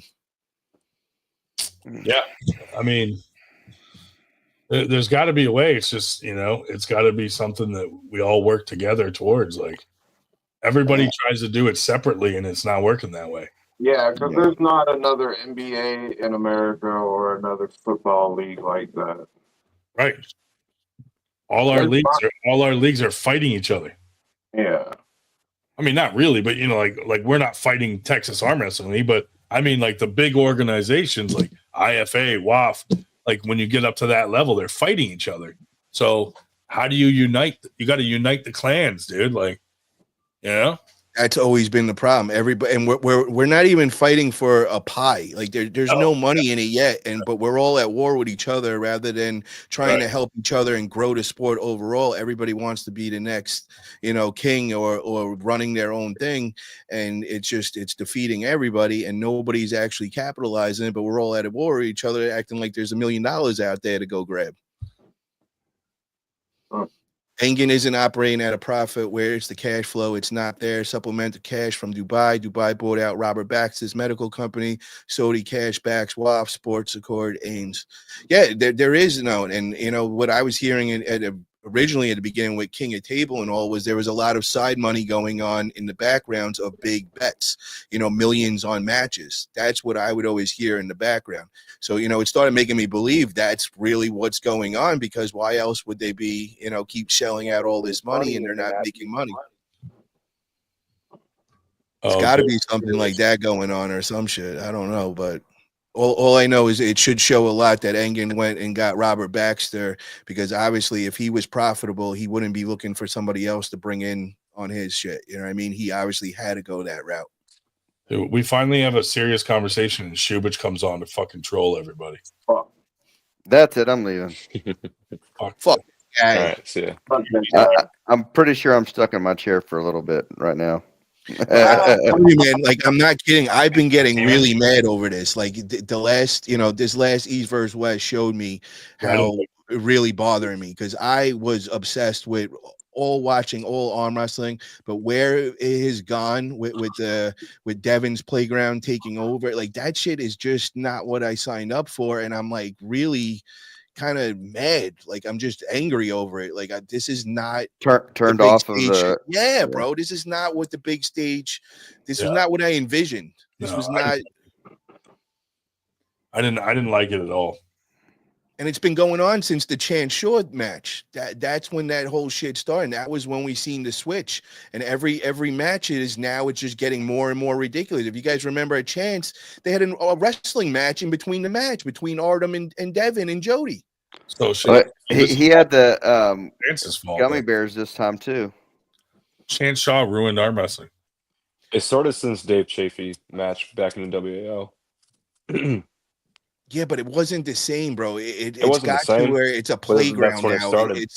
It's like there's no seriousness at all, and there's nobody there like keeping it in line, and it's getting more and more ridiculous. Well, dude, if Devin lost a match because he touched the fucking strap himself and tightened it, and they fouled him out, he'd never do it again. Yep. And he didn't get paid because he did that. Like, hey, we're not paying you. You lost. That's what it is going to take the refs to say, fucking no more, dude. But why isn't he gone and just started his own league? Though. Like you said, though, it's too late. They already let him get away with murder, so they have to keep letting him get away with murder unless they change the rules. And now they change the rules. No, yeah, it has to be spoken at the rule meeting right before the fucking tournament. Period. I mean, did Devin listen to Bart Wood any better? No. It doesn't matter who it is, but the referees have to stand the ground, no matter who the fuck's at the table. They have to lay the laws at the rule meeting. Listen, we're not fucking around. None of this bullshit, none of this antics. You start fucking around, your elbows start coming up, you start grabbing the strap, you start moving, we're going to start fouling you and get in their contract. Put it in their contract that if you fuck around at the table. Yeah, but you guys, this is the problem here, is we have one person that is bigger than the organization.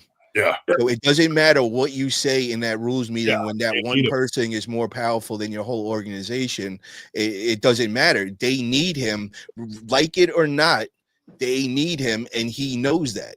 Yeah. And that's why he's able to get away with it. If any other person could be replaced and would be replaced. He is the only guy you can't do that to. Yeah. That's the problem.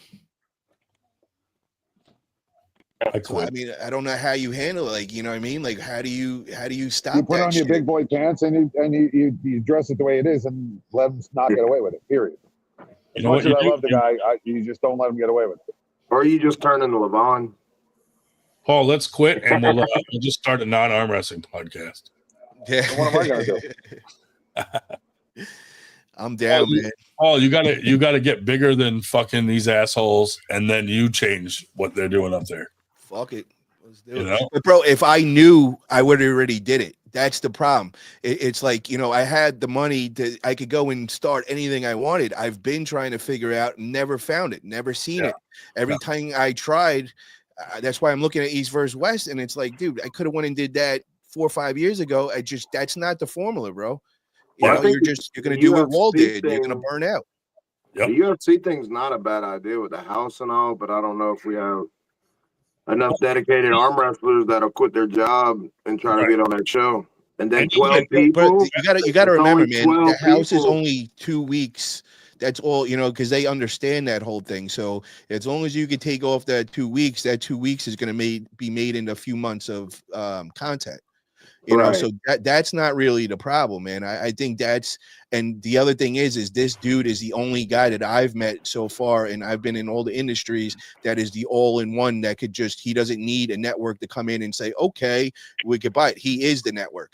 This dude can get us on there. So I know we're going to get on TV, or I'm acting like I'm part of it.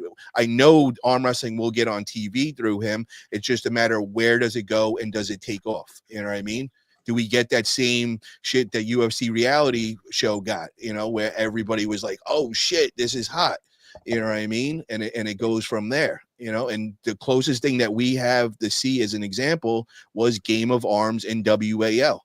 Yes, they weren't making money at that time, but maybe if they did that today, you know, with the social media the way it is, that's the closest thing we've come to any success. The closest.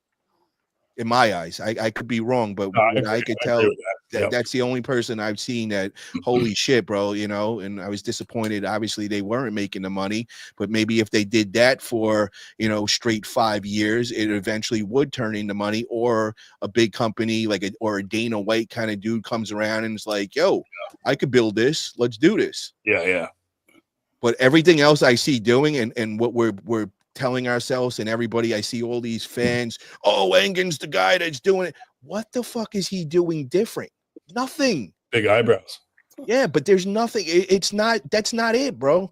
Yes, for us arm wrestlers, yes, it's great. We get to see all the matches we never got to see. Bro, they don't know 99% of the athletes. And now they're on repeat. You're seeing the same fucking ones over and over and over. And I'm over. Me being a diehard arm wrestler, I don't even give a shit no more. I'm like, all right, I've seen it all. I don't really care. My local boys pull that I know than see these fucking dudes I've never heard of. Absolutely. That is so true, bro. That's what's happening with me. I'd rather watch Paul Cruz pull someone instead of Devin against someone I never heard of. I'd love to see Paul Cruz versus Cole Rubin right now than any of those on the East versus West. And I'm dead ass because I know these guys. These are my friends, and I care. One more year. Or me. We're arm wrestlers, and we're saying this. So think of what a non-arm wrestler that looks at these arm wrestlers. They've never heard their name or seen them other than Devin, and they're just like, I don't give a fuck who wins here. Maybe Levon, because they've seen him on, and they're like, oh, that dude looks a monster. Yeah, I'll watch that. But the other 14 matches before, these dudes are looking at them. They hear Todd Zilla. They don't know who that is. They're not like, oh my God, you know what I mean? There's no name recognition other than like Devin. Think of who the guy was before Devin. Travis was the heel. It was the real deal. Like everybody, when you said arm wrestling, Travis Bajan was the first name you would hear. You know, that made sense to me. But you know, that's it. I don't know any of the other guys. We need to bring the intensity back like Alan Fisher. Say that again, Paul. I'm sorry. I said when I first started, I didn't know anybody. First tournament I went to, Travis was doing it with Lava. I had no idea who Travis was. It wasn't until I see Game of Arms when I remember, because the guy that I was training with was Eric Waffel, and I was in his gym, and he had a poster up of him going against Travis, and that was like his arch enemy because he was the #1 left hand in the 90s, and then Travis came and beat him. So he mentioned Travis. I went on Game of Arms. Next thing I know, Travis is sending me a message, and I'm like, wait, this is the dude I just watched in that show. Why is he hitting me up? And he's like, yo, you in the marijuana business? And he's like, I want a straight. And that's how I got to friggin' know him. But, you know what I mean? He was the first guy that was brought to my attention other than who I was arm wrestling right there. And then when I started getting the Game of Arms, that's when I started coming like a fanboy of like, oh, shit, you know, and exactly what I said. There were 5 guys that stuck out to me. Don Underwood, fucking Travis, Mike Aiello, which I'm looking, I'm like, oh, Mike's from my area, Queens. I hit that dude up. He answered me right back, and it was like fucking, we felt like we knew each other a lifetime. Yeah, Mike is good people. I love that dude. Bro, you were there at that first prep, bro. I think I was 1 month in when I came after you guys in New York. That's the picture at Eric's house. Yes. Yep. That was the first time I ever met Mike. I met you that day and all that. Yep. Small penis, but super nice guy. You would know. No. You know, what I want to see is like the intensity like Alan Fisher had back in the day. Hell yeah. I mean, he still. I was with him this weekend. He still has that intensity. Oh yeah. You know, he's still fire. He's still the real Popeye. You know what I'm saying? He still had that fire in him. God, it was great. Him and I get on a call every once in a while. He arm wrestled my godfather back in the 80s, and my godfather took second to him in Petaluma. And the next year, my godfather's training partner Gary Ray. What's his name? What's your godfather's name? Todd Hammond. Todd Hammond. Okay. So if you say you were to ask Frank Bean who his longest match ever was against, it'd be him. Yeah, he's like, oh, I remember Todd. But yeah, and then Gary Ray the next year, Todd's training partner, beat Allen in Worlds, and he's like, oh, that's you. Okay, you're his godson, this and that, blah, blah, blah. I remember him. It was awesome, you know. Rest in peace, Gary Ray, man. Yeah, he was a great guy, dude. I got to meet him and hung out with him a few times. So his daughter. In your skill level? Do what? I said, is your godfather disappointed in your skill level? He actually got killed when I was 17. Thanks, asshole. Oh, sorry. That's why I brought it up. No, I wish he was still around. I really do.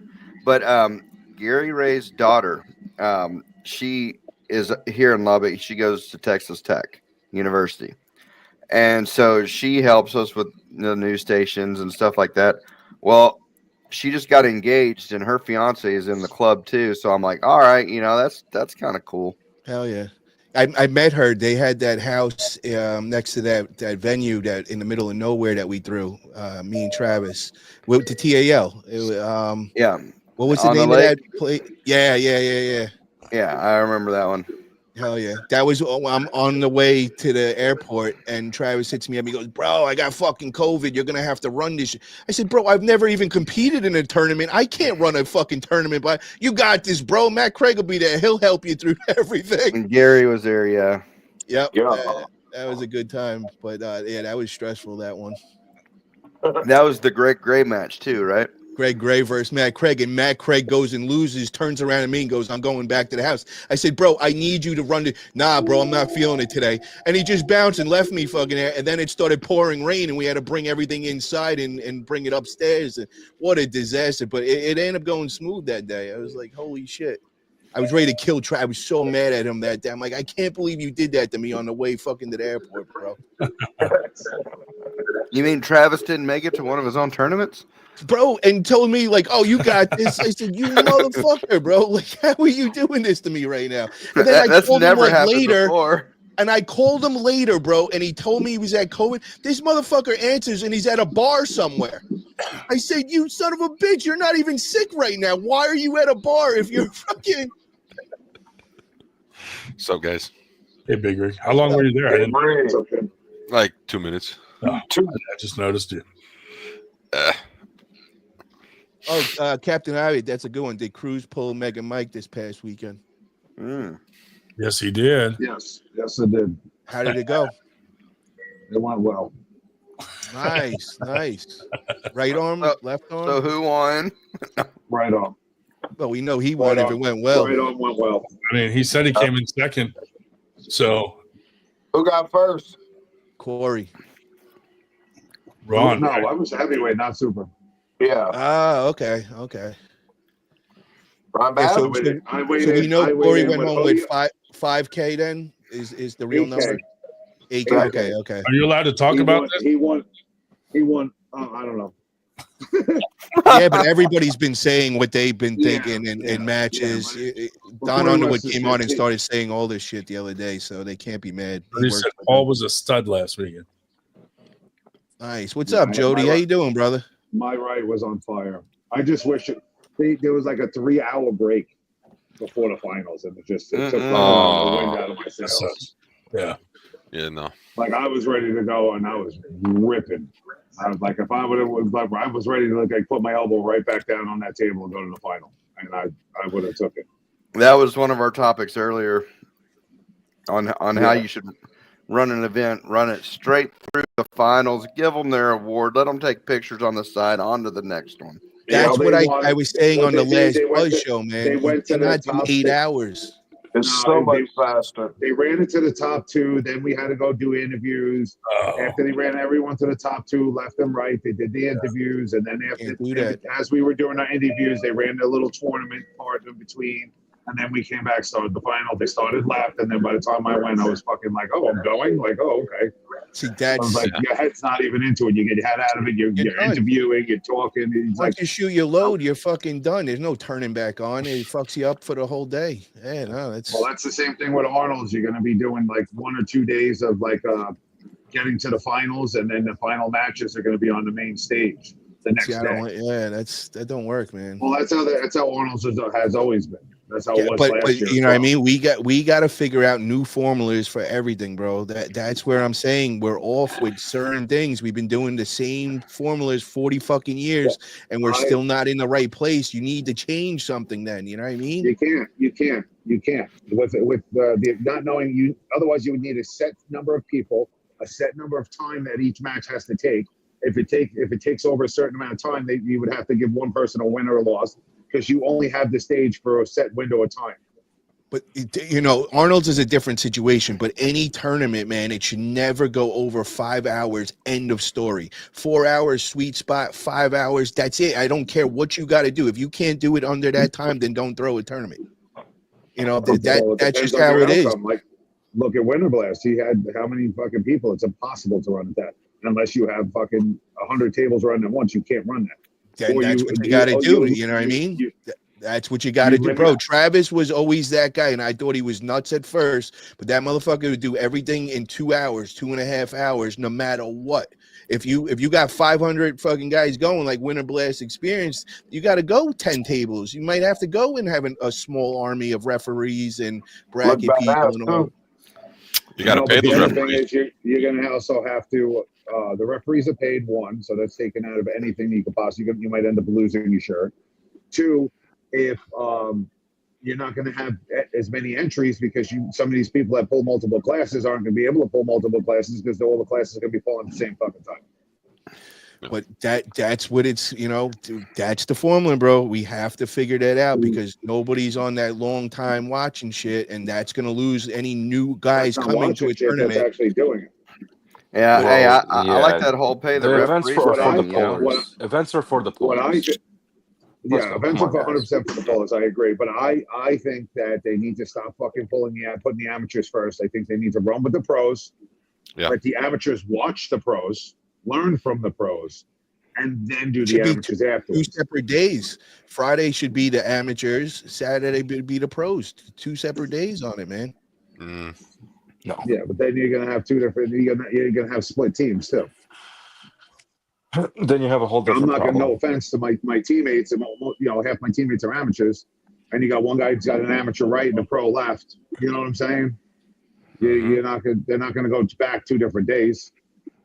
But the problem is we're in our bubble of arm wrestling, and we all have what we want in our head, but the formula is not right. No. And for it to change, you have to. But if you change it like the way you're saying it, all you're gonna do is you're gonna self-destruct.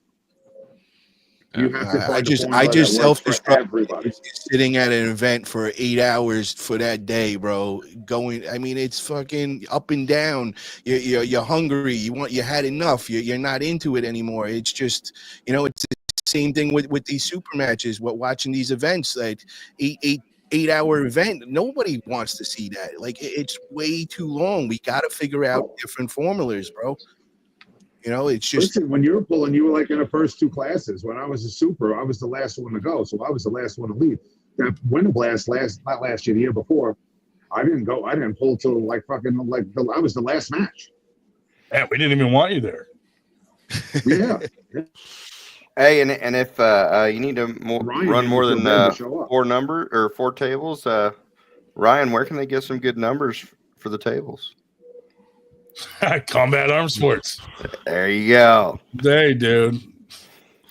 I've often said the same thing about podcasts. Who wants to watch 8 hours? But we keep doing it. Well, you know, we're the dedicated few. Yeah. Listen, you got me. Go. Boom. Oh, Mr. Peanut. With Travis, he knows the deal with me, bro. I would fucking control the money then if that, you know what I mean? He wasn't getting me on that whole steak dinner, bro. I was in his fucking pocket. I was the one always grabbing the money because I know his reputation, bro. I know the deal with Travis with that shit. Make him put his card down for the tab first. Oh, bro, you got to see what I used to do with him at the strip club, bro.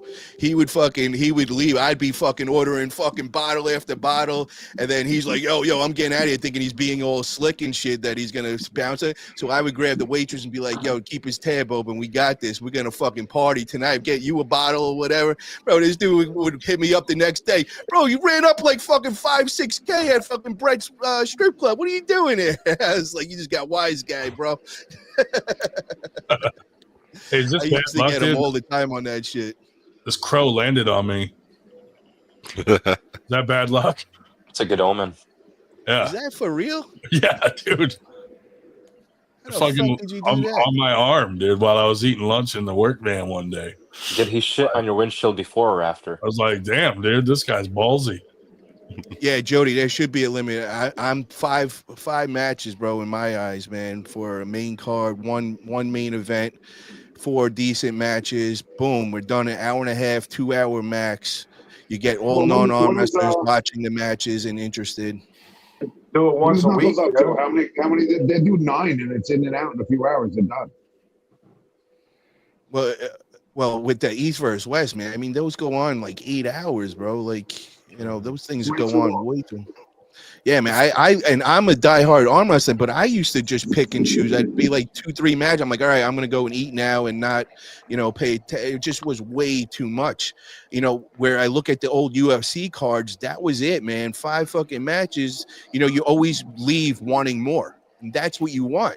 Yeah. So the last 2 events here in Lubbock, Texas, the way that we did them, early weigh-ins, we kind of had an undercard on challenge matches. You know, where during early weigh-ins, get a little hype going, this and that. You know, draw some attention from the crowd at the bar or the venue that was there, you know, before. And then the day of, we have 1 or 2 main challenge matches, say a big ranking match or something for Texas, and then we had the tournament. You know, so we kind of packaged it a little different to try to, you know, draw some more attention initially. But if we were to run all those ranking matches and other challenge matches the day of the tournament right before it, we wouldn't have started till 2-3 o'clock. See, the other problem that we have with the arm wrestling community is everybody's so damn cheap. So now they're weighing it out like, oh, well, you're charging $19.99 for 5 matches. You know, I'm not cool with that. You know, so they see 15 fucking matches up there, but we're not trying to cater to the arm wrestlers that watch our shit already. That's what I'm trying to explain here. We need to get the attention of those people that don't know arm wrestling as a sport. Now sit down and they're like, oh, you know, I got an hour and a half. Let's go watch this sport. This looks pretty cool. Keep their attention. Make pay-per-views cheap again. Yeah, but for, you know, I get it, man. At the beginning, you got to charge that kind of money just to see any kind of return. And if Devin ain't on that shit, you're rolling the dice with that. And I mean, it's definitely not WrestleMania, you know? Yeah. But I mean, look at UFC now, bro. When they first came out, they were throwing, you know, $20 thing. What are they up to now? It's like $80, sometimes even more, right? What is the Jake Paul and Mike Tyson going for? Anybody know? But I ain't gonna pay. I ain't gonna pay $80 to see even one arm wrestling match. Yeah, that's how far away we are of that level. You know what I mean? We're not even close to that. People are complaining when we have 15 matches on there paying $19.99. Dude, I just got an email. The local news is coming out to our tournament tomorrow to cover it. That's Oh, kind of nice. cool. What, to catch a pedophile? I was just about to say that. They heard pedophiles throwing the fucking local Dude, tournament in. if they interview me live, I'm totally gonna say, "Fuck her right in the pussy," and then just walk away. Yo, Captain Ivy says that's on Netflix. So, what, do you, Captain Ivy, what did they charge him, man? Because I remember when I did look, I think it was real expensive, like really expensive For what? for the Tyson versus. I'll look Jake it up. Paul.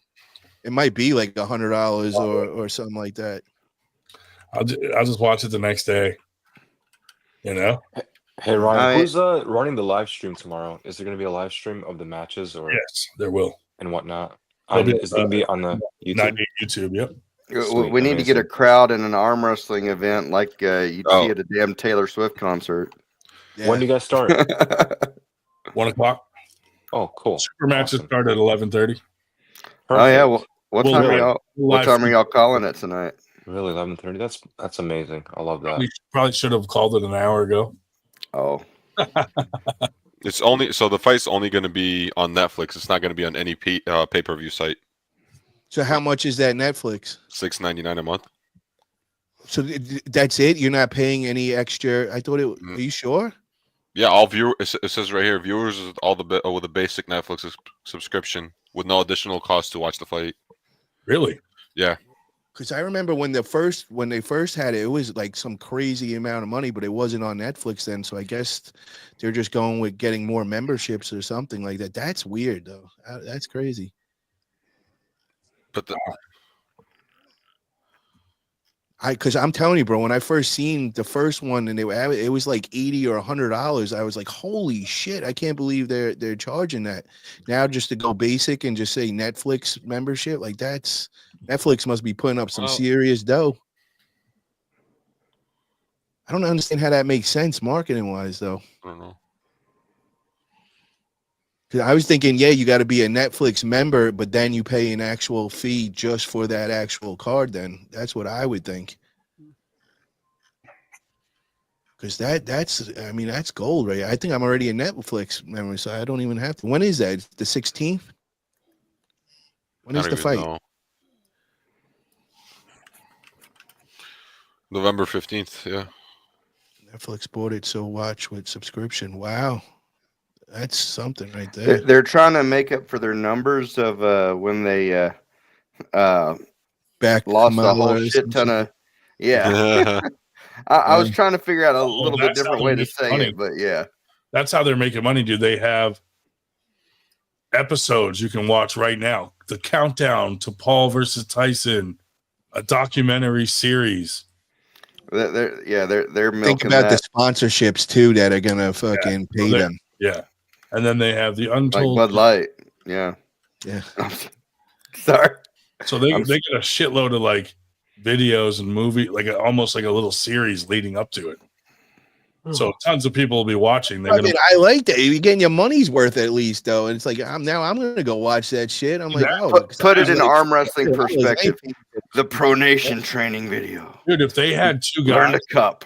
They followed two guys for a month leading up to their fucking match, and you got to know them and see what they're doing training, and that would be more interesting to me than to just see Devin fuck around on the table for fucking 20 minutes. Yeah, that was bullshit.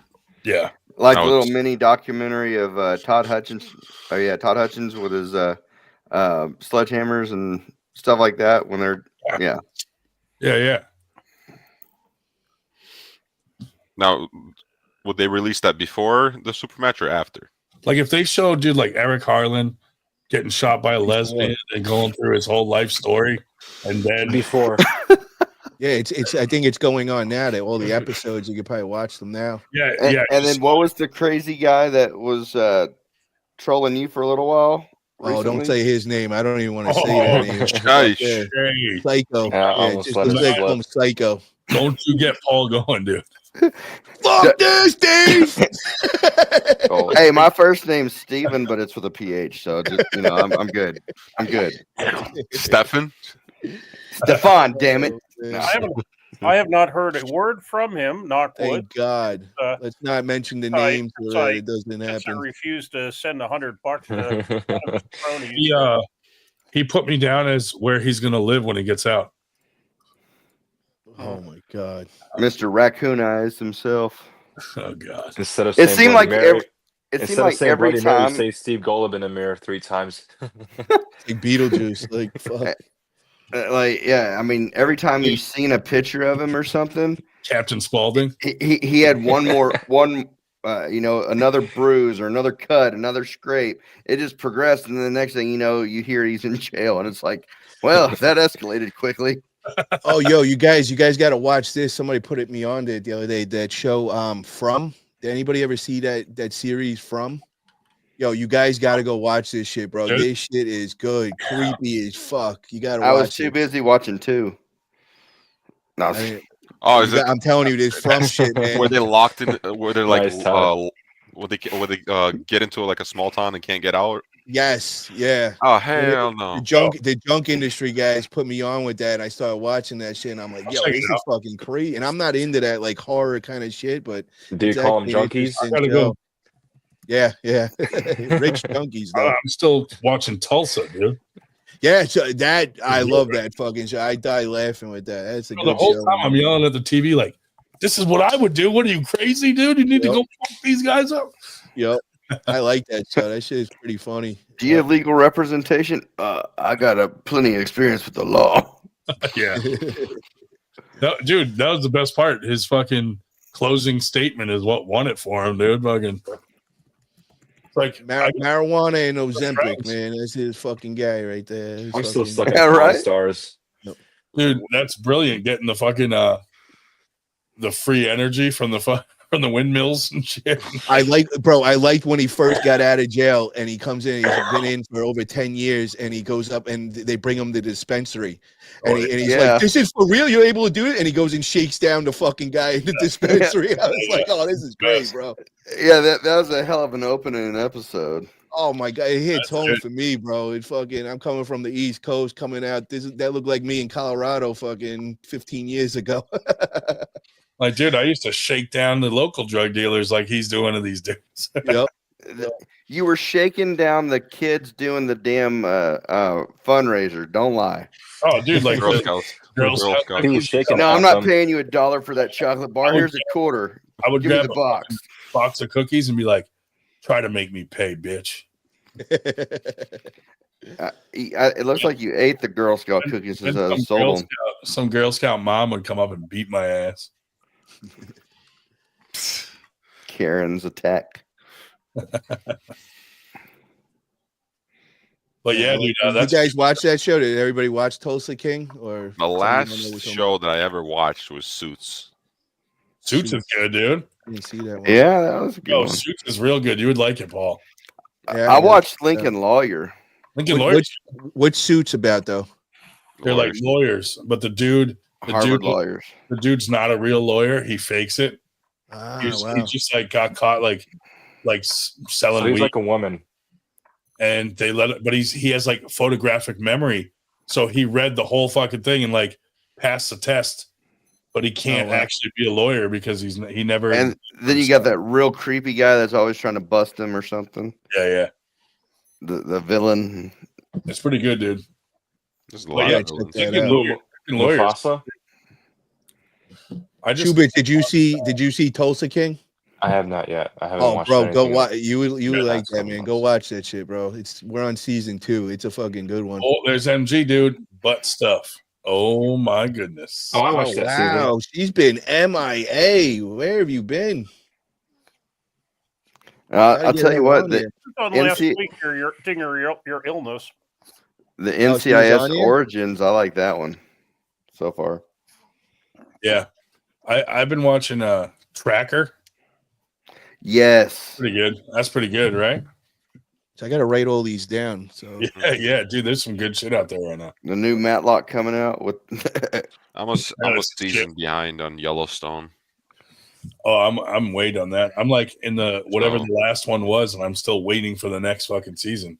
I still haven't finished The Walking Dead, so 18, what is it, 1832 and then 19 something. And Yeah, I need to catch back up on that one. I still That's haven't started Lost. Come Oh, on, shut up. come I haven't. on. Nah. Leaving soon. No. Yeah, but that from if you guys are into any kind of like horror type shit or this show is a good one, man. I think I'm up to like episode 4, but it's trippy. I'm like, What was that movie with I'm definitely not starting it tonight. like they turn into wax figures and shit like that? Is it like one of those type movies or the butterfly effect type? All I know is the guy it was the guy that made Lost. It was that same series. Now he just made the From, and it's something. It's just I'm not normally into that kind of shit, but like I was like, oh, this is nuts, bro. Like you're trying to Is it figure like out each Blair Witch episode, what's Project going on. type creepy or what? No, it's just weird, bro. There's nothing to explain it. It's just like these people seem to be all in denial, and you can't figure out what is actually going on. But they're all stuck in this town, and all the old guys that've been there just know like there's something weird going on. And now these new people are trying to figure out and trying to get out of it. And you got to watch the first episode. You'll see what I mean. But I'm normally not into that kind of shit. But yeah, I started binge watching that shit. It's good. Paul, you ever watch Black Mirror? No. Okay. If you like From, then you would probably like that. It's like an anthology series, like where none of the episodes are linked with each other. It just puts you in like, or like the characters in like a scenario that's kind of weird. Like there's something off-putting about it, just a little bit. If you're into From, you're gonna like that a lot. Bro, this shit would give me like anxiety, bro. Like before I go to bed, I'm like, yo, what the fuck is going on? It's like so trippy and shit. Real like, dystopian type shit. Yeah, Yeah. like, and I'm never into that kind of movie. But this shit got Altered my reality. attention. Yes. Did you guys watch Stranger Things when that was out? Yeah. I watched the entirety of it 2 years ago. Stranger Things? When they come out with that latest season, so I just like I just binged all of it inside of a month. I did try to get on it like early on, but I just couldn't make it out of like the second episode. But then I normally have a problem with watching TV. Like I lose my attention real quick. It's got to get my attention. Like either I got to associate it with it right away, or it's just got to be that weird. And that From was that weird that it got me. And then the Tulsa King, I associate with it. Just reminds me of my fucking story going out west and being an East Coast dude. And I'm just like, holy shit, this is nuts. Where are you streaming that one on from? Paramount Plus, I believe. Okay. Yeah. The King's you guys ever watch Fargo? That was pretty good. Yeah. Fargo, I gotta write that down too. Paul, just so out of all the ones that we just said, Suits, Fargo, which one would you say I should start off with? Like Suits. Okay. Yeah, just send me your email and your password. I'll watch From. Gotcha, bro. Suits made me want to sip on whiskey and bourbon and shit all the time. Oh, nice. Go get you a bottle of Blanton's and let's relax. Yeah, Susan made me want to go get a suit. There's some Imagine in your size. There's old ones that were good. Like Mindhunter was good when they started trying to like learn about the minds of serial killers and shit. Yeah, that was pretty good. Bro, that's kind of cool. The jacket for my suit, like it's still my size, but the shoulders no longer fit in there. What are you like a 64 long? 52. Oh. 52, 50. 52. Extra long. I used to watch all my bodybuilding friends to go and get the custom suits. They had like a custom suit guy in New York at the Bev's gym, and he would get all them for like Kai Green and Phil Heath and all these ridiculous sizes that you got to make up and all that. Yeah, all right. Imagine being so big, every suit looks like a zoot suit. Yeah, right. Dude, watch Lioness is good too. Eric Harlan's calling me right now again. Put him on speaker. All right, let's see. I think my suit needs a bigger size. I'm ready for my close-up, sweetheart. I'm ready for my close-up. What the fuck does that mean? Let me guess, of your taint? You didn't see? No. What didn't I see? What? You didn't see me at AW5, Paul. Oh, I seen you get your ass kicked by Yak. Yep. Oh, He's such a right-hander. Such a right-hander. I heard he retired his right arm. Hired by Andrew Yak. Yeah. For Eric Philly. Carlin's a leftist. That is true.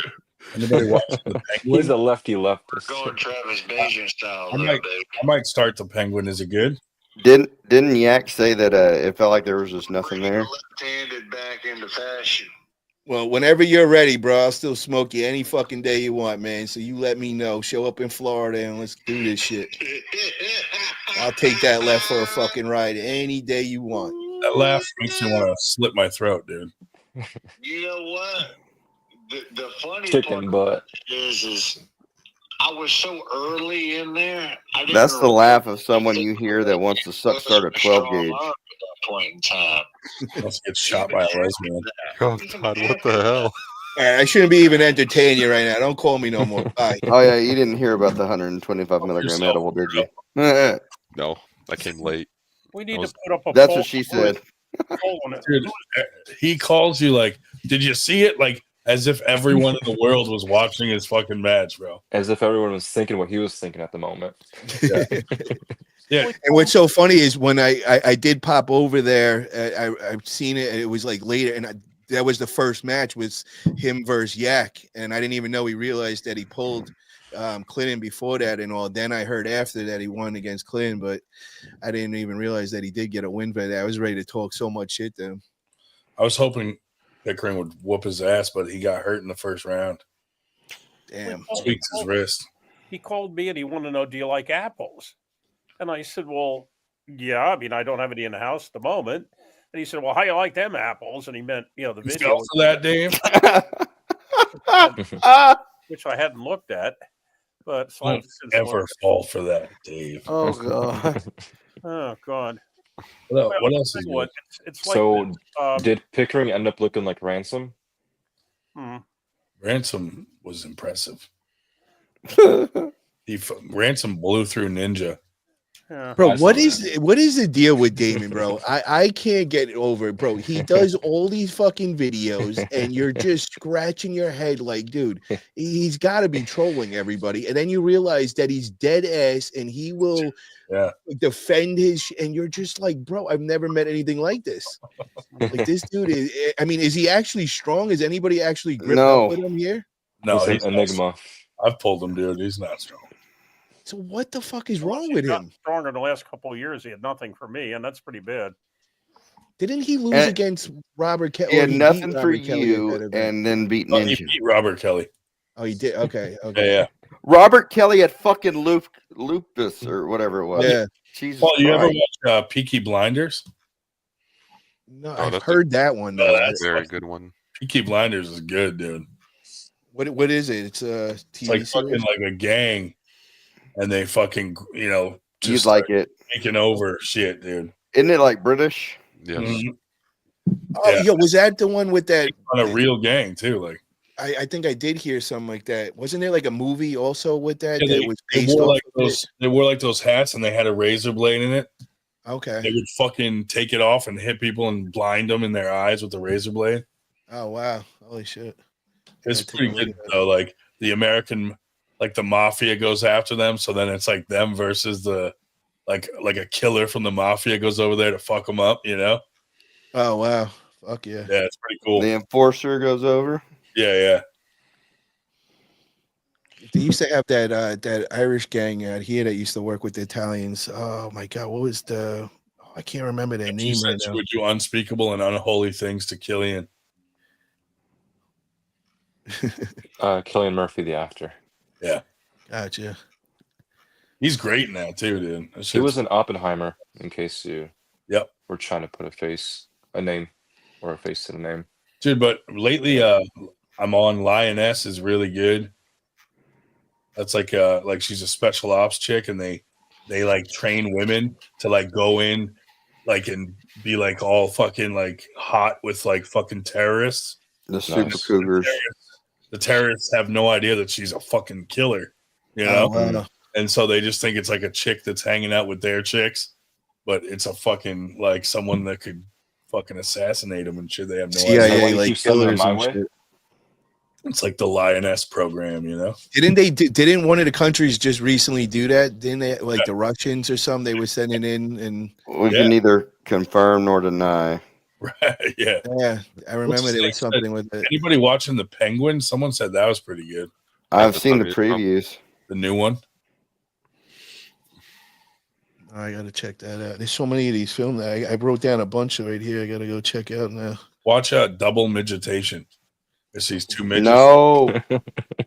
Yo, is that fucking wrestling back on? The micro rest? Did that start again? Wait, Gron, what's that We about? need to get them into an arm wrestling league.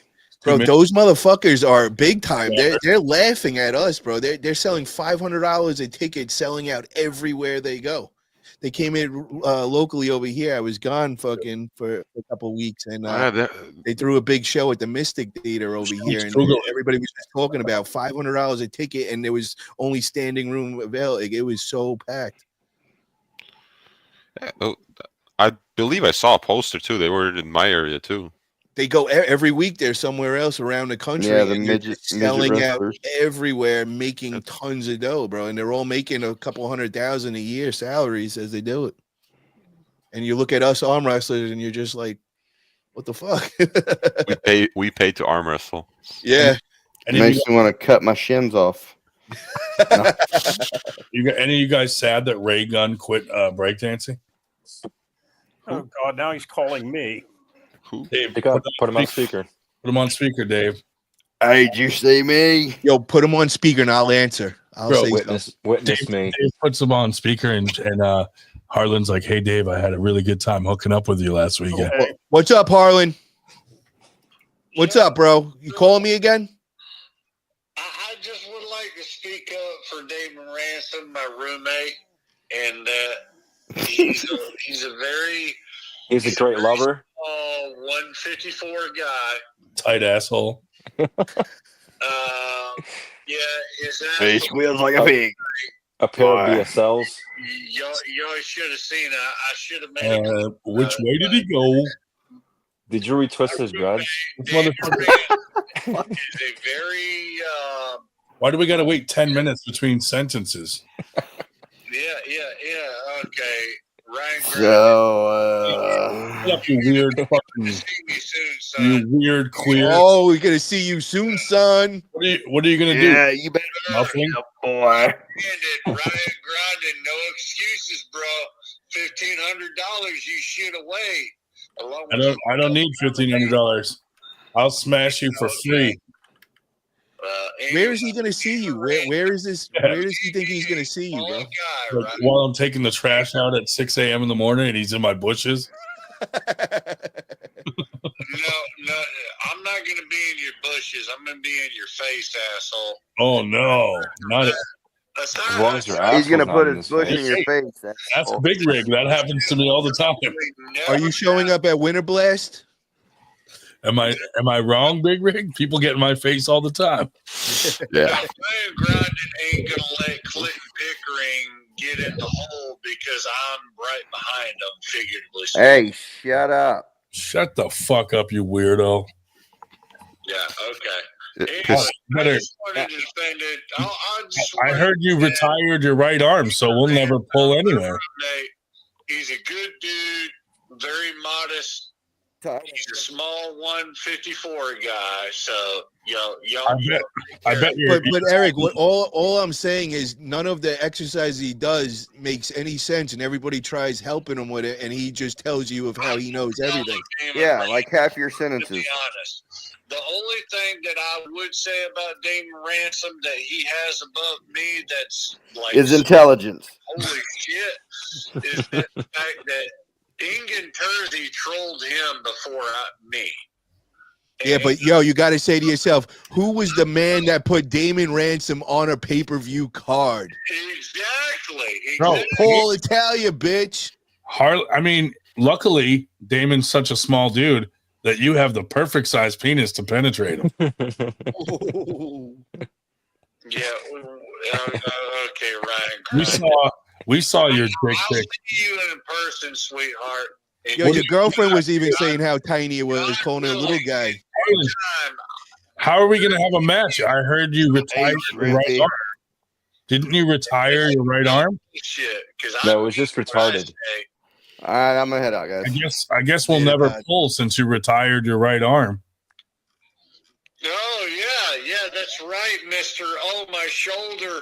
Oh, James Reed, don't fuck me up in person when I'm in Jersey in a certain section. I know the stories there, Ryan Grinding. Fuck you.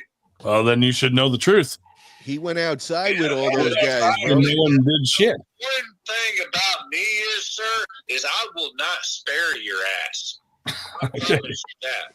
Okay. Bro, you were crying on the wall when I fucking beat you that day, and I came outside and felt bad for you, and I gave you a strap.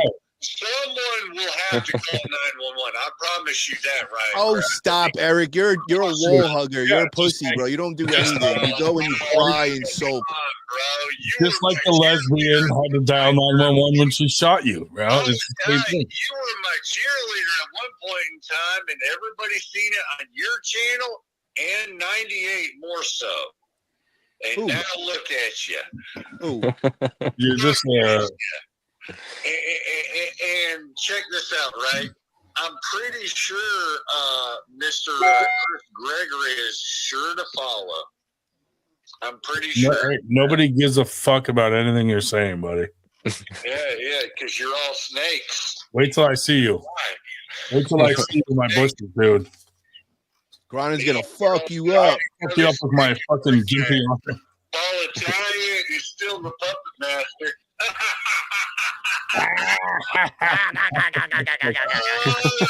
That's not even a laugh, dude. That's a cackle. A little bit.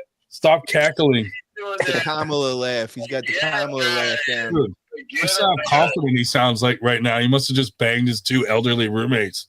He's feeling all spicy right now. One thing's for sure. Oh, you little devil. Already in the talks. Hey, don't you have late night maintenance to do at McDonald's? AW6, baby. It's already in the talks. Don't you have some janitoring to do at McDonald's, dude? We already know how much of a princess that Nadia is. He has a Kamala cackle. Oh, What happened to Nanya? Why did he not go, bro? Harlan voted for Kamala. Oh, Eric, what was the whole reason why Nanya didn't go? Do you know? Ryan Grinding, that you're a liberal, actually. Oh yeah. Super liberal. Mr. Woke Movement. Super. We already know what you're about, sir. Super liberal, dude. Out of the arm wrestling community altogether, with the Florida League right behind your ass now. Yeah, I see what you're doing with Mickey Oliva. Mickey, you can't even get his name right, bro. Who is Mickey, bro? Mickey Mouse? What? It's fucking Mikey. How can't you? This has been a year. You haven't got his name right. Mickey Oliva and you, Ryan Grind, need to understand one thing. When those events, we understand that you're a fucking loser. Yeah, okay. When those events that are thrown in Georgia with Mickey Oliva, right? Oh, I heard you're banned from them, bro. Yeah, you're banned, buddy. I heard there was a meeting at the top source, and they had to sit down about you, bro. And I heard they canceled. Yeah, they definitely. Yep. I heard Paul Pazimore wants his shirt back, bro. Paul's not the one throwing the event. Mickey is. Right. Talk all the shit y'all want, but you're banned. You're banned. To a Mickey Oliva / Paul Passmore event, you're banned. Not a green card. You are banned. I heard you're banned, bro. I heard they want their shirt back, bro. They already talked about it. You're banned, dude. Yeah, there was a sit down. I heard, bro. Yep. You got to get updated, man. Grinding pulled some strings, bro. Listen, I'm sponsoring that event, and if you're there, I'm not sponsoring. Y'all are no longer in the AW chat, but you motherfuckers want to play AW like y'all are right here. Exactly. But you motherfuckers have not been trained very well. All right. Dude, hang up on this fucking window. Everybody watching this and everything, right? Yeah. All Italia and 98 are jerking each other. Bye-bye. Wait, finish that sentence. They're jerking each other off. Fuck that fucking loser. Anyway, dude, he retired his right arm. Wait, so how do now- I get in on that? Now we'll never have a match with them anyway. You know, I'm not going to pull lefty. That's for they used to throw lefties off cliffs back in the day. Sorry, Eric. I'm not a lefty though. I'm just very good with my left. Yeah, dude. I still think Gron and you would fucking wipe the floor with him, man. I really do. I know he I don't can know pull if righty and all, but I don't think he he'll has a ever shot. pull righty again, though. Yeah. Yeah, I don't care. Maybe someday if he decides to pull righty, but that or maybe I'll just train up my left. I mean, the only place that he pulls is the AWU. Dude, Mikey would never let him go to a tournament. He thinks he's a fucking douchebag loser. You could say that right You now. mean Mickey? We'll show you explicit text messages from Paul Pass. No, bro. It's You hung up. you got there was a sit down after that, man. Paul Passmore isn't a promoter. He's not going to throw that tournament. Yeah, Only made explicit by your It's small gonna be penis. Mikey throwing the tournament with 98 sponsoring it, which I would pull my sponsorship if you're there. So that wouldn't work out good for you. Nope. And I know Mikey ain't happy with you, man, at all. You can't even Nope. say his name right. You call him Mickey. Call him Mickey and you fucked with Sarah and shit, dude. Not cool. Yep. He doesn't like how you fucking pissed off all the women arm wrestlers. Like, man, you're He don't like racist. that racist shit Like either. that racist stuff, or and Okay, he doesn't. so folks, I'm getting this. I'm getting this in both. You got me muted, but I'm hearing him. I'm hearing you. So, whatever. Are we done with? Choose one, Dave. Hang up on that fucking loser. Okay. He Well, punched his gay it's roommates been lovely lately. hearing from you, Eric, but I think they want me to cut you off. David Shell, love you, brother. Okay. Good night. Whoa. That's weird and gay, but you know, we'll let That's it some home cooking right there, Dave. Dave's always best friends with the weirdos. Okay. Well, you know, and if I could note the obvious, it's tomorrow on the East Coast, and I Mickey. know Ryan will stay on all night if I don't keep reminding him. But I gotta tell Mickey about all this tomorrow. yeah, we do have a tournament to run in the morning. You know. Oh yeah, Don't you guys Yeah, always? Dave, you handle it. I'll show up later. All right. Come Is pick up. tomorrow Paul. an Arnold qualifier? No, just well, we are getting rid of 2 belts, Wait. and we got like a bunch of super matches, and then yeah, it should be Is- fun. We are Is it an East versus West qualifier? yes. It's actually we decided all of our tournaments from now on are going to be a world's event. Dude, I got to name a tournament something that would piss off East versus West. You know, like West versus East. yeah, they sue me.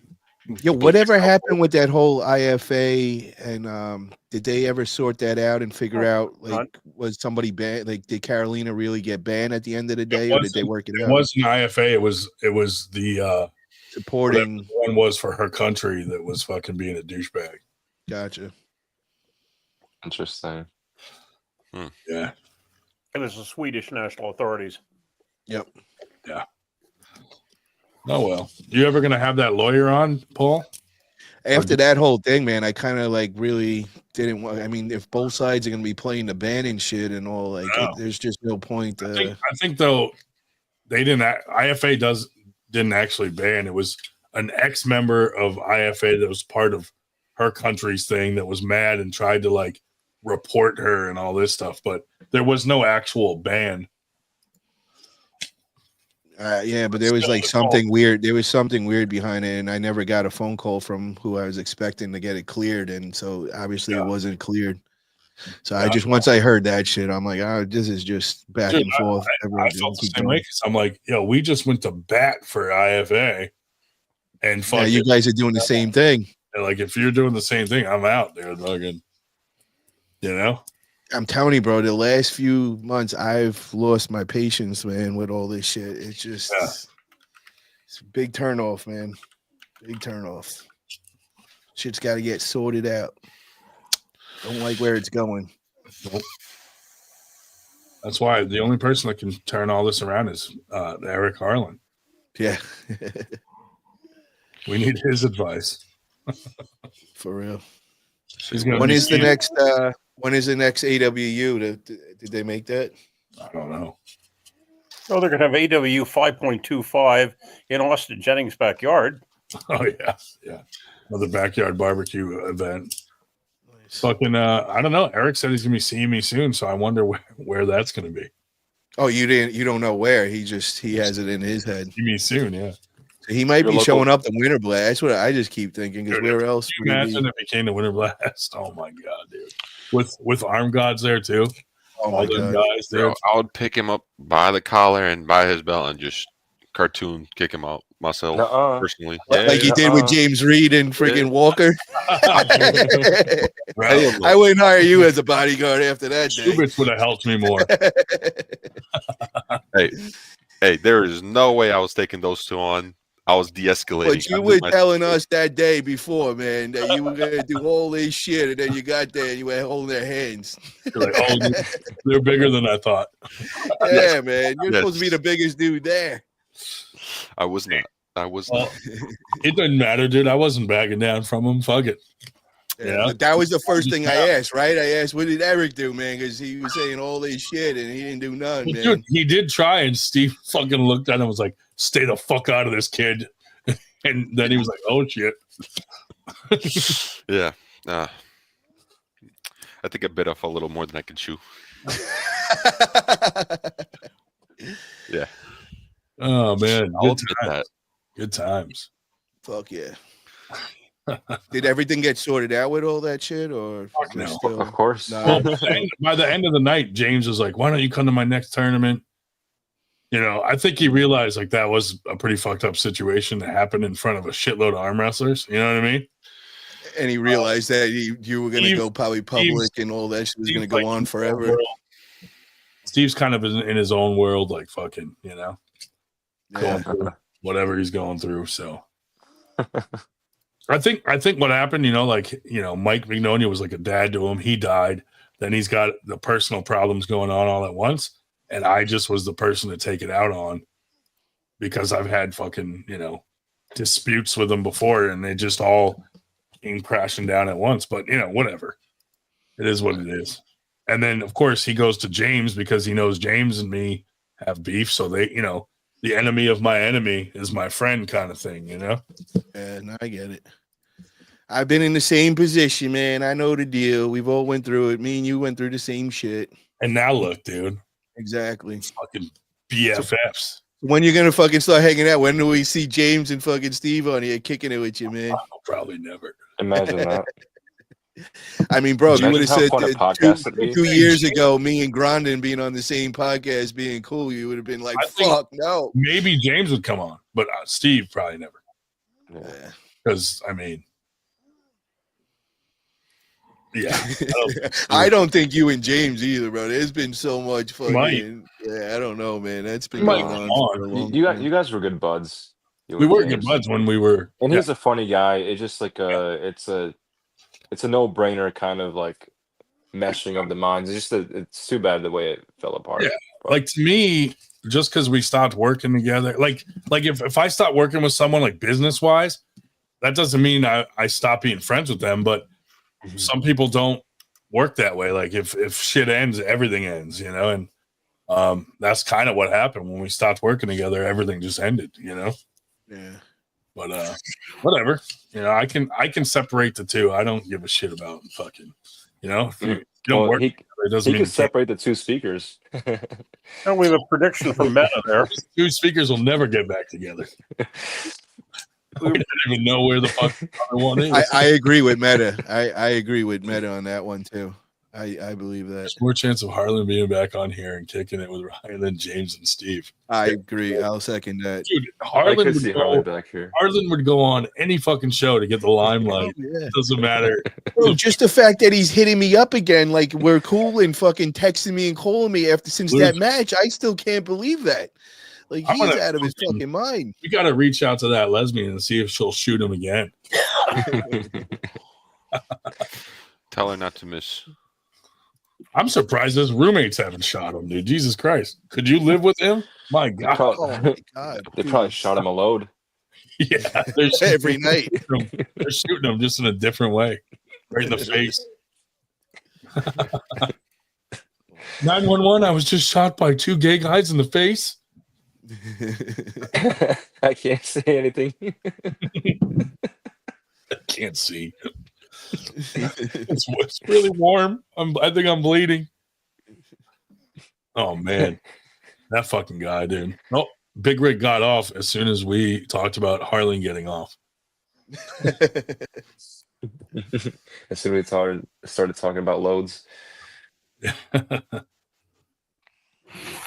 Schubert, I feel if you had been there that day, you might have stepped in. I would have just talked to them. I would obviously not be a physical guy, but yeah, it'd be a in between and talking, and yeah.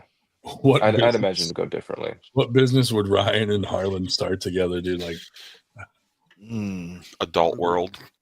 It's a business that fixes bullet holes in trailers. I can't. Harlan has no skills. So what do you do with a guy like that? Start an adult shop. Yeah, he would creep everybody out. Are you crazy? Yeah. No way. He'd be using the fucking things on himself. He'd be the tester. Hey, don't sell that. I gotta wash it off. I was using it in my ass. Like that kind of shit, dude. We gotta get. You know what we got to do, Paul? He'd be the perfect one to have on the non-arm wrestling podcast, and we just troll him the whole time. Can you guys please just start that already? Yeah. Well, we're waiting. I'm telling you, January I think is the start date. We started doing a couple things behind the scenes, and we're going to get things lined up for January. But we got to get through the holidays first. Yeah, we're just waiting for something to happen, and then when that's done, we can get the business. Dude, it's happening, when bro. People have their time off during the holidays. I got a midget lined up to come on. Oh, that could be a good one. I want to ask them questions, get the micro arm wrestling guys, the wrestlers. Get the micro wrestling fucking guys on there. They're too big time for us now. Yeah. They'll be like, I don't have time to come on your podcast. So when is Matt Mass coming on? When is what? When is Matt Mass coming on? Ryan. Oh, we could probably have him on. He said he'd come on anytime if we can line it up with his schedule. But I mean, at this point, it's like, what would we talk about? What's he up to right now? I don't know. Mr. Peanut, sales and installation of giant crosses that burn natural gas. That's a good one. Yeah, dude. Like, hey, we sell that, and you can get a noose that comes already flammable.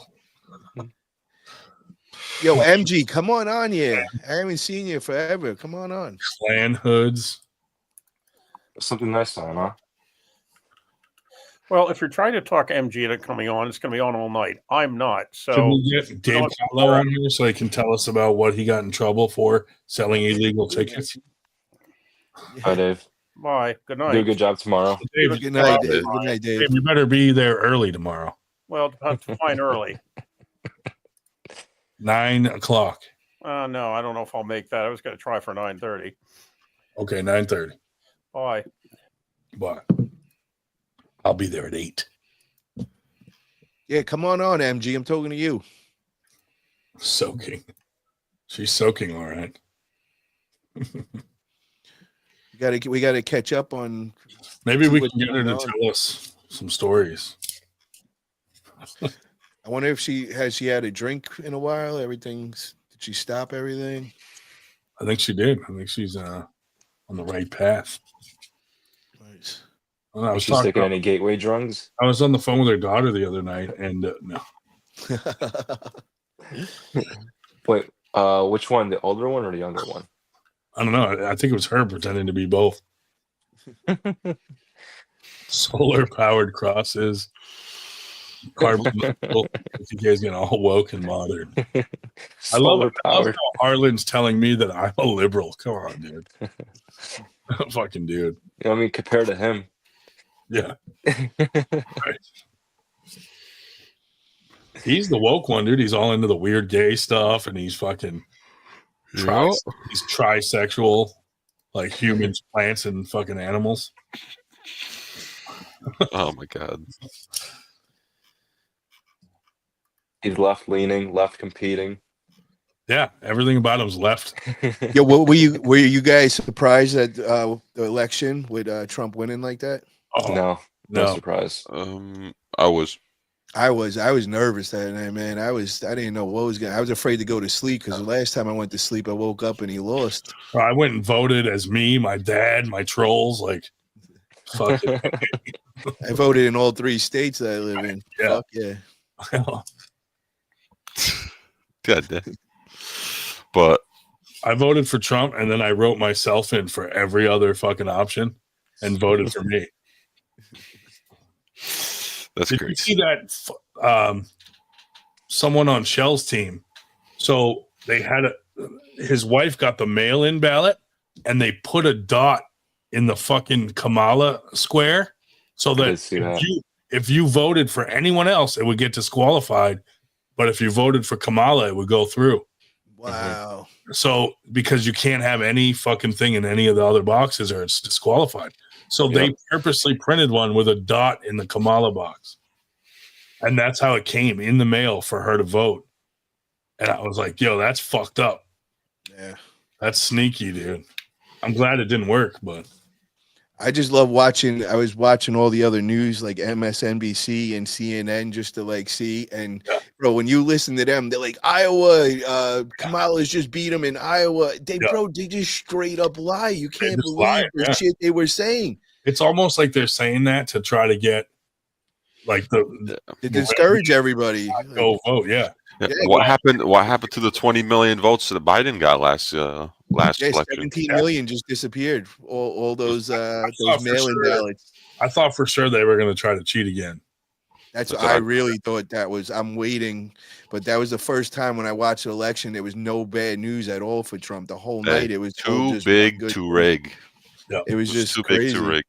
Well, dude, I mean, when you do the things they're doing, I mean, look, all the fucking Amish community came out and voted the first time they ever fucking voted in the history. 180,000 Amish. Yeah. But when you see California going red, that's when you know they fucked up. Because these people are fucking nuts out here. Yeah. Hold on, I'm in trouble. So I saw his wife is yelling at him. You telling people that you're a Kamala, you were voting for Kamala. It's interesting to I saw a post. Somebody said posted. It said there's no there's no blue states. There's only blue cities. Yeah, that's true. It really is true. Why are you yelling out the word fag? Who are you talking to? Don't worry, you weren't doing that. Just Eric Harlan. Go back to bed. I saw Ohio. Like Ohio as a whole is red. Only the major cities are blue. That's how it is everywhere. I mean, even out here, bro, when you go up to the where the farms are, where the marijuana, it's all Trump flags everywhere. But in any of the cities over here, it's all blue. Like they're nuts with that shit. Yeah. Oh yeah. I'm just glad he won. And the rest of the country too. I'm glad he won, dude, because 4 more years of that. Oh my god. I think people need to start moving out to cities and get some fresh air. Maybe their brain will start working properly. But it's all the people that want free handouts, man. Everybody that's living off of something, getting something for free, they want to keep that shit going. Oh, hell yeah. Mm-hmm. But all I know is my investments, 401k, everything is soaring right now. I was fucking happy as hell. That next day, it was like, bingo. Stock market went up 1,300 something points. Yeah, it went down today, but it was fucking, we're still way up. Yeah, that's badass. Yeah. Finally on the right path again. It'll get back to normal, dude. As soon as he's fucking in, he's gonna do like Biden did the first day he was in when he undid everything Trump did. Bro, it's already starting though. The rest of the world is jumping in line. He's not even in, and they're all fucking like pledging to him because they're scared as shit. He's the only unpredictable dude that they're scared as shit. They don't know what he's gonna do. Yeah. Everybody's in his ass, and you're like, wow, this is how it should be on the world stage, man. All those fuckers are like, maybe we need to just truce these wars, and so fucking Iran is shitting their pants right now. China's shitting their pants. Oh, Russia's trying to come on. Hey, MG, what up? I think she got her ankle bracelet off, maybe. MG, still like that one. Are you still on home arrest? House arrest? Can you hear me? Yeah. When do you see your probation officer? Is your ankle bracelet off now? No. Is it vibrating? Can you hear me? Oh yeah, we hear you. Can't see you though. Okay, I'm working on the camera. No, I still have it. You work on camera? I have it on. Can you send us a picture What's of you your site? wearing the ankle bracelet? Make sure you got red on too. Red lingerie is perfect. Red pasties. Look at Cole over there. He's like, yeah, baby. I want to see a titty bracelet. Oh, I can see both hands visible. There we go. Now she's back. Oh, no, you got like a bad connection or what? Who's that? What the fuck is that? What's his Get name? him off screen. Is that Carlo? Oh, he's cute. What's his name? Nice butt. I'm gonna come back. Is he I'm gonna come sniffing your back. One butt? second. Hey there, little fella. Harlan would have Smart fella. We're too much. Is that her husband or what? I don't know. She did say she had one way back when. Like, hey, buddy, hold the camera and take pictures of her for us. He looked like the type that would. Yeah, for sure. Like, we need a picture of her just wearing the ankle bracelet.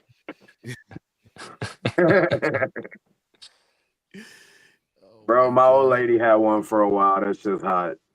Is this Eric Harlan, 87 Snow Rider? Oh yeah, for sure. I don't know. It's either Harlan or maybe it's Wood. Yeah, Wood's been in here on so many accounts, and he talks exactly the same on all of them. It's like, oh, you got to change it up a little.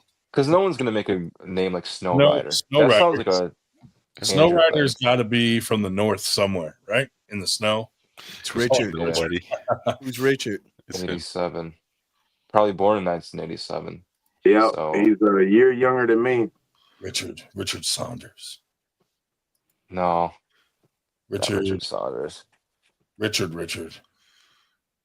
MG has a studio now. Yeah, she really did that. Just like We just podcasting, dude. yeah. Like, Ever since her camp show here with the professor. that's her live feed guy. Oh, he's in New Mexico. With Snow Rider is your name? A lot of snow down there in Mexico. Oh, different kind of snow. Yeah, there you go. The pink snow. The nose snow. Yeah. MG, what up? I have no idea why I don't have camera. You got a furrier Wi-Fi guy. I remember people trying to sell that fucking rosé shit. It was just food coloring in the cocaine, dude. Didn't they call? Wasn't there like something else though, like crocodilian or some Oh, other they drug? have so much, dude. And like the funniest thing, dude, is remember when people used to say like the high end stuff was fish scale? Yeah. Bro, that's just an additive you put in it. And it's like something that's really not good for you.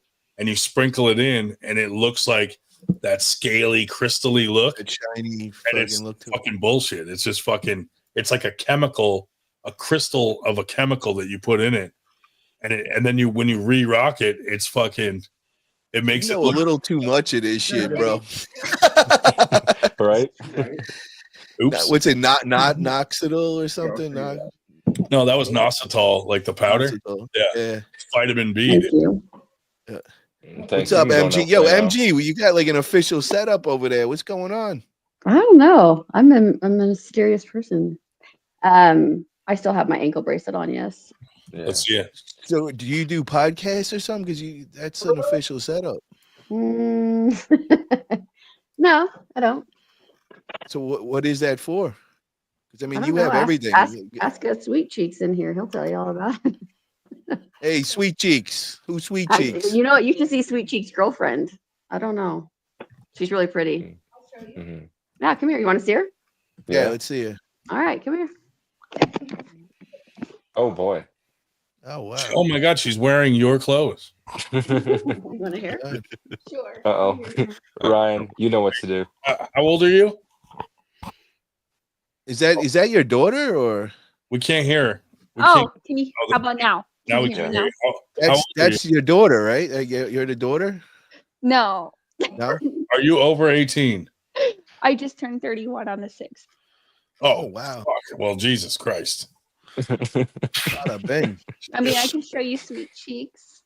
Come on over here. Yeah, just turn around. Yeah, you? Oh, is that your husband? He's my boyfriend. Hey, he's So where are you guys right Wait, now? You guys where's that accent from? What's up, bro? What's up, guys? he's a stud. He's a streamer. Farflex. I made this logo for him. Very. I knew you were like an official podcast. Like you have like the real setup and all. What does he do? What kind of streaming you do and all? Here, I'll give him to you. Yeah, Hold on. put stud on. Stay Does he arm wrestle? Can we? What's up, guys?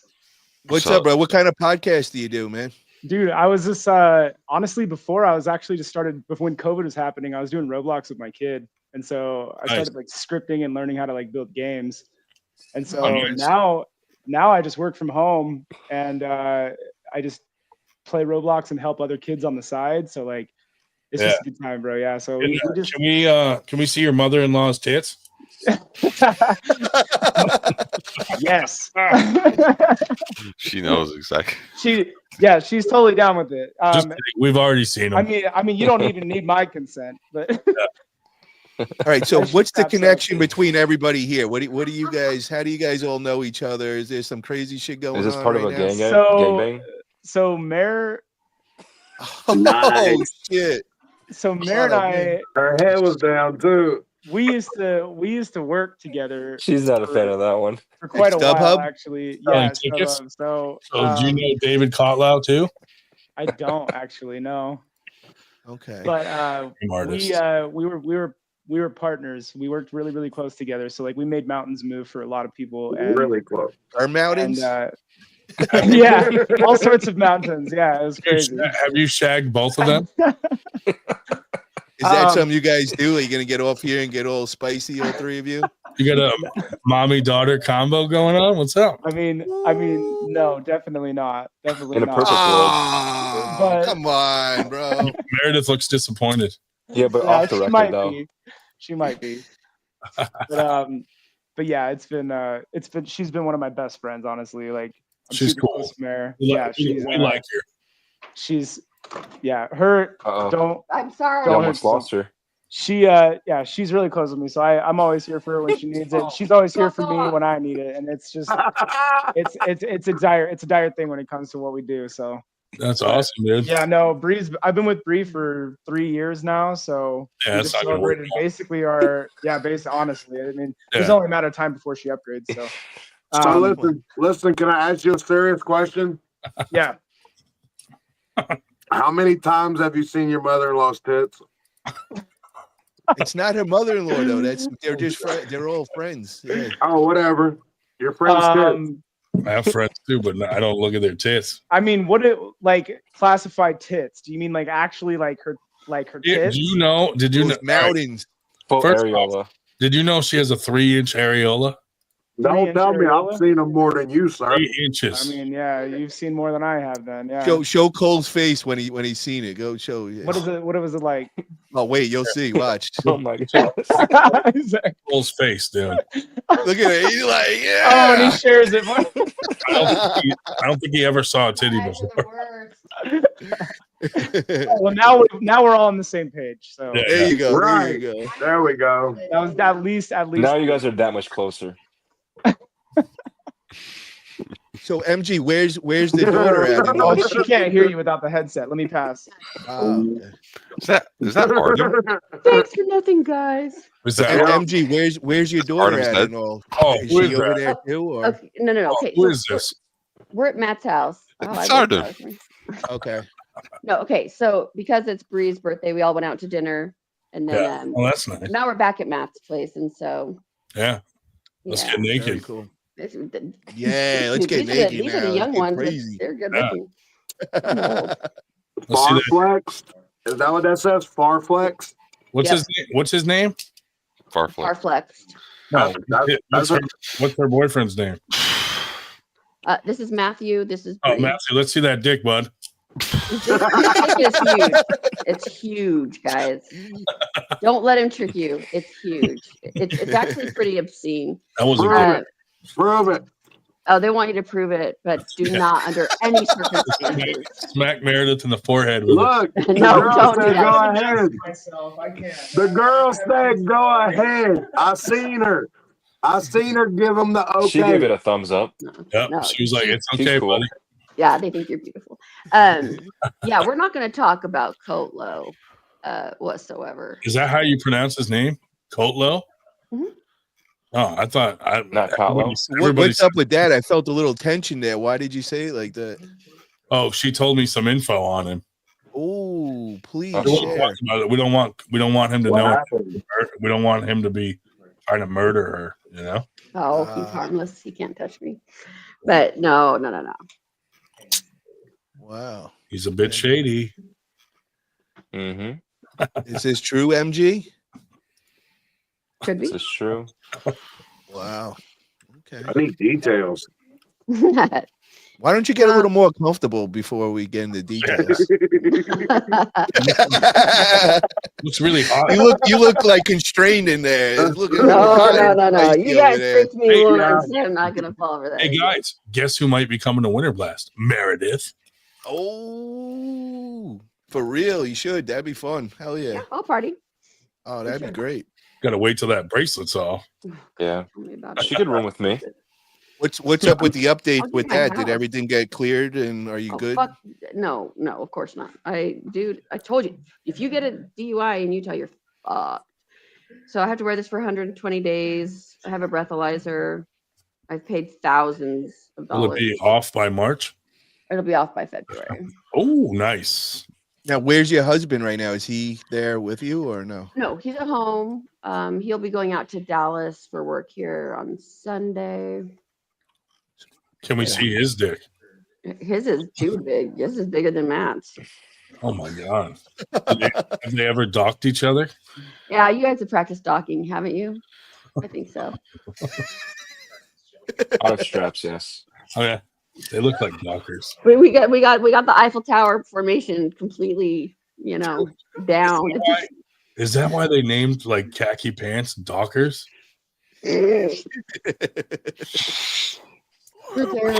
Never wearing dockers again, dude. Fuck that. Oh, whatever. So how far do they live from where you are? Oh, this is a really nice apartment complex. I have a house out in the suburbs. Okay. So how long? About like 15 minutes, half an hour away, hour away? Yeah, maybe 20 minutes, 25 minutes or so. You want to take this off so you can hear? No, just take off the take off the strap. Take off this sweatshirt. Yeah, it's too restraining over Way there. too hot over there. Yeah. Oh, I'm sweating for you over there. That fucking sign is radiating heat. Because Yeah, Captain, they were look how best hot it friends. They're best friends. Don't you know your best friends fucking What they taste like? 1, 2, 3. Show us your taints. Absolutely not. Oh, she's getting ready. There you go. Oh, Getting the all lipstick. moist and everything. No, I should go. I should Let's- go home. Draw a circle around your areola with that. We'll make them bright pink. No, who mentioned pasties earlier? I don't know. Oh, Dave, Shubit. that's Dave's Thanks, thing. David. Shubit. Anytime, sunshine. Hmm. Yeah, I should go home. How long are you guys going to be on? I think they're getting off soon because they got a tournament tomorrow. So they're not going to be up all late tonight. Yeah, I think the other group is like ridiculous. And yeah, Trump is AWU. pardon me. But you guys, Oh yeah, you're a real liberal over there. How did that make you feel? How do you feel right now? I'm fine because I'm a rational person. I'm fine. And I believe in. I thought everything we lost, and that's how it is. Yeah. Were you surprised though at the outcome? A little, yeah, actually. How many abortions have you had? 0. Now, is that your morning smoky eye? This is my late because I normally if I would have put on makeup before I went out to dinner, like this was because I worked. I'm at today, the other right? kind of morning. What kind of? Where'd you go to dinner? Oh, We went to a speakeasy. Nice. It's called The Rest. Did you speak easy at it? Yeah, on my knees, looking straight up. Ooh. Oh my god. How else do you get in? You gotta stop talking like that. Cole's gonna. See how that voice just changed and everything. She just went right into that mode. Cole's gonna hear that and go instantly erect. So stupid. He's putting mayonnaise on his food right now. Oh my god. So what color do you have on under there? What, bras or? Yeah, let's undies? go bras. What do you got on? Oh, I think it's nude, just standard. I'm always naked under my clothes, dude. It's hard with the lighting. You gotta kind of from the front. I should totally. Yeah, no. Get comfortable. You're at your best friend's house. Lay back, relax. No, I am at my best Loosen friend's up a house. little. Yeah, loosen up a little. No, you guys. If anything, like, yeah, we got young people in the room. They're it's hot. very. I never stopped you before, and you had your daughters there. We'll see all their taints. For the record, I'm 21. It's just Yeah, be careful. Don't show anything to Eric. Eric, close your eyes, bro. His mother would not approve of this. That's probably true, though, right, Eric? Yeah, 100%. So, MG, what have you been doing with? Are you still working at StubHub or? No. I'm with Stagefront now. What's that? It's another. That's a competitor. Did you get fired? It's not. Oh no. Everybody in Salt Lake got laid off. I could have stayed till December, but so Matt and we were both account managers, and Matt left sooner. He worked for a huge company. I had a lot of huge people, dick. I know his huge dick. That gets you in every door. I mean, I can't even shut the door. That's what. Right. How about Kotlo? Sorry, Kotlo, whatever you called him. How do you pronounce his name? Okay, because you guys are east, you say Kotlo, but over here we say Kotlo. What is he? Is that how does he pronounce it? Right. He says Kotlo. He says Kotlo. How big's his dick? Small, I would imagine. I feel like he has a boring home life, so then he does all this weird shit. You see the face she just made. It was like that was real. She just like seen it. Like that was real. On a scale She of just 1, did it with her hands. how many people would you say he's scammed with tickets in the past? So, if I could get access to that information again, I bet I could find out. It would take me a little bit, but I could do it. Kotlo, he's dirty. I knew it. Wow. Scammed some people. I'm sure he's a nice person. I only know what I know, so. Oh, he's a piece. Did you guys go to Taco Bell? Did we? Yeah. Is that a Baja Blast in the back? Oh, I have no fucking Yes, idea. that is. Oh yeah, on the other side. Oh yeah, that's Matt shit. I don't know. Okay. Okay. Damn, even with the sweatshirt on, you could see the shelf. Like, you see what I'm talking about? That is crazy. The shelf. I don't know. Some people are into it. Some people aren't. What do you do? We need a video of you running on the treadmill. Jumping That'd be jack. awful. Jacks, yeah. Girls on trampolines. Is that? Can you do one jumping jack right now? I want to see you do an incline dumbbell press. She won't get the range of motion. Okay, what's an incline? So I'm like backwards. Yeah, roughly Yeah, 50 just 30 recline. degrees. Recline. Just recline, yeah. Don't hurt nobody. Do I have dumbbells? I do at home. Yeah. Or better yet, just a dumbbell row. What's a row? Define. Exactly. Some You flies. row. You row. Exactly. You row. Come from underneath. Come from underneath. Really. Mark said she needs Cobra's #113. Well, someone feel free to enlighten me then and teach me. That's probably that. You know, if I believed in New Year's resolutions, I'd said I should start exercising. But the other part of me says, fucking forget it, die young, and leave this trash place. Yeah. I don't know. Well, are you really coming to Winter Blast? I'm working on it. I'm We all- talking to Ryan about it. Should we all email StubHub and be like, we want to only work with Meredith? Where the fuck is she? Yeah. Why? They're not going to hire me back, and I wouldn't go back. I intended to bring it down. Oh, yeah. Hell hath no fury. Yeah. A woman scorned. Wow. Do you need good reviews at your new place? Fuck no. Do you realize how cool I am? Like, We have an army. Yeah, we have an army of people that will do I it. have an army. Anyways, yeah. No.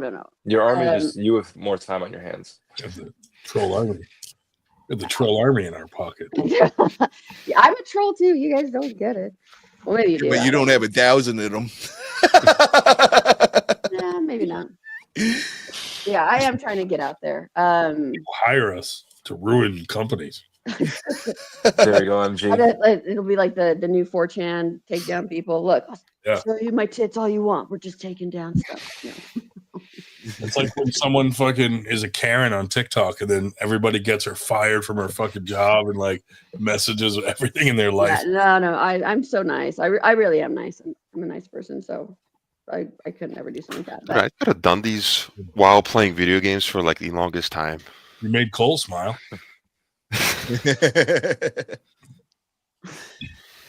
No, but I did talk to Meredith on the phone about her coming to Winter Blast. And I was trying to prod her to get some info on Kako. yeah, the docking wouldn't work, so he had to prod. Yeah. She wouldn't dock me. When you come to Winter Blast, we're gonna go through a workout. We'll film a whole workout and all. Fuck yeah. Yeah, I'll have to have It'd be some. funny. If you came, I think some of the people that like watch our shows would come on just to meet you. Are you serious? Yeah, I really believe it. Fan club. Motherfucker, if Cole wasn't coming, he's sure coming now if you're there. Yeah. 100%. Paul Cruz, fucking he'll come. Paul was getting naughty the one night, dude. I was like, damn, Paul, relax. Oh God, I'm sorry. I feel bad if I'm ever a distraction. I don't want to distract from any of your. No, you No, should that all the made arm for wrestling some talk. fun podcast. That was you good should come times. ruin all kinds of marriages. All right. You're coming on the Unfiltered podcast. That's where we got to get you on next. Oh yeah.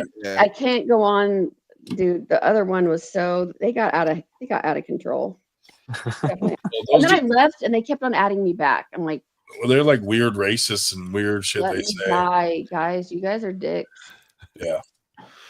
That's all because of Kotlo, though. He's their leader. Yeah, it's weird. It's like a bromance. I don't get it. It's fucking 1 a.m. God damn. Yeah. I should let you guys go. I gotta head off too. I got I gotta training leave for a tomorrow. tournament in 5 hours. Well, then go have fun at it. And then if you guys have another get together, I'll swing by. Every Maybe Friday. I'll have Peter make that. Every Friday night. Oh, question, Paul. When are you gonna do the podcast about the steroids? Oh yeah. Yeah, you know what? Maybe this Sunday. Let me see if I'm gonna come on this Sunday. Hold on, yeah, actually I can do it this Sunday. Yeah, probably Sunday. You know, I was sick for the last week and a half, bro, so I haven't been able to do anything. But yeah, maybe this Sunday if I'm gonna go on, and we'll bring that up and see who wants to come on and join us and talk all that shit. So MG, come on Sunday. I got a new show. Love to have you come on. We got everybody in the community just comes and pops on and all that. Yeah, you're Send you the enhanced. link. She could definitely come on. Oh, everyone you talk to on our podcast is probably coming to Winter Blast. Yeah, so you'll see everybody there. It'll be kind of No, fun. it would just be fun. I mean, to be honest with you, I really need a vacation anyway, and I could just like spend a couple days out there for that.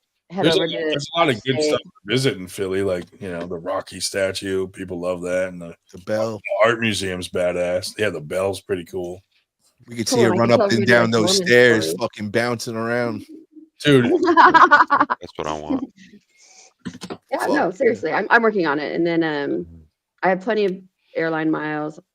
Money's a non-issue for me, so I can do it. Dude, there's a museum called the Mutter Museum, Mutter Museum, something like that, and it's like fucking. They got like skulls in there from people that have been shot in the head. They got the world's biggest penis in there. They got like all kinds of weird fucking shit, dude. No, that'd be cool. Let's just like party and stuff, and then, like I said, I'll go up to New York or over to New York. Yeah, it's only 2 Tell hours. him to donate his kidney stone there. It's only 2 hours north of where we're having. All right, I'm gonna hop off. I'll see you Sunday. And Winter Blast is Later, Eric. I'll see you Sunday, brother. Yeah, see you, Eric. Thanks for protecting me.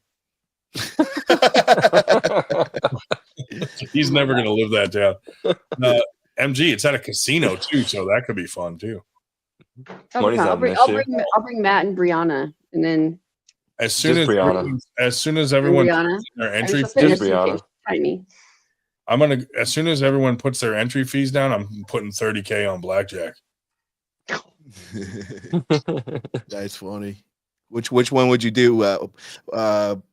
Play roulette and do black or red. Which one would you pick? Dude, that's tough. Yeah. I'd probably go black. See, I would go red. Yeah. Okay. I don't know. I have to watch it for a little while, and like a lot of tables tend to go to one or the other more.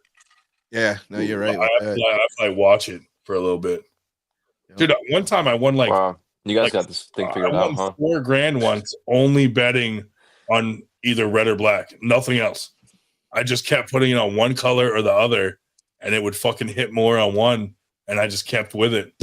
I was like, damn, dude. I started with my old best $100 friend when we were younger coming up. We would go there, and instead of betting all night, we would just go and make one agreement. We got to go make one bet on red or black. Yeah. Go big, and we either party the rest of the weekend or we go home really pissed off. I did that like 4 or 5 times. Yeah. Like, my buddy did that. He's walking out, dude, and he threw $10K on a blackjack hand, and he hit. And he was like, oh, like it was like he was like, damn, dude. That's funny. fun. Yeah. Okay. All right, I'm guys. out. But Sunday, if I'm on, I'm gonna invite everybody. I'll talk to everybody on Sunday. Yeah. MG, great seeing you. I hope yeah, everything is good. I'll look cuter next time, guys, just for you. I just got a text from my wife saying, if you don't quiet down, you're banned. Banned from what? Me? What is Or that? you banned? Banned from what? Whoa, this is getting good right now. I know, it's so good. Oh. Whoa, get that shelf all working. Hey. All right. Yeah, Sunday, I'm happy. I'm not doing anything. Ian, like I said, I have to take him to the airport, and then I'm free for a week. That's so weird. What should I do? Oh my God. All right, I'll talk to you guys later. See ya. Bye. Bye. Fuck that guy. Just fuck that guy. Fuck him.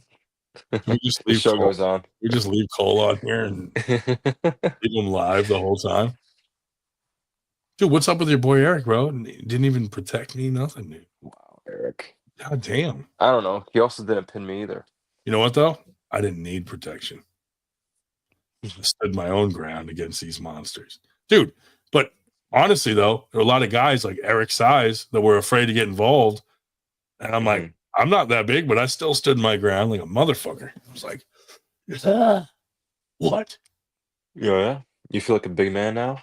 No, but I just was like, if I'm going down, I'm not going to go down like a bitch. And I had to like, dude, you would have liked that Korean barbecue place I went to. I saw the pictures. And Dude, we it was have like- one that's very it similar. wasn't like the other one.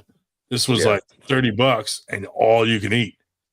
Where the one we went with Knuckles Up was like what, $60, but not all you could eat.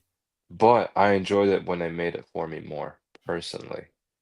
I think I'd have to try it again because I've been to one that is exactly the same way that you had. Did the one you went to? Was there like a option to get like the? There was hot plate and there's also the other one with the soups. I did both. I did both too. Yeah. I think I just got to go again. I loved it because like I just was like, keep the meat coming. I just fucking kept cooking it and piling it up. And then they had free unlimited snow crab legs if you were there that night or whatever. I was like, oh, I don't really like seafood, but I was like, I'll try them. And then I was like, actually, they're not that bad. They're not that bad. You know, Have you ever been to a seafood boil spot? No. You have to try. You're gonna love it. Well, I know you're like if you're not like a big marine life not kind of big on person, you seafood. would love However, that, I'm bro. from New Hampshire, and dude, like Maine, New Hampshire, the seafood is ridiculous there. So, dude, you gotta go for a seafood boil. Oh, seafood boil. Yeah. Yeah, I mean, I've seen them and I've been around them, but I never was in. You gotta partake, man. Yeah. You would Like enjoy it. I did get one once. Like I ordered it, but you could tell like it's probably way better fresh somewhere where the seafood's real fresh. Like they had corn in it, like half cut up corn on the cob and like sausage. Yeah, all different cut up. things. Yeah. No, All kinds of shit. I did try to order one like that, and it was pretty good. Just gotta pair with some good garlic bread.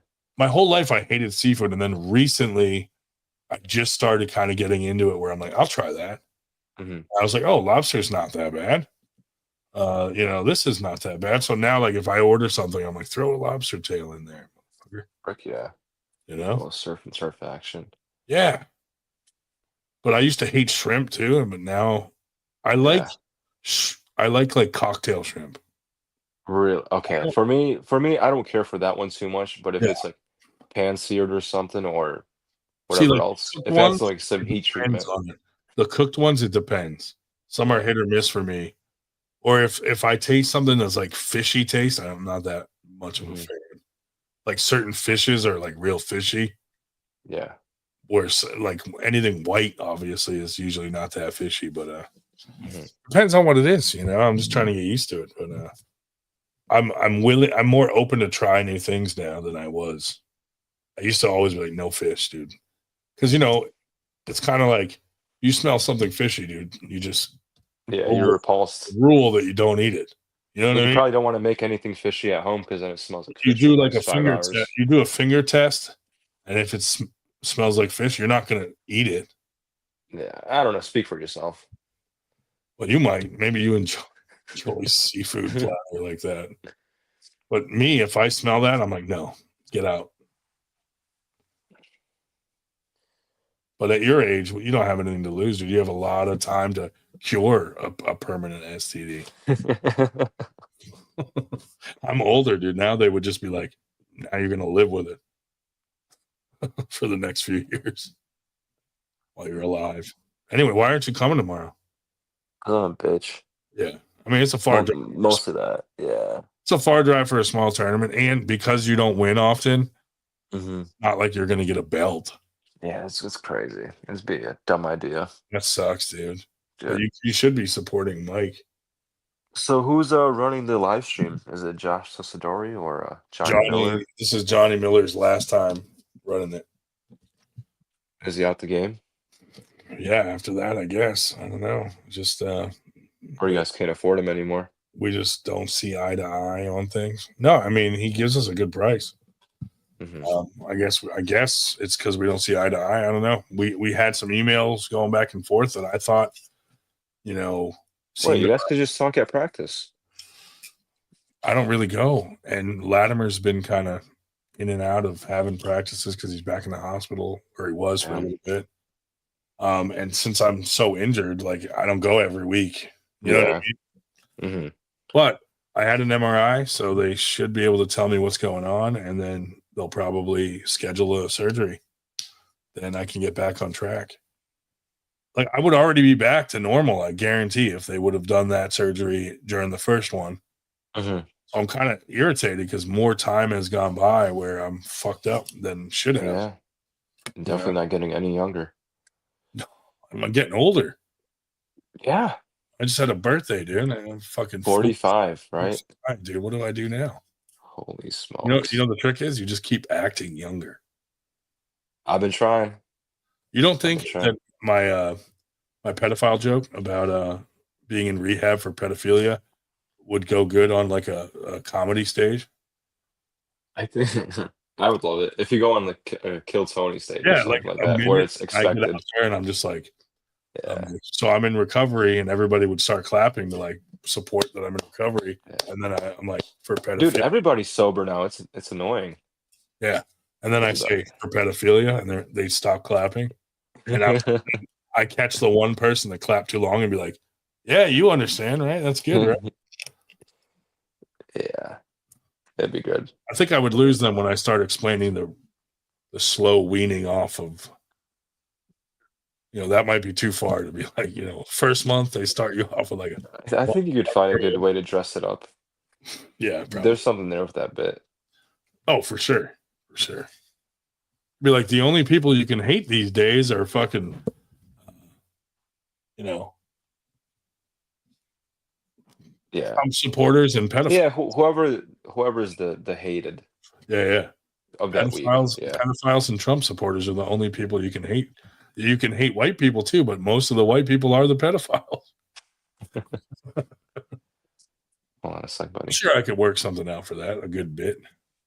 It would be cool to go and kill Tony and just do one bit. No. Shoot you. Bye-bye. Was that your mom? What's up, bud? Was that your mom? Oh, no, it was my dad. He just came home from a trucking trip. Oh. Yeah. Wished him a hello. You wished him a hello? A hello. Welcome back home. That's nice. Yeah. It's my dad, man. It's the guy Don't who go give him fathered me. Oh, thanks for reminding me that my dad's dead. Obligatory. Gotta do it. Anyway. Yeah, dude. Call it. Call it. Get some sleep, man. Thanks, buddy. Yeah. I'll We'll catch up later. See you trolling in the live feed. Of course. See you, buddy.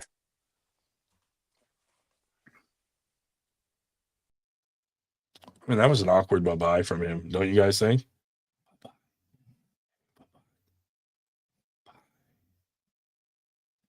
Anyway, Captain, I agree. Tony would have definitely been blamed for that fucking garbage floating in the ocean fucking joke. Oh my God, that did not go over well. Anyway, I'll call it. But thanks everyone for watching, and we'll catch you all next Friday. I'll see most of you on the live stream tomorrow. So be sure to troll us. Definitely troll Johnny. It's his last live feed. Make sure you say some things. Get them all worked up. But talk to you guys soon. Later.